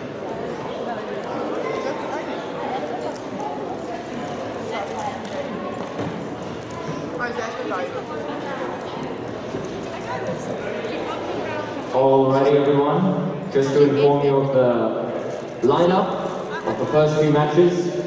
Starting off, we have James Gemmell versus Cedric Mbala, followed by Chris Dierkamp and Adam Speechley.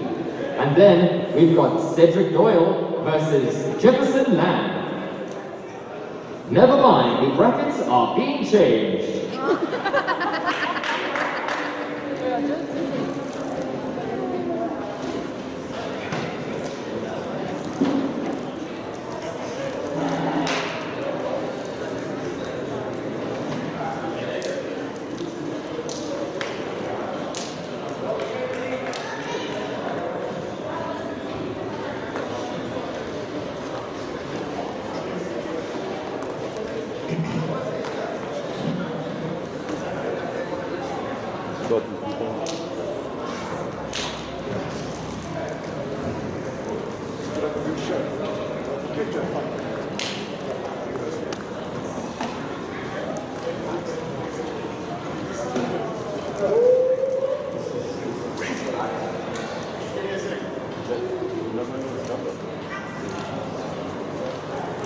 Just for everybody around you, remember, if they come off the mat, they can keep going.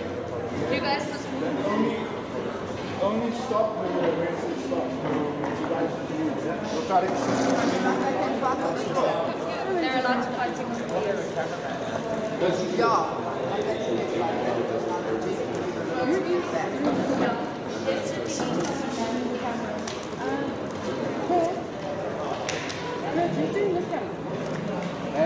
We were using all cameras, all four cameras. If they go off the mat here.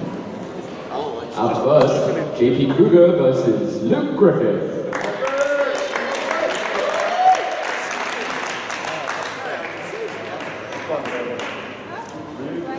You can become the cameraman and add it to your seat. I learned this something.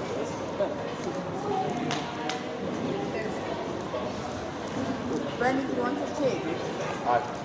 I'm good for now.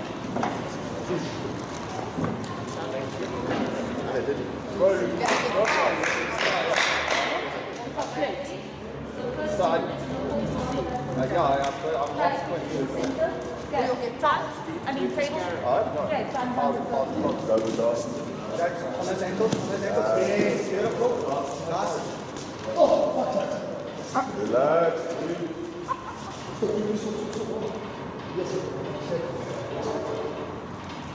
Hold on your neck, James.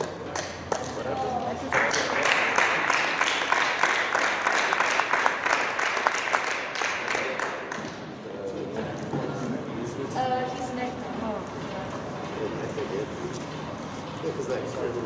Yeah, that's perfect.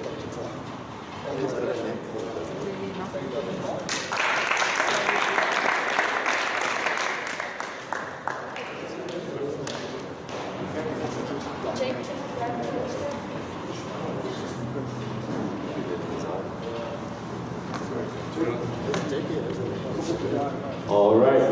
Up next, James Gemmell versus Cedric Mbala.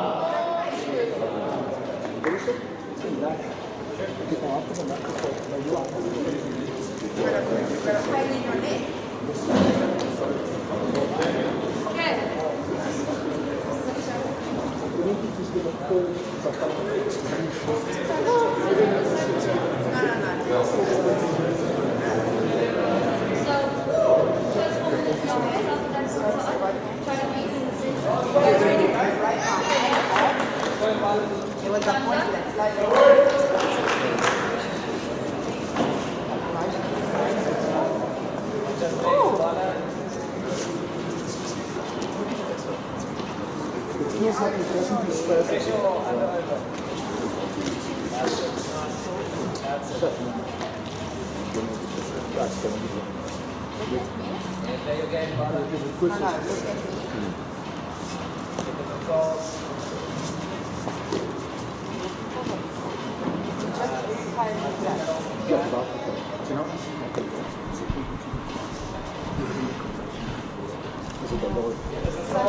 Okay, we're back live with some commentary here. Warren King on the mic. We have Cedric Mbala versus Jamie Gemmell. Cedric has secured the seatbelt, trying to take the back. It's very disconnected from Jamie's back, so Jamie's going to keep trying to turn towards the right, but the gift wrap is kind of like holding him back.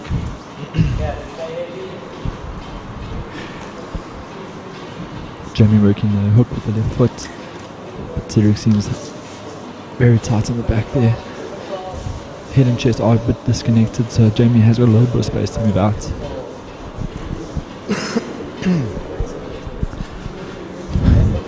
Cedric under the neck. Jamie seems to have a grip on his thumb, trying to relieve the pressure. Cedric going palm to palm, now switches over to the rear naked. Jamie needs to disconnect. He's concentrating on getting past the legs. Cedric's gone palm to palm again for the cross choke, short choke. This looks very deep. He's out. Jamie's out.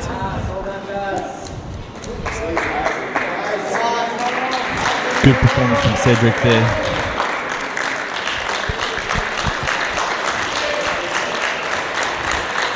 Great sportsmanship between the two of them.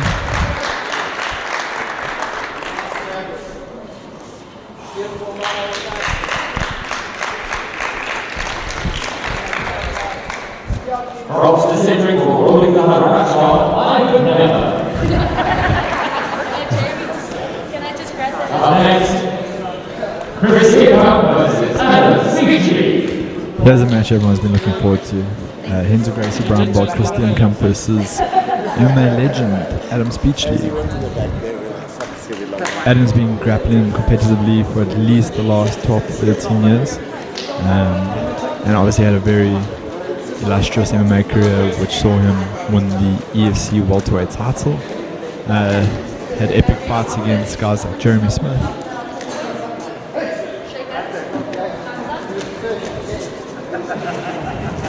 And Chris comes instantly for the shin to shin into the guard pull, back up to top. In the snap down position.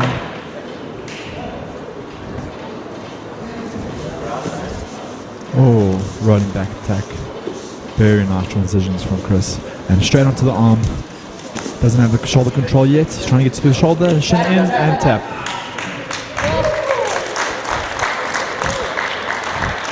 Beautiful jiu-jitsu from Chris Steenkamp.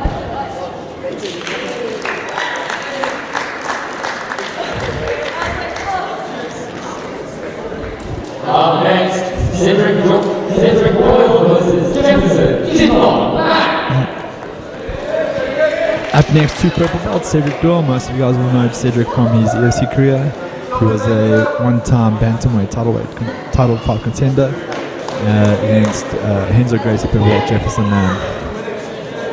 This is the under 70 advanced division, pro division.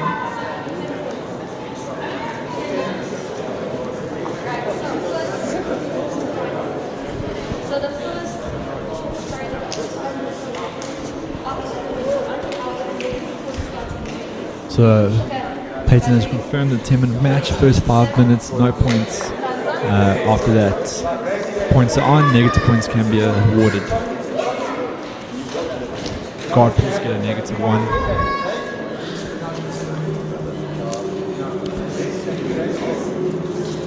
Bit of hand fighting, Cedric coming into a single plum.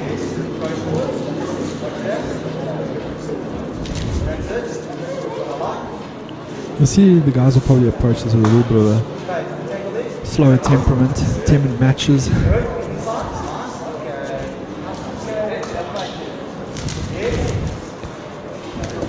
Cedric looking for a blast double, Jefferson palming him off.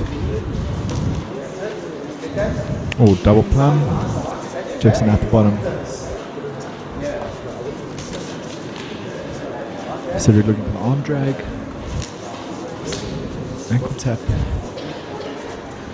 Cedric seems to go high low on the takedown entries.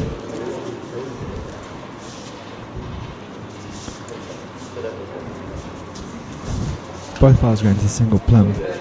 Probably both needed to look for a little bit of bicep control on the inside there to open up. Double plum, snap down.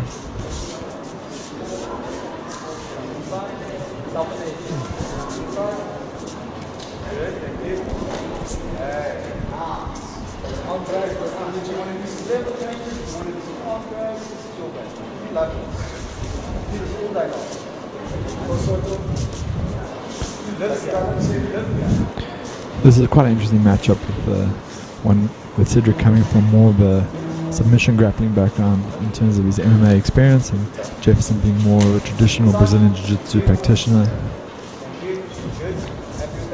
8 minutes left, Jeff. Nice and easy. Jefferson has one of the Koch brothers in his corner, while Cedric has Huntley Smith, who is a BJJ black belt, under Nick Gregoriades.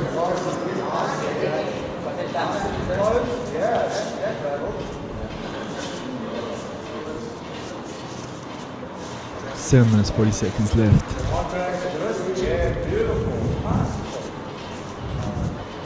Halfway through the no point scoring period.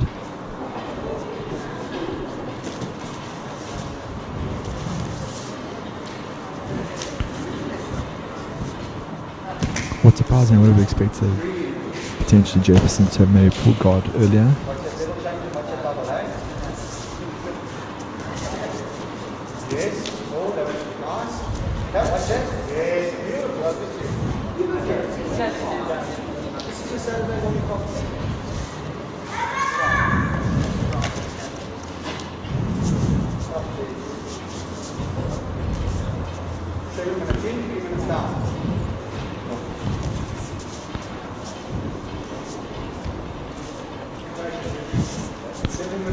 For those of you that can see, there's a scar on Cedric's right hand side of his skull. That was from a injury during his title fight against Rashad Sayed in Cape Town, which kind of slowed down his MMA career. He did make a comeback against Trezeguet Canedo a couple of years later, but seems to be more focused on Jiu-Jitsu these days. So Cedric with a takedown. Remember, we're still in the no point scoring period. so there won't be any points allocated for that. Peyton resetting with Jefferson and Cedric in the center. Remember, if the fight does land up going off the mat, they'll continue until the action subsides. So any takedown that starts from the mat can be ended on the concrete, and if the fighters are in a submission position, they'll continue on the concrete. Cedric pressuring down on Jefferson's upper body, looking to break the guard. Jefferson looking to try and control an arm and break the posture. He's got wrist control and he's going to start making angle. Oh, he's got the shoulder control. He's 1 in 1 out, so he's trying to control the posture so he can set up the A-frame for the triangle. Cedric focusing primarily on his posture. Yeah. There we go. Passing the trapped arm behind the leg. Take away the triangle defense, and he's looking for the pass. We're still not in the point scoring period, so even though Cedric has passed, there'll be no points awarded for that. Strong crossface from Cedric.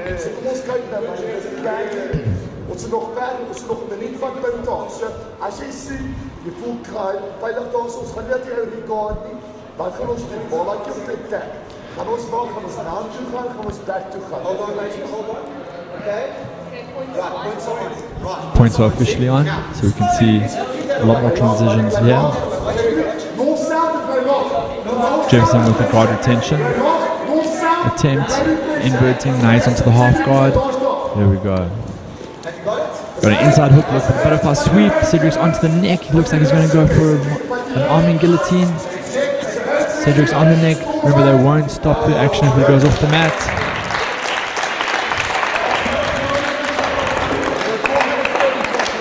And then a reset in the center here. Remember, points are on now, so takedown won't play a huge factor in this. With 0-0. Oh, flying armbar attempt. And he's getting his angle. Jefferson getting his angle. Cedric's right arm is quite low. He's shooting up for the triangle, and it's a guard pass. He needs to settle. Jefferson to his knees. Jefferson, oh, and Cedric onto the back.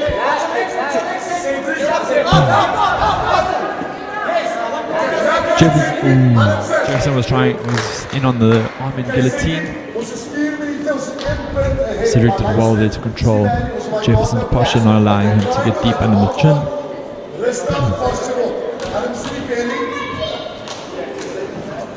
Jefferson looking for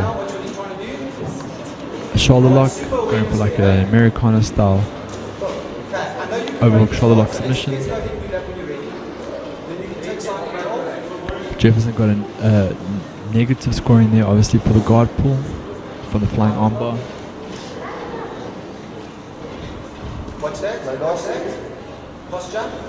We have 3 minutes, 18 seconds to go. He's trapped up in the arm, he's going to look for his angle.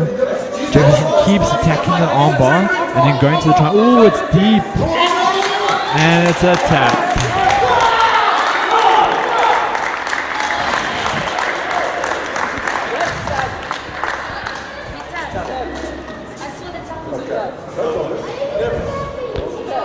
Cedric has implied that he didn't tap, but there has been the referee Peyton has said she did see a tap. Ooh. Smooth transitions for Jefferson land.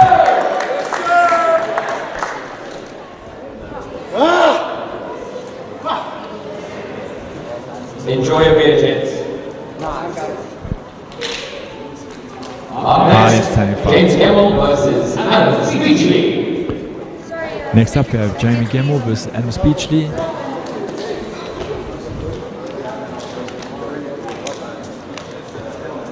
Jamie lost his opening match against Cedric, while Adam lost his opening match to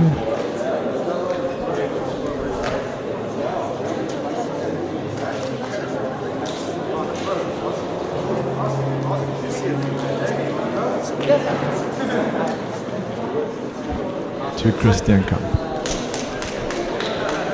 So this is the bronze medal match. 10 minutes, first 5 minutes, no points.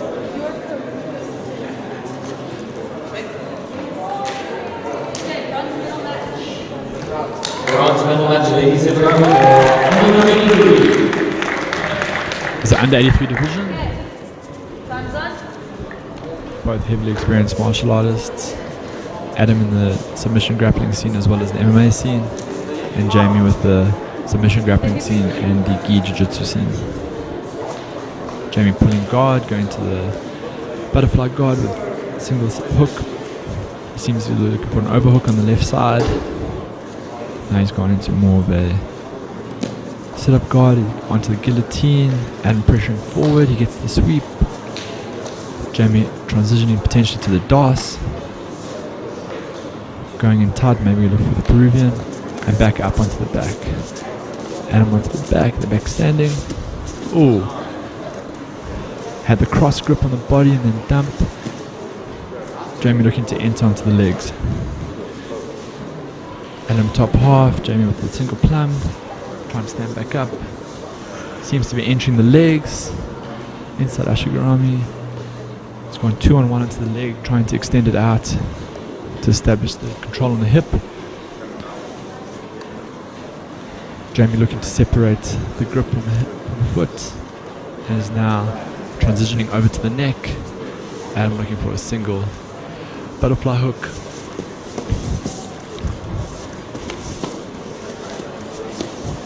Big scramble that sees Jamie back on his back. Keeps looking to enter onto the guillotine, playing double butterfly. Jamie looking to sweep, controlling that far arm, great sweep. Remember, we're still in the first 5-minute period where there's no points, so all these transitions that would have potentially scored, there won't be any points awarded. Adam easily taking it back. Yeah, 100%.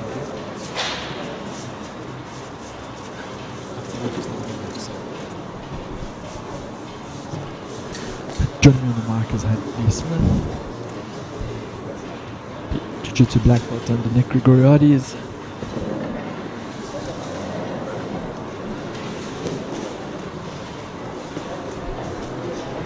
Joined by Hadley now. What's up, South Africa? What's up, world? What's up, YouTube? Okay, ooh, reverse triangle. Reverse triangle. It's been a very insane match so far. And Adam Speechy. Adam visibly bigger than Jamie. Yeah. And Jamie usually fights on the 75.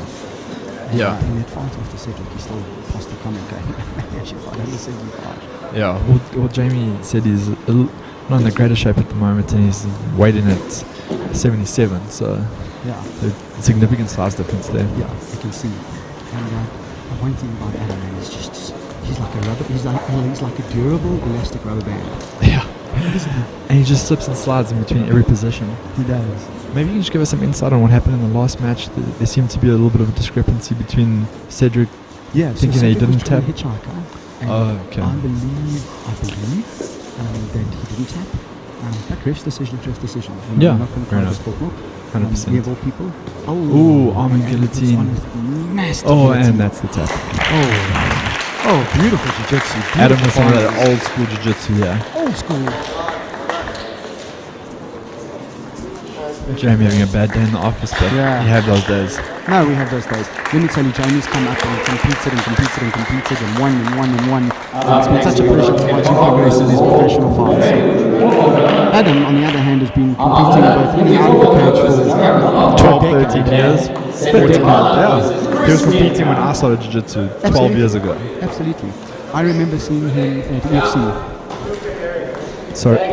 Sorry guys, I'm out of here for now. I've got some coaching to do, but I'll leave you in the capable hands of Hadley Smith. See you guys now. I'll grab somebody to join me.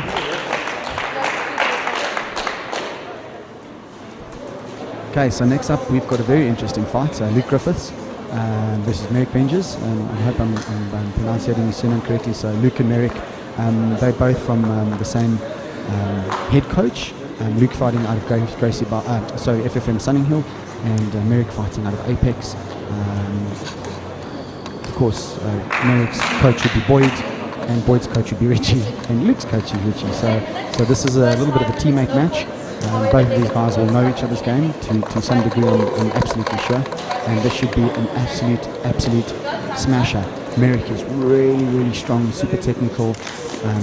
We know Luke likes legs. You can see he immediately sat down, and he wants to elevate and go for those legs. I think Merrick may play a little bit more of a smashing game.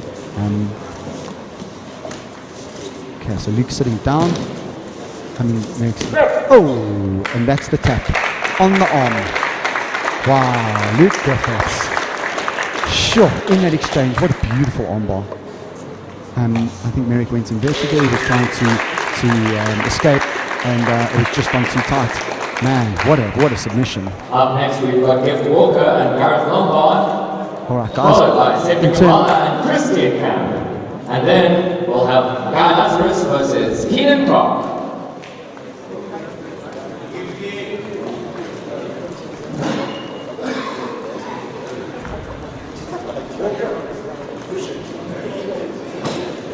Okay, guys, I'm also going to sit out on this one quickly. I'm going to set up my camp while Luke fights. I'll try and get somebody to come in and quickly start doing commentating while I'm out. I'll be with you guys momentarily.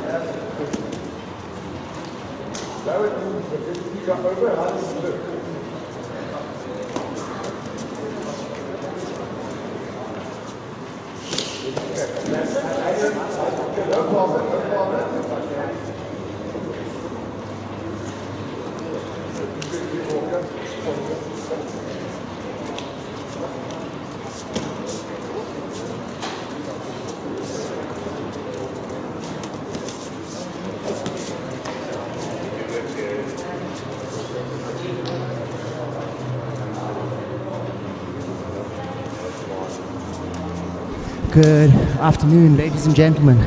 Welcome to the Pro Division of the ADCC Great Northern Challenge.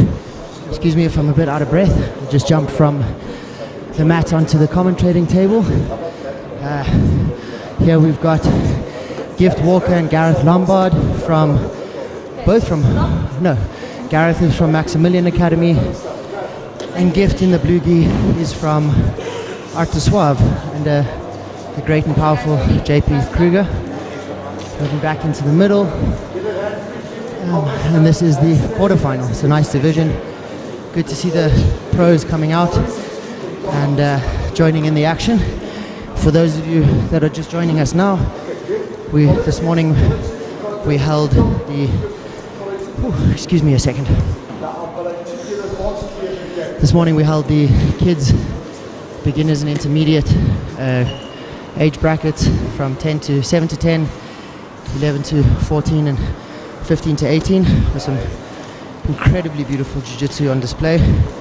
The future of the sport in the country looks mega bright, and it's been a hell of a weekend of action. Some stats for you. I think yesterday we had close on over 200 matches and about 150 odd today.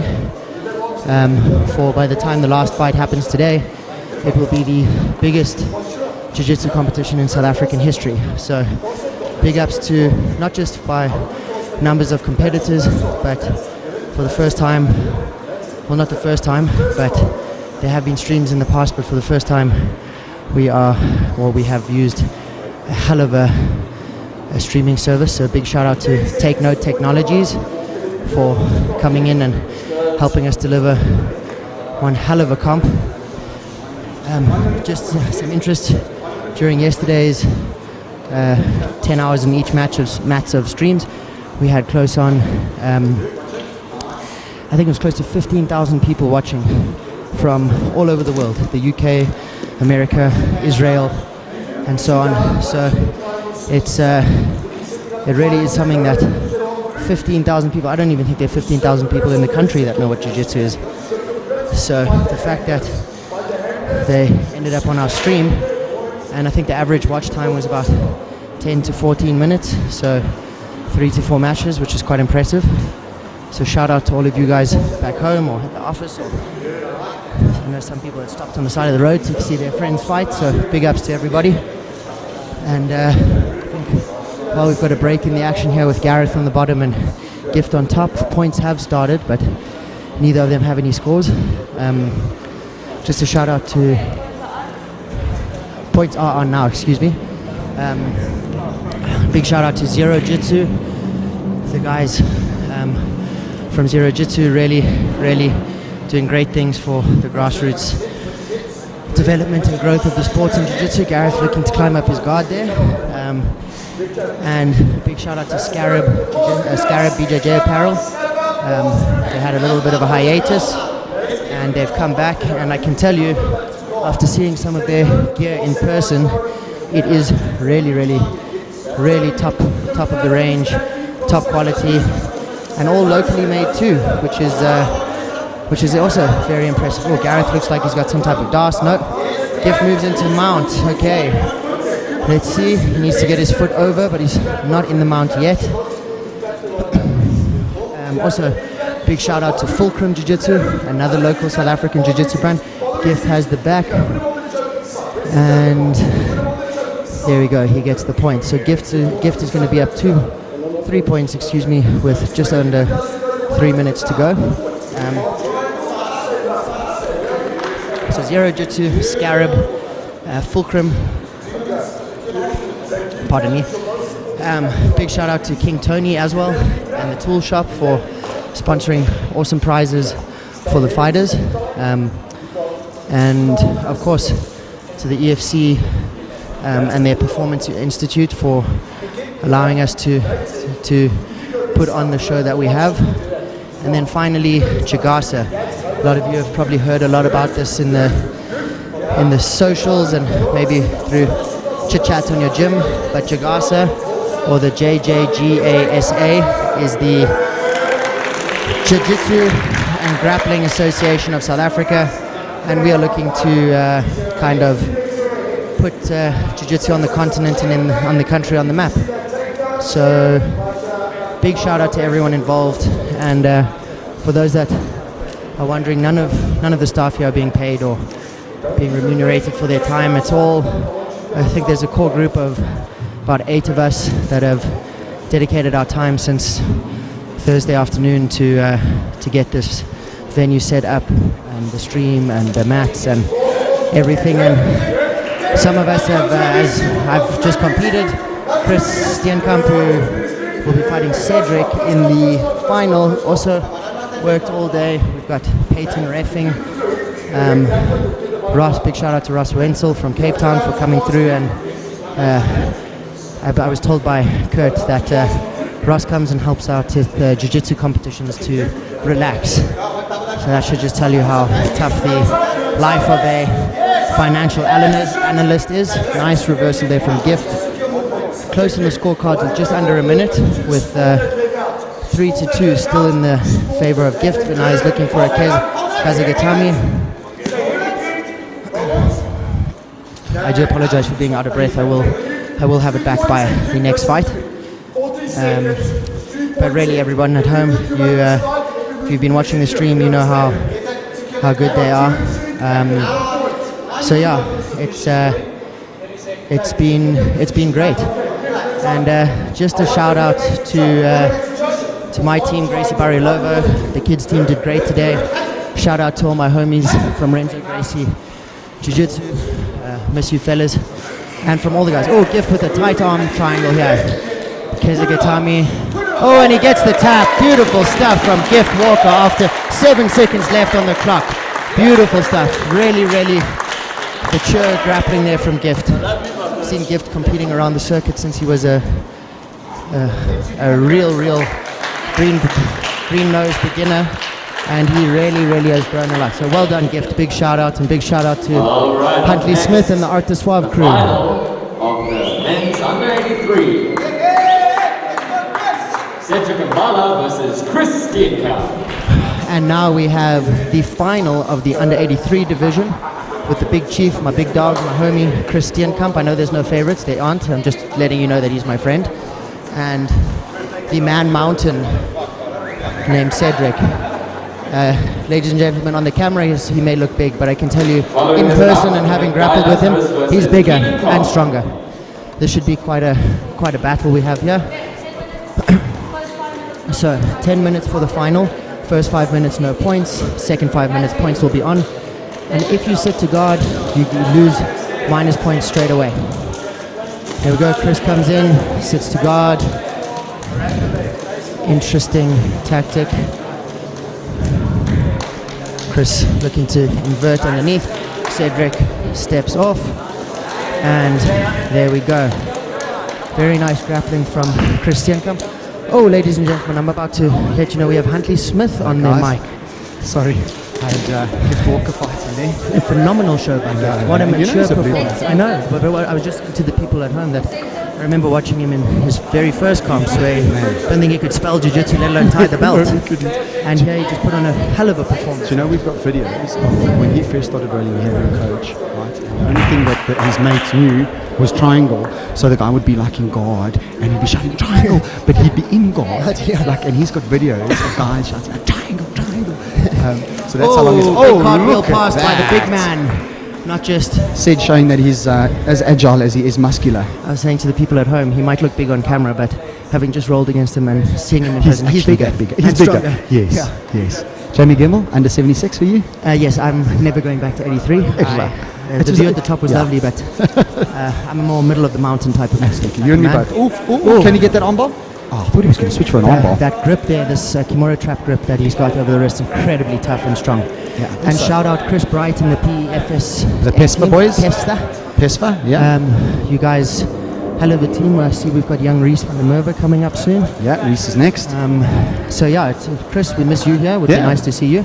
So we've got the Coastal Boys, PESFA, and we've got Team Henzo. Oh, beautiful. Beautiful rolling Kimura. Yes, lovely stuff, Cedric and Chris. You're Beautiful. a stud as well. Hey, big So, stuff from the big man. Awesome stuff. Beautiful fight. Congratulations, Cedric. Yeah, and big ups PEFSA.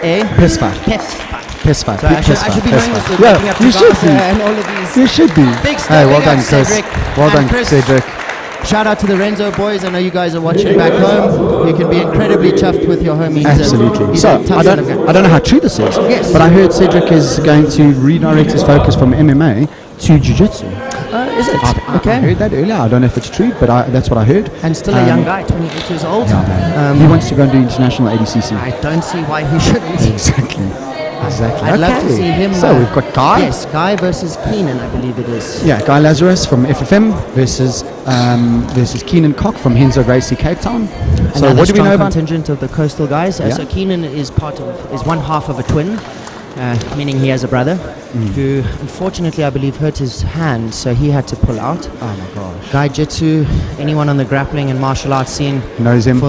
And let me tell you, his height belies his heart. Yeah. He has got so much heart. He has got so much chutzpah, which is the right word for his Jewish lineage. In case you were wondering. But also just one of the dudes who always every comp selflessly just a competitor. but not only that, just selflessly giving back to the community. He set up the gi exchange. And he's been sitting with us He doing was commentating yesterday. Also was with us setting up on Friday for thing because these are his offices here at the beautiful EFCPI. So let's talk about this fight. Yes. So both guys, I think what we've seen, especially with the pros, is it's a lot more cagey on the feet. I think maybe with trying to avoid the minus point for pulling guard. Absolutely. So the guy's not willing to sit down, but also not willing to give an inch in terms of the takedown. Yes. Because it really could end the match. Yes.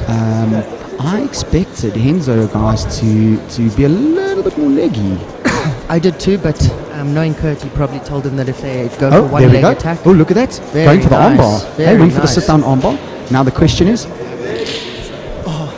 Christian Kamp, ladies and gentlemen. Hello, my brother. Hell Nice of a fight. fight there, my Nice brother. fight, Do you have dude. anything to say to the people?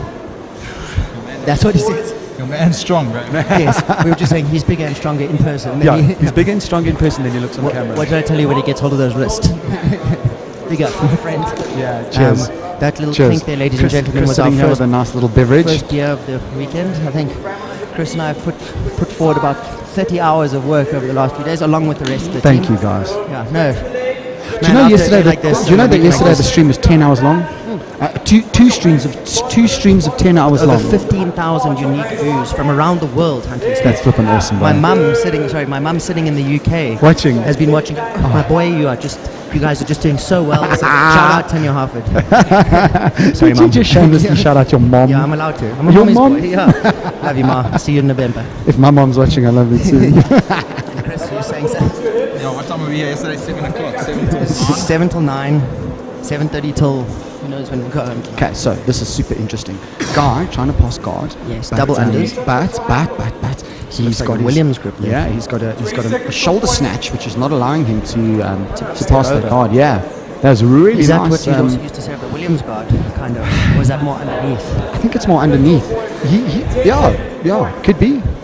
So let's see where we are now. 10 seconds left of this fight. 5 points are about to start in... excuse me, I should not be saying anything technical. I'll let the judges say points and then I'll... Yeah, you just got to remember it's 8 minutes. 4 minutes. 10 minutes. Oh no, this is an 8-minute fight. Sorry. 8-minute fight. Ladies and gentlemen, I almost got put to sleep in my fight, so my brain's still waking up from from that little yes, gentlemen. afternoon doze. Nice, guys. Let's go, boys. Sorry for that, people at home. 30 seconds till point. Catch your breath, my boy. Keenan jumping there to try and get a little bit of a snap down or get on top so that he can maybe try and put in a guillotine. Guy pulling his neck back. Guy definitely... Oh, he's gone to sit. Okay. Oh, and look at... Going he straight almost to went the inverted ace. there. Yeah.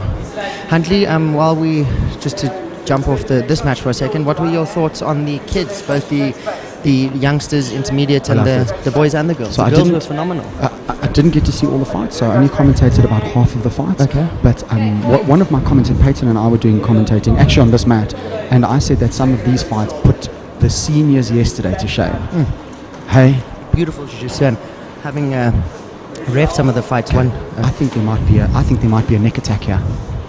Yeah, I think Keenan may have a neck. But I can't see the angle. Guy's left arm, which is the elbow in there, is stopping him.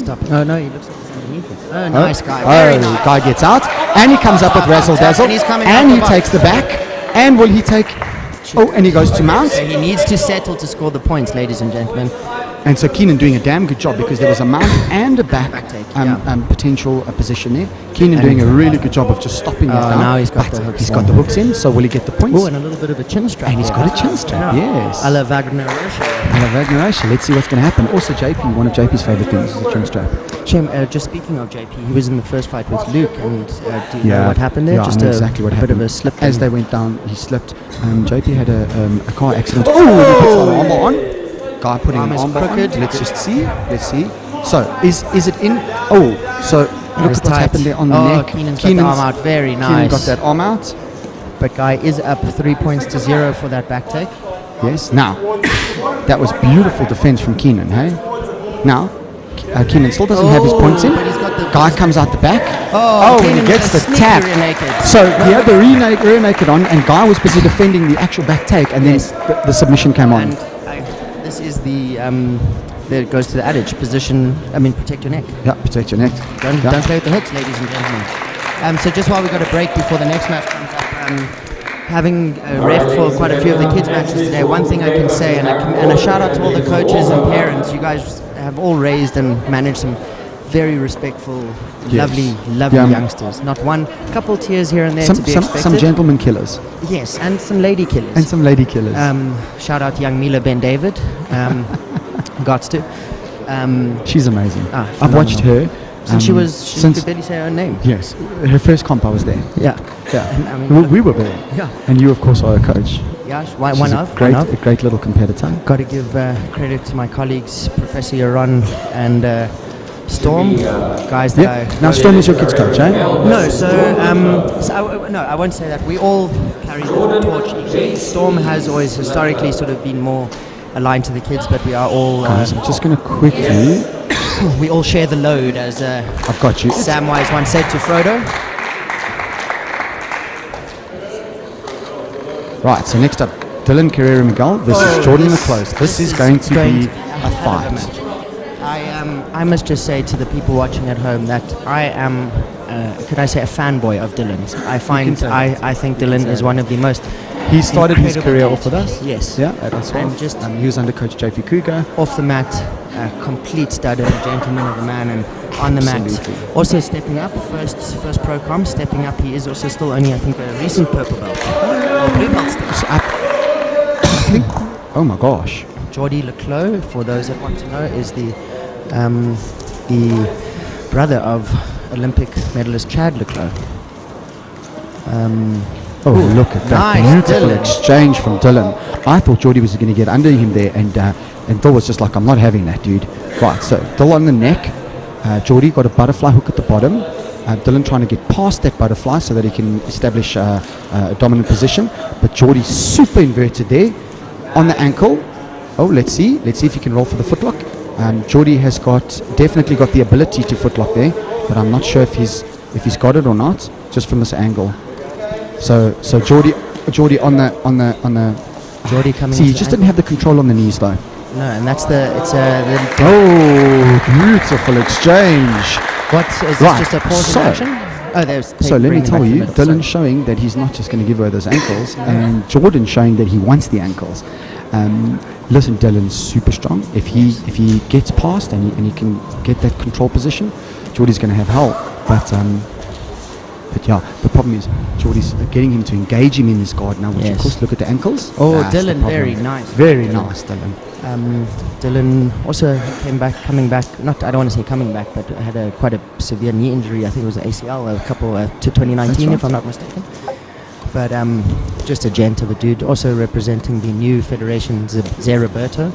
Shout out to the 1610 guys, and I won't get it wrong, they're in Edenvale. Yes, they're in Edenvale. I butchered it a little bit yesterday on the stream and got reprimanded. So but still, from that reverse triangle, Jordi sat down and now has control of that hook, but he doesn't have control of the knees.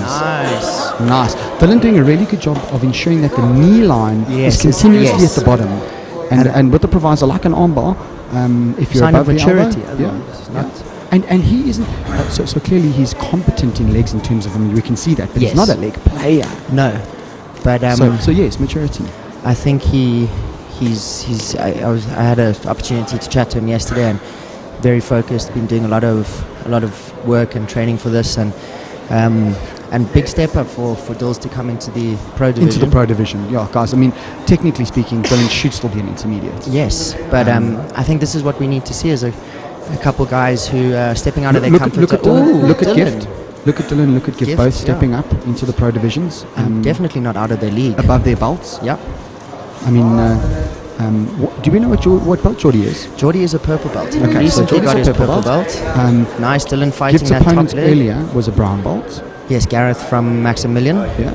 Oh, okay, he better fight that leg now, because if Jordi can elevate him there, there's problems. But Dylan doing very good. The knee line is on the inside. Oh, he's going for Jordi's trying to isolate the ankle. Dylan's out. The knee's out. Oh, the knee's out. Oh, Jordi on sits those back with the ankles knees out. constantly. Oh, what a fight. Now, Huntley, when someone keeps going for like we can clearly see here that Jordi is attacking the feet. Do you think if he gives us a little bit more of a go before he decides to switch up technique or strategy maybe? It doesn't look like he wants to switch up strategy, and it looks like he definitely wants the legs. But remember, you can also use the legs to pass. No, of course. I'm not. But you think maybe if at some point he would. If you're not going, hold on. Speak of the devil. He's got Dylan on the neck now. He's just past guard. Oh. Are we in points? Not no, yet. we're not. No, we're not. So now, hold on. So he has. Dill's also got, although he's got a crossbody. Nice, Dylan. Chin strap control. Use that chin strap to get up. What a. Beautiful. Oh wow. So Jordi getting side control and Dill using that chin strap to counter the side control and get back up. I was going to say, if you go low, go high, switch it up. Oh, now Dylan on with it. Dylan on with the toes. Dylan with his, what is that, a toe hold? I can't see if he's still got it. I'm not sure because he doesn't have the knee. No, the foot's out. Oh no, it's still in. But now you see the risk of. And the problem is when you take a leg, you give a leg. Yeah. Cruel rule of jiu-jitsu. Cruel rule of the world. Yeah. Wow, what a fight, guys. I hope all of you back home are giving a little clap and a nod to your screen, because we are really witnessing a very technical match between two very game opponents. Wow. Okay. Dylan Carrera Miguel. in the ZA green rash top, Geordie in the black rash top, Dylan on top trying to pass guard, Geordie at the bottom trying to attack a leg. Yeah, going inverted. Dill really pushing on the ankles to control his ankles because that's his Got to stay heavy. He's trying to but Geordie got the sticky hook there. He's got that little hook which is stopping Dill from coming around. Nice hips forward from Dylan. I must say, Dill's a I keep machine. getting blown away by the dude. He very nice jumping into. Okay, so now hold on. So now looking to turn it into the DAS. He's twisting that left arm of his. If he can, Dill coming all the way around. Perhaps he should actually not worry about the submission he and needs maybe to drop worry his about left that. elbow. There we go. He's dropping it now. He's dropping it now. So does he go for the submission now, or does he go for the position and get points? Sorry, ladies and gentlemen, that's not COVID. It's just a dry throat from fighting and getting choked. Nice, Dylan. Now, you see. So he went for the submission, and I would have hazarded that perhaps take there the he points. should have gone for the points. And I'm not a points player, but I mean, this is to win. Right. Geordie Okay, now Johnny's got that leg line. Can Dylan get a separation there? And he finally taps. What a fight! He should have gone for the points. Very he should nice have controlled fight, the top. yeah.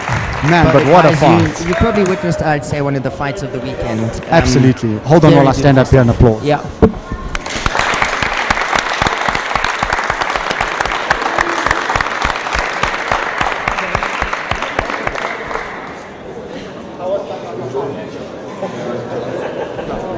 Okay, so it's just been confirmed Dill's still a blue belt. So that was a blue belt and a purple belt fight, guys. That could be reminiscent of a brown belt and a black belt fight. Yeah. Hey? Yeah.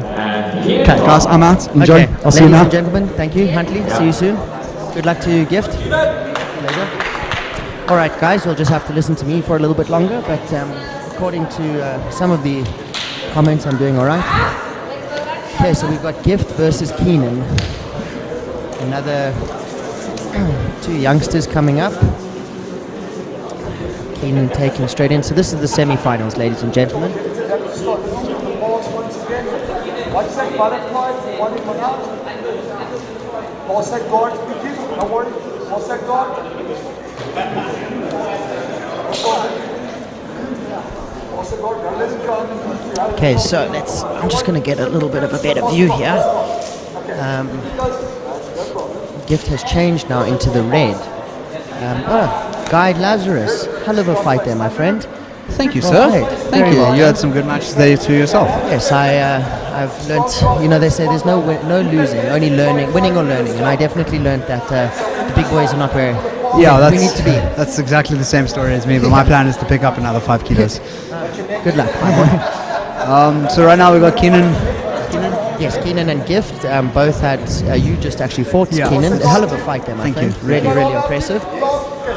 Keenan on the arm looks. So if I'm Gift, he knows Keenan's tired from that. I'm gonna just wrestle him until points. And Gift not forcing Gift anything. won with 7 seconds left in his fight, and I think that was. But I'm he was also very calm. accounting for altitude here. Of course. Yes, and Keenan and some of the Renzo contingent were in the bath cutting weight until late on Friday night. Yeah. But I was with Gift him looks now. like he's on the back. Doesn't have Looks both like he's hooks got in. now. Well, he doesn't need it. It's Oh, got, he's got it's the got the rear rear naked naked in. It's pretty much in. Kev. Nice defense. They're from tough Keenan. brothers, though. Yeah, hell of a Cock tough. brothers are tough bastards. Oh, is this a calf splicer? No. Interesting. Interesting switch of technique there.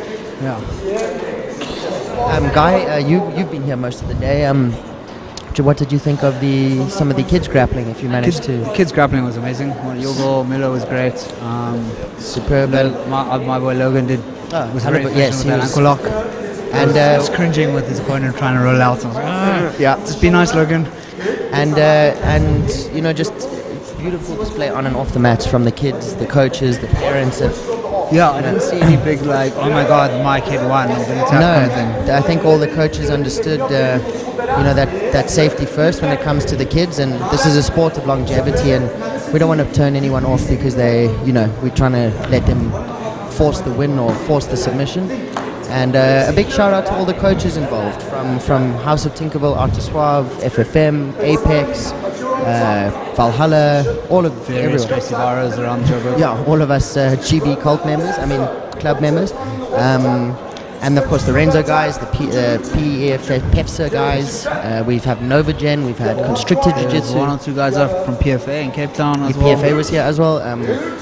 It really, I think everyone kind of, after a year and a bit of pretty much stagnation, everyone's just been so happy to be here. It's kind of like a pilgrimage almost. Yeah. Connecting for the Church of Jiu-Jitsu. Yeah. And repenting in submissions and DQs. Submissions and DQs, nice. And no, just a phenomenal day thus far, and definitely I think this has set the stage. I'd hate to see anyone try and compete with what's been put on here today. I think you can pretty much confirm this is the premier grappling organization. Well, I think platform rather. The week we'll make an announcement, but just on loosely based numbers and chit chat in and around the venue, this is the biggest jiu-jitsu tournament competition in South Africa. Definitely. South African jiu-jitsu history, and yesterday alone was almost the biggest competition in South African jiu-jitsu history. Never mind adding in today. Is that just South Africa, or what about Africa? I know Angola has quite a big turnout. Angola's just always been a couple years ahead in terms. South Africa's always been a step or two behind Angola, but after seeing this, there's definitely can give them a run for the money. And shout out also to all our Angolans. A big shout out to Walter the Panda, Africa's #1 ranked grappler 3 years in a row. That's amazing. Training out of the powerful Gracie Barra Luanda gym under Professor Helio Pereira. Just to catch up on the match. Gift's got some really good control the whole match. Just managed to get mount, so he's up 5-0 from side control. If you want to take back the leg, you can. Stay heavy. What have you got? Listen to me. Gift looking to take the back again. Take 2 hooks. You need 2 hooks for that. That's it. Get it. Choke in, and then get the hook in as well. Get the hook in, and then you can go body triangle. Okay, Gift's got the back now, but kind of got the back triangle, going to hip block rather. Now he's fighting with his grips to try and get the choke in. So against me, Heenan was very good at getting out of the back. Yes. I knew that was coming, so that's why I switched straight into the armbar. Yeah, that was very nicely done. I'd love to see what Gift's plan is if he does manage to get out the back. Did he? When he got out of that, did you his technique of getting out that armbar, bringing the leg over your face, was that a factor, or was it just you didn't have a deep enough bite? No, the armbar was on. He said he was just I don't know, sweat or length and leverage. Oh, could you get an arm triangle here? Well, according to him, he said it was on. It just felt it slipping as we were going, so it might have not been as deep as I would have liked it. It wasn't exactly squeezing my legs together. See, he's out. Both Koch brothers are exceptional leg grapplers, leg pummelers. They always find a way to create space with the legs. I think that's sort of standard for the Gracie Barra, excuse me. So indoctrinated. I think that was a thing, and it was a bit surprising that he didn't go directly to your legs. I was surprised with that as well. As soon as he pulled guard the first time, I was like, oh, okay, here we go, we're playing this game. And he kind of just let me try and wrestle him, which I was very surprised about. There was a moment I was sitting in his half butterfly and I was just listening to both of us panting. Mutual. Nice to also see some really old school MMA fighters in Adam Speechley stepping up. He's always fun, man. I was warming up with him backstage and everyone's so serious, and me and him were just jumping around each other like monkeys to get loose. Adam, one of the nicest guys in both MMA and Jiu-Jitsu. Just the world. Yeah, just the world actually. Goes most places by foot, I believe, and often without shoes as well. Yeah, so I was very happy when I saw him walking with shoes. Yeah. Although when we did ask him to put them on, there was a little bit of how dare we? But how dare we? Yeah. And I mean, I remember watching Adam fight in the EFCs when Fighters Only magazine was still a thing. Oh my gosh, yes, I remember that. 8-0 to Gift with just a couple handful of seconds left. Very, very mature performance from Gift. Yeah, great. Listening to his corner every moment of the way. It's going to be. And hasn't even broken a sweat yet after 2 full. I don't know. Gift. So that means Gift's first Rourke in the finals. Rourke was. Unfortunately, both of his opponents pulled out. Oh, yeah. One for injury, one for some other personal things. Okay. So he got the. Under 65, but that should be a walkover. So let's move on to the final. Okay. Oh, another cracker of a match. For those of you who don't know, Reese is from Port Elizabeth Fights Submission Academy. Excuse me, Submission Fighting Academy. Pairs Fan. Were you guys in Submission Warmer Fighting or in Academy. What area? Chris Bright, if you're listening to this, Near I do Warmer Park. apologize. But Reese is one of the young guns from Fritz's stable there. Also recently given his brown belt. Yes, a former training partner of Johan. Yes. I think Johan Cedric. Cedric, yes. Tando, yeah. That's a very high caliber grappling school. Out of that little small enclave of South Africa. I must say. Bay. Yes, or Cabertha, as it's not even going to try. Yeah, well, politically correct and what we can and can't pronounce is 2 different things.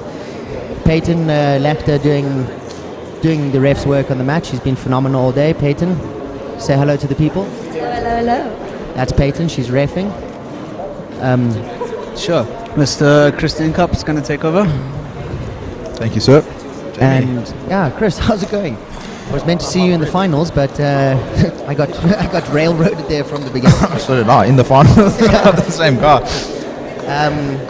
But what a tournament, eh? Look, from start to finish, outstanding. Never mind the pros. I think the highlight of the day was, well, the tournament was yesterday, and then today again, eh? Today the kids were absolutely phenomenal. amazing. And I mean, I think I'd hazard a guess and say that the kids were actually better than. Nice. Yeah. I definitely feel some of them put on a better performance. You know what it is with the kids? They actually go for the subs. There's no points fighting, so yes. You find a lot of the other matches are a lot more technical at this level. Yes. I see Mr. Cedric's got an ice pack on there on his knee, so I don't feel too bad. Yeah, that was me. I softened him up for you. Of course you did. I should have taken his arms out there. Yeah. Broken a few fingers. Yeah, no, but I was just saying that, yeah. So Reese will be fighting in the all black with the long sleeve rash guard with the Ruka gear, and Geordie is with short sleeve and the pink anklet. So we've got a pure kind of wrestler here in Reese versus a pure jiu-jitsu guy. And could you call him Phenom? Mr. Jordan McClure? I would venture that way. So I was the matches I was most excited for the pro divisions was Reese versus Geordie and Dylan versus Geordie. I thought the Dylan versus Geordie match was a really, really good match.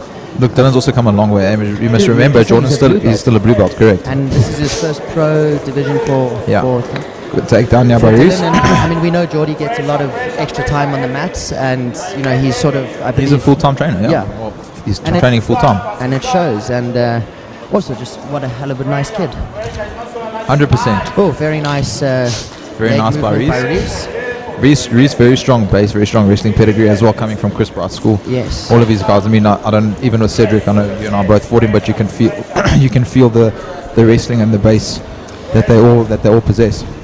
I'd like to have a comp with Cedric of no gi judo and then gi jiu-jitsu just to see how it goes. Apparently, black belt in judoka as well, if I'm not mistaken. I raise him my green belt in judo. And the confidence. That would be a good comp. But yeah, I must say it's been great to see everyone and the camaraderie with everyone. No, it's been 2 very long days and no one's been ratty, no one's lost their patience or cool. So shout out to everyone for keeping it real 100%. Gift, it looks like, is hitting his third outfit change of the day. I guess as he'll see him up. Yeah, he'll see him up soon. Meanwhile, Reese moving to kind of a north-south on Jordy. Yeah, Jordy needs to look to invert. No points on yet, so it's not really a. Jordy's maybe conserving some energy for the later round. It could be. I was having this conversation with Peyton and Guy yesterday. Sorry if you've heard it before, but basically, a lot of guys that do the work early before the points are on. Kimura attempt, but Jordy got that foot over the neck. Reese would want to clear that head. Yeah. Nice. Good work, very good jiu-jitsu, yeah. But Reese just doesn't stop. He keeps coming forward. So yeah, back to butterfly here for Jordy. One of Jordan's stronger positions. But Reese hitting that wrist control on Jordy's right arm to stop any attempt at a sweep. So this is Reese's first and last match of the day. So only a 3-man division. Unfortunately, due to smooth comps regulations, we can't do a round robin. So well, I think what we could also say is, and I know a whole heap of pro athletes are watching. Jordy with a Kimura from underneath, but Reese turning the right way to yeah, look, I think it's the smallest division, right? For the armbar. In terms of personnel competing. Intermediate is bigger, beginner, kids. Reverse triangle here from Jordan. With the Kimura trap on the bottom. Very nice. But what I'm saying is the divisions would be full if more people entered. So guys, this is a challenge to all of you, purple, brown, long-time grapplers. Blues who've been grappling for 15 years. Blues that have been grappling for 5 years. Yeah. Guys, step up. You can see, come and enter, be a part of this. And I think next one we should be pushing 500 competitors. Very nice control by Reese. Yeah, look, on I the top think here. we don't need that. I think you and I spoke about it yesterday. Guys coming day of comp. Can I jump in because someone fell out? No, if you want to compete, you need to register and not be afraid of who's in your division, dude. And Chris, also being a part of the federation, I think what we're trying to do with these comps, especially for the pro divisions, is run. Nice inside leg attack there from Jordan, inverting. He's got the leg. Has he got it? Let's see if Reese can get out. Nice inside. Heel hook. No, I think Reese has got. No, Jordy's got the heel hook there. But Reese is. Nice heel hook here by Jordy. No, he's lost it. See if Jordy can finish. He's got the position. Reese looking to be. Nice stuff by Very Reese. nice escape. It's not out. Still got the leg. His knee's not out the knee line yet. Horrible angle there by that, but Reese, his knee's out now. Very nice.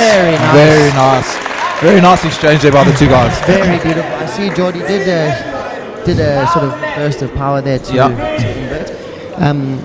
But what we were saying was, guys, it's very easy to sit at home and I'm not competing or blah blah blah. But I think there are going to be a lot of itchy fingers jumping in the next one. And yeah, I mean, this is the weight division you and I should actually be competing in, to be quite honest. But I think guys just jump in, like no one but Reese on the Kimura there. Jordy's got that arm again. But what we were saying was quite a few guys coming in the day, after entries close, I've changed my mind, or I see there's only 2 guys in the division. That shouldn't be the reason why you're entering. Just to get a medal. It doesn't matter. Yeah, you should enter and you should hope. And props to you, to be honest. I always say to everybody, nobody can say anything. You always jump in regardless, and we must pay our dues to you, good sir. Thank you, much appreciated. But at the end of the day, what's the worst thing that can happen? You sleep. I mean, you lose. Literally, right?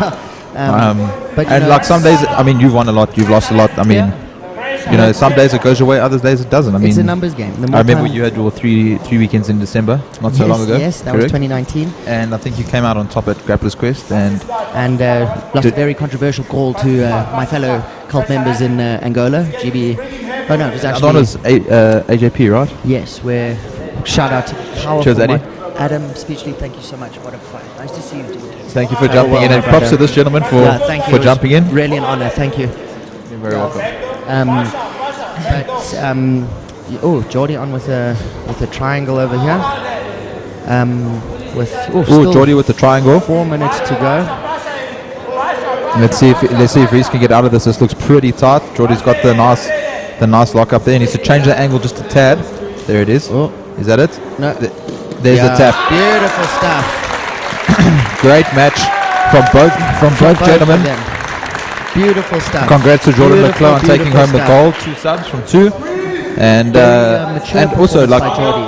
very mature performance. And also guys, remember this isn't Reese's natural weight division, eh? Yeah, he's actually a lower one. Reese didn't cut as you and I. Didn't cut any weight for this comp. I think the pros are becoming quite lazy. Great job to Jordan Leclerc. Well, I think very well done, Jordy. I mean, Chris, for you and myself, we've been working all weekend. The last thing I had energy to do this week was cut weight, right? But just to go back to that last point before we jump into the final here. You know, guys, this is based on international standards, and we need you to enter beforehand, and we should really, as competitors, be hoping for 10, 15, 20 matches in a bracket, not 2 and an easy win to the final. 100%. So we're moving on here to the final of the under. How do you pronounce it? Rockbuff or Rockbuff? Boof.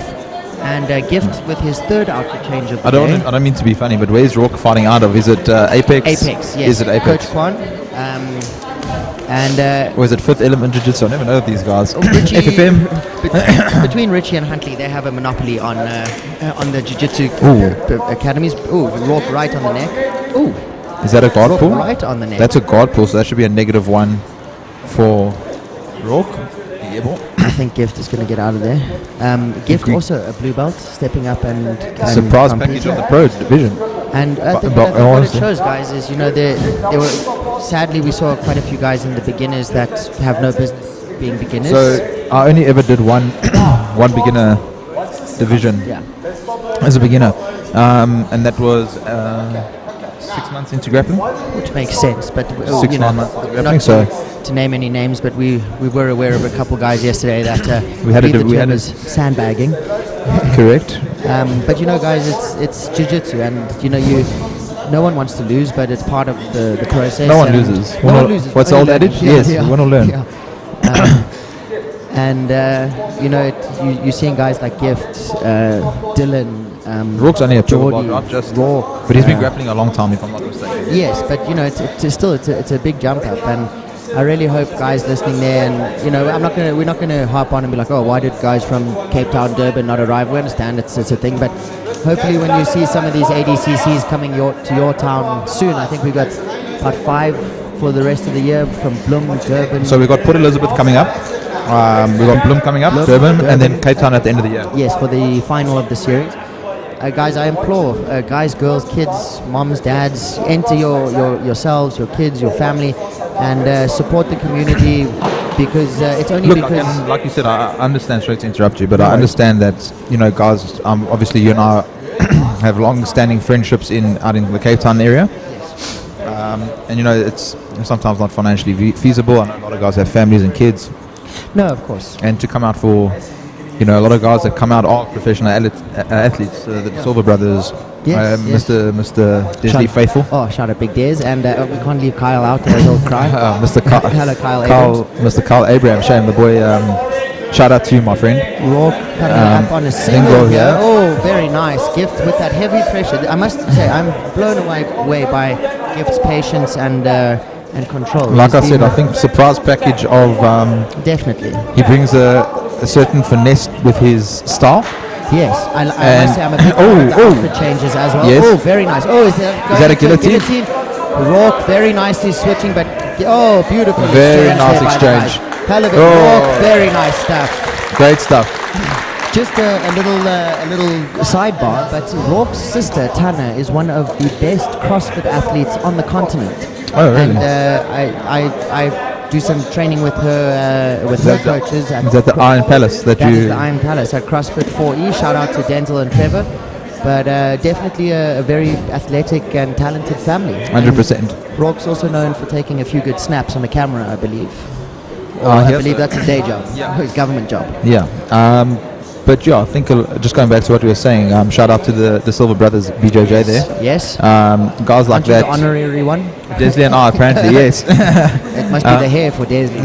Yeah, his peach blonde hair. Yeah. But guys like that need to cut weight, and sometimes to fly all the way to Joburg and cut weight, compete on a Sunday, and then jump on a plane to go back to work on a Monday is not ideal. So I think what we're saying is, when it comes to your city and your town, no doubt, guys, and I'm sure guys from Durban as well. Nova Gen, you got Lions Den. Then a lot of the guys from Lions Den. I see, but hey, kudos to those guys. They drove up for the comp. They had a lot of two great young women in the I suppose you call it the kids division, but Yes, they were young yes, women. yes. So and they did really nicely. I think they won gold and bronze. I do think there was probably also a little bit of trepidation and hesitation just because was this going to go ahead? There was talk of the third wave coming through, and so understandable. But I think when the season turns into spring, summer, we'll see even bigger numbers. Oh, beautiful technique! I must say, Rourke and Gift here putting on a hell of a show. Rourke really just non-stop movement from the bottom and really good defense. I must say, I'm really impressed by Gift's awareness and his patience. Yeah. Very nice. Gift on top again. Looking for this. Okay. Is that Rourke on the leg. Now this is interesting.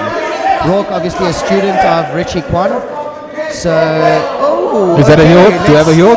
It looks like it. No, it's a straight ankle, belly down, straight ankle. He's okay though. But knee. He's cleared the knee line, so he should be alright. If now if Rourke can sit into a saddle position, I think that could be inside Senkaku. Shout out. Shout out John Danaher. Okay, now if he pops there, we go. Now what he also would like to do is to turn his left knee towards Yes, he needs to fray that knee open. There we go. Yes, there we go. He needs to extend a little bit. Now he needs to come up. He needs to come up onto the shoulder there, create the space for the elbow to pop the heel into that nice position. Come up onto the shoulder. Let's see. Yes. Oh. The reason why we say, ladies and gentlemen, turn to us is because the pressure on Gift's right leg there is now being controlled in 3 different places. The leg across the top of the knee, the part under his knee and calf, and then of course by Rourke's. Oh, there we go. But now, I don't think he has the angle for it. Or Gift is just incredibly tough. Peyton, Ref Peyton, very lucky. Yeah. Please remember, guys, these are pros. So, Hey, what a fight! Beautiful stuff by Rourke. Rourke under pressure the whole fight, turned it up with that inside Ashigarami from the bottom. Beautiful and control as well. Standard Ashi from the bottom, and then. And this goes to the adage again: position before submission. 100%. And look, he was very patient with that finish. I mean, he had it a couple times. The reason it was slipping, it was too high up on the arm. He didn't have it on the wrist, which is kind of where you need it to be. Shout out to Gift though. He can definitely go home and put his head on his pillow tonight, feeling really good. I can Great see. Fight, gents. Great fight by both gentlemen there. I'm actually going to stand up and give them a round of applause. Yeah, great fight there.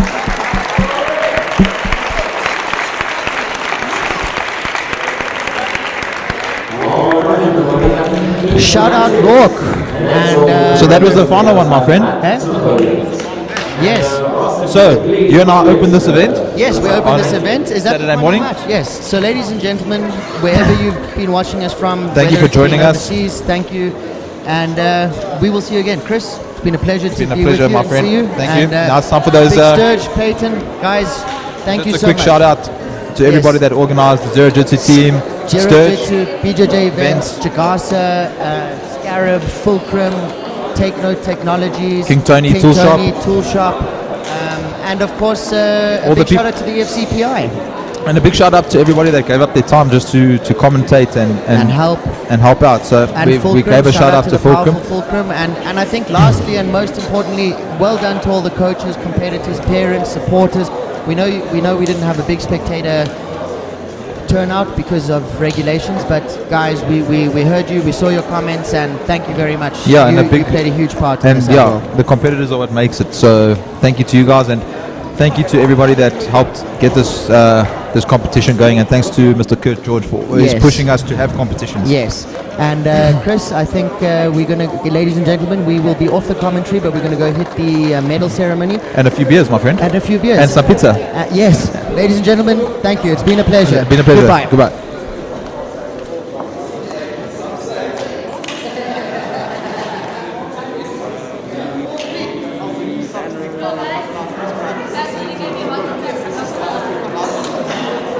My fucking hands were shaking the entire time.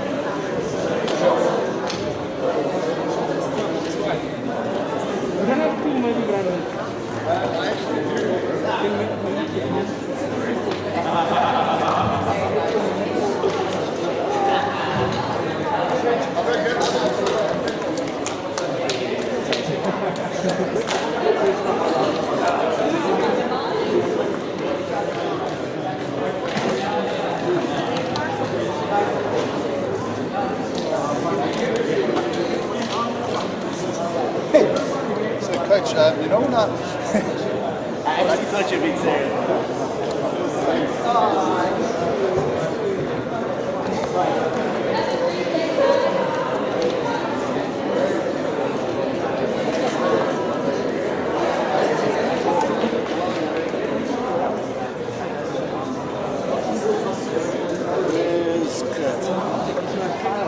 Thank you. Thank you. Fan of yours.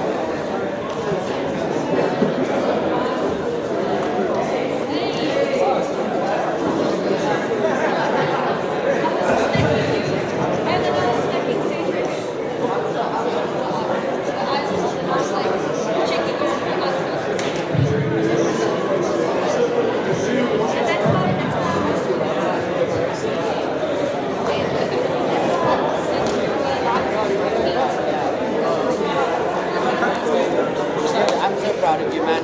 Really, really, really, really.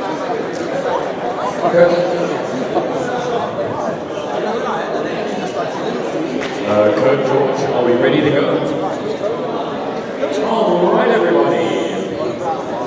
Before we start with the medals, I'd like to give a shout out to our sponsors. Scara, stitch with the love of 1,000 grannies. Zero Jitsu. No politics, no BS. Wait, zero politics, zero BS, 100% Jiu-Jitsu. And King Tony. Enjoy your work, as well as Fulcrum and the EFC. Now, let's begin with the medal ceremony. We'll start with the big boys and work our way down. So, for the professional under 91 category, in third place, representing Art Suave SA, JP Kruger.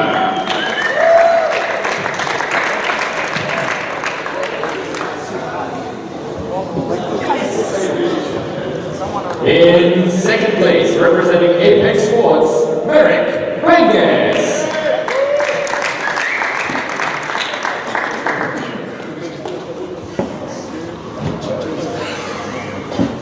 And in first place, representing Fight Fit Militia Sunninghill, Luke Griffin.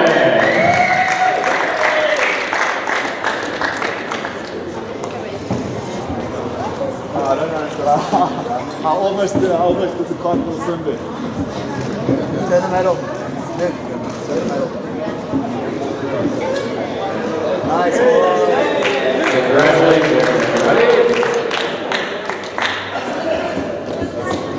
Up next, all pictures. For the professionals, you get an extra little goodie bag, courtesy of King Tony. Enjoy your work.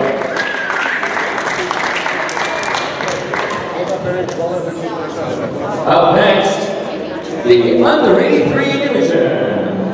In third place, Adam Speechley. In absentia. In second place, representing Enzo Gracie Academy Cape Town, Chris Stidka.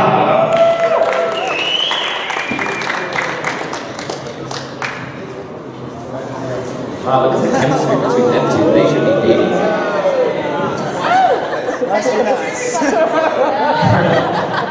And in first place, representing PSFA, Cedric Mbala.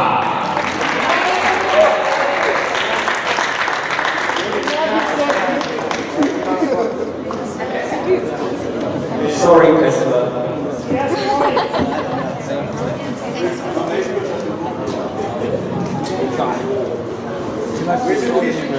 Hey.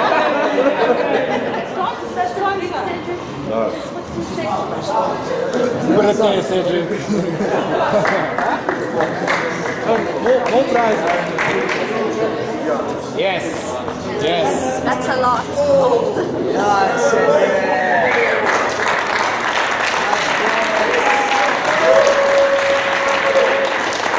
So you read this kind of thing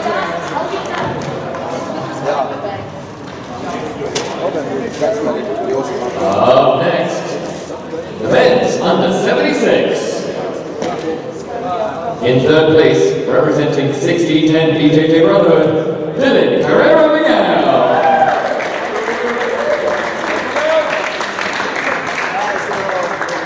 Mr. Miguel. In second place, representing Pesva, Reese Vandermala.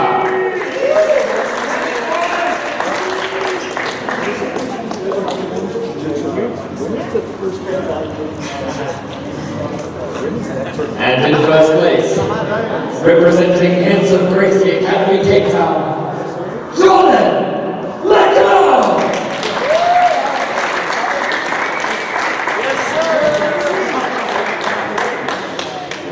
Someone drop a beat. Yes, sir.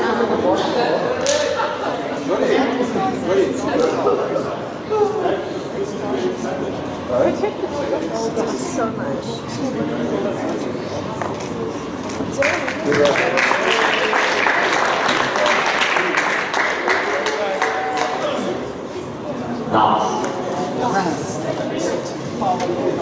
Up next, the men's under 17. In second place, representing Ottawa, Cedric Doyle.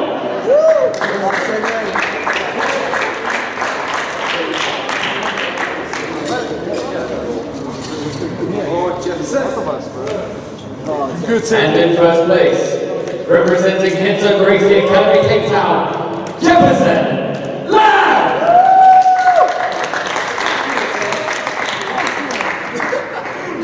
Oh, is that Justin Smith over there? This is why pros aren't there.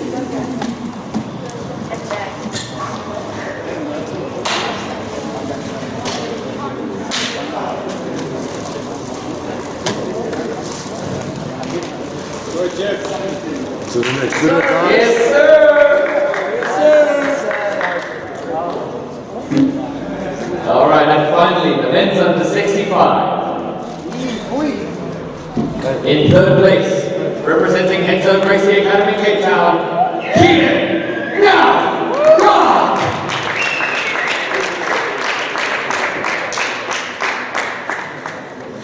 In second place, representing Oxford, South Africa, Gift Walker.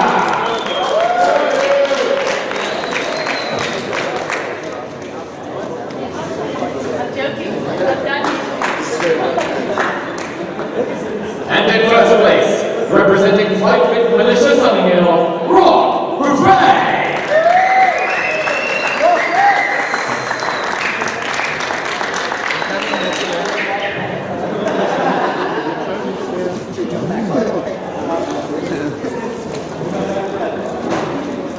Nice rockers.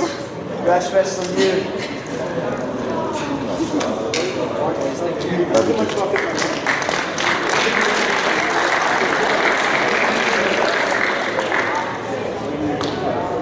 And that concludes the ADCC Great Northern Challenge. I want to thank all of the professionals for making my life so easy in this last few hours. You really were no problem at all.